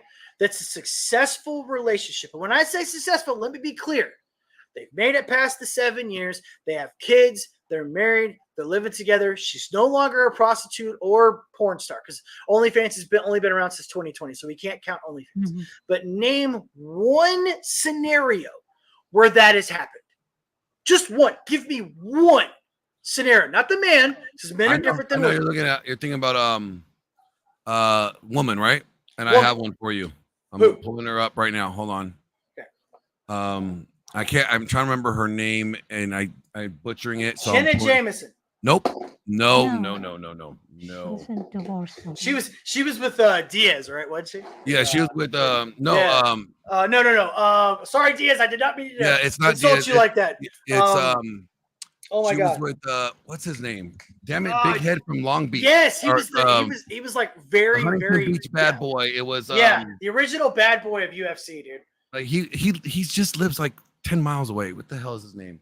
I can't remember his name, dude, but he was a professional UFC Tito fighter, Ortiz. so yeah, Tito Ortiz. Yeah. Yep. All right, so I will tell you her name is Chrissy Moran. Right? Moran. Yes. Her and her husband have been together for I think 10 years now. She's a former porn star. She actually speaks, she's one of the leading people that's very anti against the adult industry. She's one of the leading people speaking about it. And there's another one. I'm trying to think of the other one. They have actually the other ones have a show, they have a podcast on YouTube. And I'm trying to remember the name. She married a youth pastor from Texas. Okay. Yeah. So right. They've been married since 2013, so it's exactly 11 years. Yep. Okay.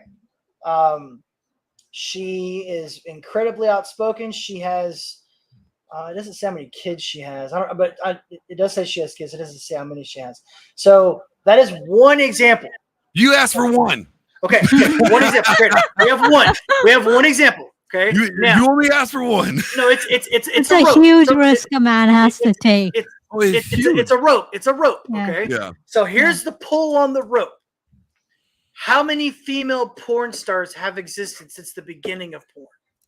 Oh yeah, many. But here's the thing: how many have lived long enough? Here's the fact that we're because most of them end up homeless, right? No, they homeless on the street, self-deleting. drug addicts, prostitutes, dead in the gutter.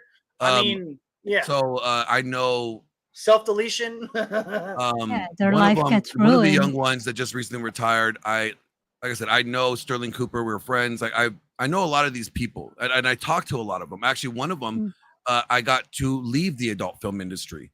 Good. You know, but, and but again, even if you talk to 100 porn stars, yeah, the probability is very little. It's not even a probability number. Let's just say that it would take it would take God. It would take it would be God. You know what? I'm giving you 100-sided die D&D, and I'm telling you to roll me a 1. Yeah. You gotta roll me a 1.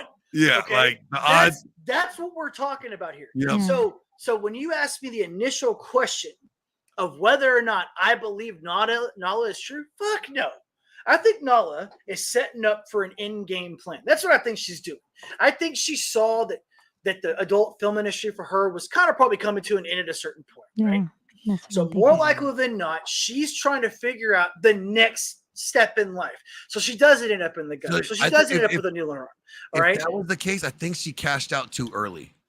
Possibly. I think she left way too much money on the table. Maybe not. Maybe if I was her, tired of it. I mean, it's if possible if I was her thinking about I'm gonna get into the next thing, I see this coming to an end. Okay. At her age and at her marketability, I'm just talking about from a marketing standpoint, then she left millions on the table. And then she that could have been. Yeah, but she also at that point found someone where she could actually make something work with. So she had to leave at that point. Yeah. But I'm saying if she did it as like, okay, I see this the door closing here, and I need to go ahead and make that move before the door closes. I think she pulled the trigger too early because she was wait, she's 29. No, she's 29, bro. Yes, she's 29. I mean, so like it's only going downhill after 30, dude. I mean, what I'm saying, like she left too much money on the table is because she was the highest grossing, and the contracts that she would have gotten from like Vivid or these. Yeah, they would have thrown. She made $9 million in a course of 4 years. She could have got a contract for like $20 million for 2 years from a to go on like a gang bang circuit. I mean, I'm telling you, dude, she might not have wanted to do that though. That's true. She's in a good place where she left, I guess, at the right time, but now she can promote the opposite of I found. Like Julian Barber did. Yeah, absolutely. So it was a good place instead of dipping down and then trying to build back she up. left on a high end rather than on a. I could see that. I can see that. Because the reason why I mentioned Jenna Jameson earlier wasn't because I knew she had a failed relationship, but the reason why I mentioned Jenna Jameson, Christian, did she? Yes. I don't think so. She went. Well, she went religious later on, but she had 3 kids, bro. Like she had 3 kids, man. So, but Jenna Jameson is one of those porn stars that didn't, end up in the gutter. She didn't end up addicted to some, chemical or whatever. She actually turned her life around. But she's a stickler for this last part, okay? And that's why I think I know why Nala did what she did. All right. Jenna Jameson said she didn't necessarily regret the beginning. Yes. She regretted when she didn't get out. Yes. Because there was a point she said what did she said? She said that there was a point where she could have gotten out and she didn't. Yeah. So she decided to stay in and make more money. She was happy with what she did in the beginning, but she didn't. Oh, so she didn't regret what she did. Yeah, but she just didn't leave it.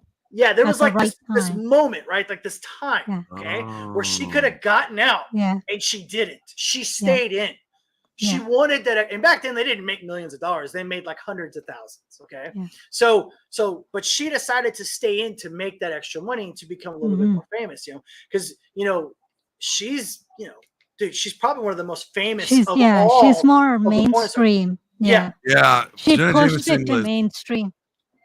And she did because she crossed over because she actually did not just porn. She also did she's had roles in feature films and regular TV. Yeah, she did a couple of sci-fi stuff. She was there was another porn star actually that I was wondering if you were going to mention her, but there was a porn star that was in Blade. All right, she made another couple movies too, but she was the redhead at the beginning of Blade, driving with the guy in the car. Yeah, in the first Blade movie.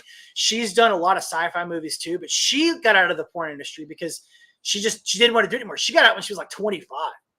Okay, yeah, she didn't want to do it. She's the hot-looking Russian chick. All right, she's like I think she's like Brittany de la Mora. Brittany? Yeah, Brittany de la Mora is another former porn star, now Christian. My Brittany De La Mora, and then where's the other one? It's I'm finding it. I got it right here. Brittany De La Mora and what's her name? She's like this, like I want to say she's Hispanic. Another Hispanic gal. It is. Oh yes, it's this one right here. It's By the way, Lena guys, something. I forgot her name. Lena something. I'm sorry. just letting you guys know real quick. I've gotten a lot of text message from friends that kind of tuned in, and they really did enjoy this. I know we didn't get a lot of views like people on, but the people that did stop in, they really did enjoy the candor, the conversations. Yes. I mean, think about it. We haven't gotten in one fight. Imagine that. Yeah. Well, you guys are more than welcome to come on my podcast. I do the podcast called The Late Night. It's the After Hours, and really, it's. I would love to, man, dude. If you want to invite me on, Valentina, like I said, I work for myself. I have my own production company. So I do a lot of producing in films and hey, dude, media, okay. music videos. I do have a question before we go, though. I want to answer for this. All right, please. Okay. I've been dying to ask this. All right. Is Brian that soft in everything he does? No. I didn't think so. I didn't think so. Brian's not soft at all. You know, it's funny. One of my friends is actually going to be on whatever tomorrow, and I would love to go on there, dude. I would love to go on whatever. Like, dude. That'd be so bad. I might end up being the one that gives her a ride down there. Like, you know, dude. Like her name's Josie, and she has a YouTube channel as well. She's been on whatever before, so I think Brian's bringing her back tomorrow. And see, like me and Brian haven't talked much at all. See, I talked to Andrew, I talked to everybody else, but me and Brian haven't like talked much. Have you ever seen the TTS chats, right? On whatever. All right, so you know, Grid One. It says Grid One says. Yeah, Grid One. Yeah. I work with Grid One as well. Okay. Me and Grid One do our podcast. Like, actually, he should be starting his podcast here in about an hour. I don't even. Does he only do NASCAR? Is that all, or Grid One? Is that all he does? Grid One's retired. He's retired. He used to own cars. Like he used to own. Like that was like his thing, right? Like he did races and stuff like that. Yeah. I don't know what his channel's about, but I will. I'm gonna actually drop you his link right now. Yeah, throw it to me. For tonight's show that most likely I'll be on. But I mean, like people. I don't think people really understand how much Brian is doing for everyone.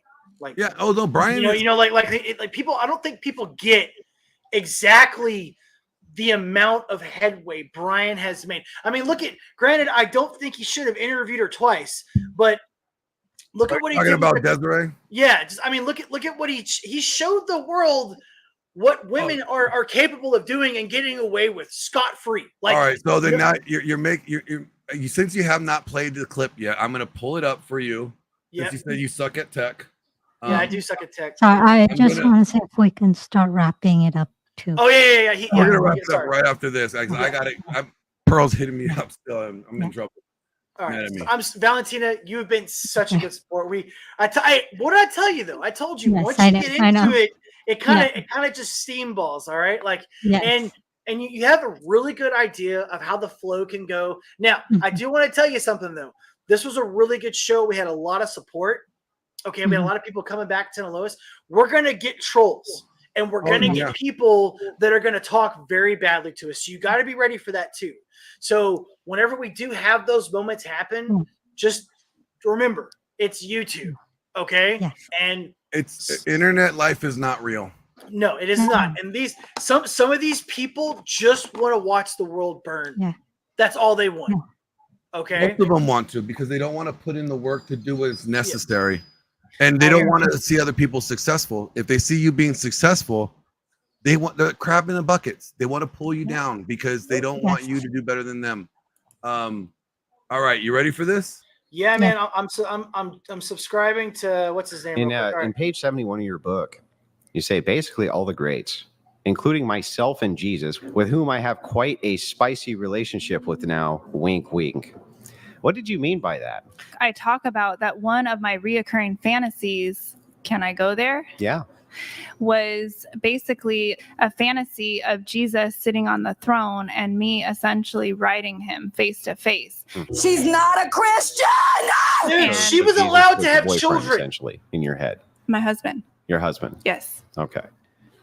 And you wanted to sleep with him. Yeah. Yeah. Okay. Blasphemous. This is blasphemy. This is madness. That is blasphemous. That is blasphemous. Not blasphemous at all, you don't think? No. No. I'm deferring to you because you're her Isaiah leader. Fluke donated $100. Jesus would have hung her on the cross. So that's one of the clips I made for her, Andrew. That has yet to be released. Holy shit, dude. You guys got to see it first. She actually assaulted. I don't know if you saw this, Valentina. Oh, I seen the whole. She actually assaulted Andrew. Yeah, Okay. Andrew came on my show the next morning, and I asked him if he got pink eye. Well, okay, I don't understand something though. Why didn't they press charges? Well, so Like- I asked Andrew. That was the first question I asked him. Yeah, Like, why wasn't she arrested right there? Like, because and he made a valid argument. He's like, look, I could have pressed charges. What she would have done, most likely, it would say like, one of them sexually assaulted me too, and they would have said it like it was done right where the cameras weren't seen. And now you got a he said versus she said scenario, right? And that's why I said it was dangerous to have even- her on. Like, even if like they prove her wrong, it's still going to be months of going through an investigation, his name getting tainted in public eye, and that will destroy. He has way too much to lose, right? Now Yeah. Rachel would have kicked her ass like on site. And what I said, I actually created a topic for this in one of the skits. I said that you shouldn't have her on without Rachel being there. Like the very first time we saw her, right before they started doing the personal interviews, I even said this. I was like, Rachel needs to be there in between her and Brian, or her and Andrew. Okay, Well- because that's just safer, for the men, specifically for the men. Because let's be real, she's the predator, not them. So Here's the thing. we do got to wrap this up though. She did it publicly, right? Yeah, And he would publicly never- in and front of so- what? It was like 25,000 people So if watching. she would have whatever it done was. it, if she was willing to do it publicly, you would have to assume that she would have the balls enough to do it something in front of her. Yeah, but Rachel would have knocked her the fuck out. That's what I'm saying. Yes, that would have subjected Rachel to an assault charge as well. But we would have said it's justified, but it still would have been an assault charge. I think that it wouldn't have made any difference. See, Andrew doesn't go around women. No, at he all. doesn't- Yeah, no, like, he's smart. He'll tell you he does not work with any female content creators. Now he may be a guest on their show, but he does not work with them. That means he doesn't actively work with female content creators. He does not even promote female content creators. Like he won't. Like his wife is probably the only person that's a female that he will actively promote and that he actually compliments on the regular, right? Right. Yeah. And that's it. Which it should be that way. Absolutely. That's Yeah, that's the way it absolutely. should be. Okay, let's be Absolutely. clear. Okay. So like other than that, he doesn't do it. So I get why he chose not to. If let's say like she grabbed him, right? She grabbed his junk or something, Yeah. or something along, then yes, I could see him pressing charges. But for what she did, I see why he did. Well, it was just her ass cheek that actually touched. It him, was right? like he was not in danger. Yeah. She was. Yes, she did something It's classified as inflammatory. inappropriate touching, isn't it? And that would've- Absolutely. Yeah. Well, it's inappropriate. That's battery. Unwanted battery? touching. I thought Unwanted battery touching. had to be actual physical damage. No. Unwanted touching is battery. Oh, it is? Okay, Yeah. okay. Assault could be your words. Just so you know. If Oh, yeah, yeah, I heard that. If you Yes. the threat or fear. Yeah, it has to be. Yeah, it has to be specific harm. With words. Yes. Physical contact, and I forgot something else. Is assault. Yes. That's why women say that you're verbally abusive because you assault them with your words. But I got to get going, guys. Yeah, so do we, man. I sent All right. you my link so you could like link up and follow I've me. already I follow joined you. Yeah, like Cool. I tell you what, whenever. So tomorrow You're gonna do a panel tomorrow? Is that what you're saying? Yeah, on whatever. Yeah, we'll be doing a panel tomorrow night on whatever. I'll be live tonight with Grid. All right, if you want me to jump on whenever, just hop on in the stream. I'll see you in the chat, and then I'll get you the link. Sounds good. Valentina, you did amazing. By the way, this is her first time on live, Glenn. First time. Wow, you did a great job. Yeah, you really did. You really did. Yeah, you did. And I'm gonna be busting your chops, and I'm gonna be bringing you on. We're gonna do more harder subjects. Like we got to talk about abortion. But to close out, guys, I'm gonna let Valentina say goodnight, and then I'm gonna do my normal closeout, and then we'll call it quits. Glenn, dude, you're awesome. I'm so glad I met you, bro. You take off. I'll see you later. Take it easy. I'm glad I found you on the algorithm. I was me too, man. How'd you find me, by the way? What happened? I look at my analytics all the time, and then I see what topics my subscribers are currently, looking up. Yeah. And your topic popped up, and I'm like, So either one of my subscribers or my viewers have scrolled through your show, and the algorithm showed it to me, or you're speaking on a topic that's similar to the topics that I speak on that my audience likes. So then that's how I end up doing Which is exactly what it was. It actually algorithm actually worked for once. So all right, guys. So take it easy. Nice meeting you guys. Nice meeting you, Valentina. You guys have a great day. You too. God bless. All right, Valentina, please do your closeout. Well, thank you very much for watching, and I'm glad we were able to talk about feminism and it expanded a bit. I would like you guys to check out my channel, Fragile Ladies, and I'm excited to continue doing this with Vincent. So thank you very much for watching. Yeah. We're gonna try to do this once a month for now. Yeah. Okay, together. All right, and guys, I promise to create more content. Okay, I know that it's been difficult, and like I said, if you guys want me to do a video or do a live spot and tell you guys about everything that happened, I have no problem with that. Okay, a lot of personal stuff happened to me. I didn't make a live video for a year, Valentina, so that's why everybody was so surprised. But yeah. So thank you again, Valentina. Thank you, everyone. I really do appreciate all the help. Everybody giving me their love and support. Don't forget to like the video. Don't forget to go and check out Valentina's channel. And I'll say, everybody, you guys, please take care. God bless. Do good things. And remember, everybody's a human being. No matter what, we're a human being first. You guys take care. Do good things. Bye, guys. Bye-bye.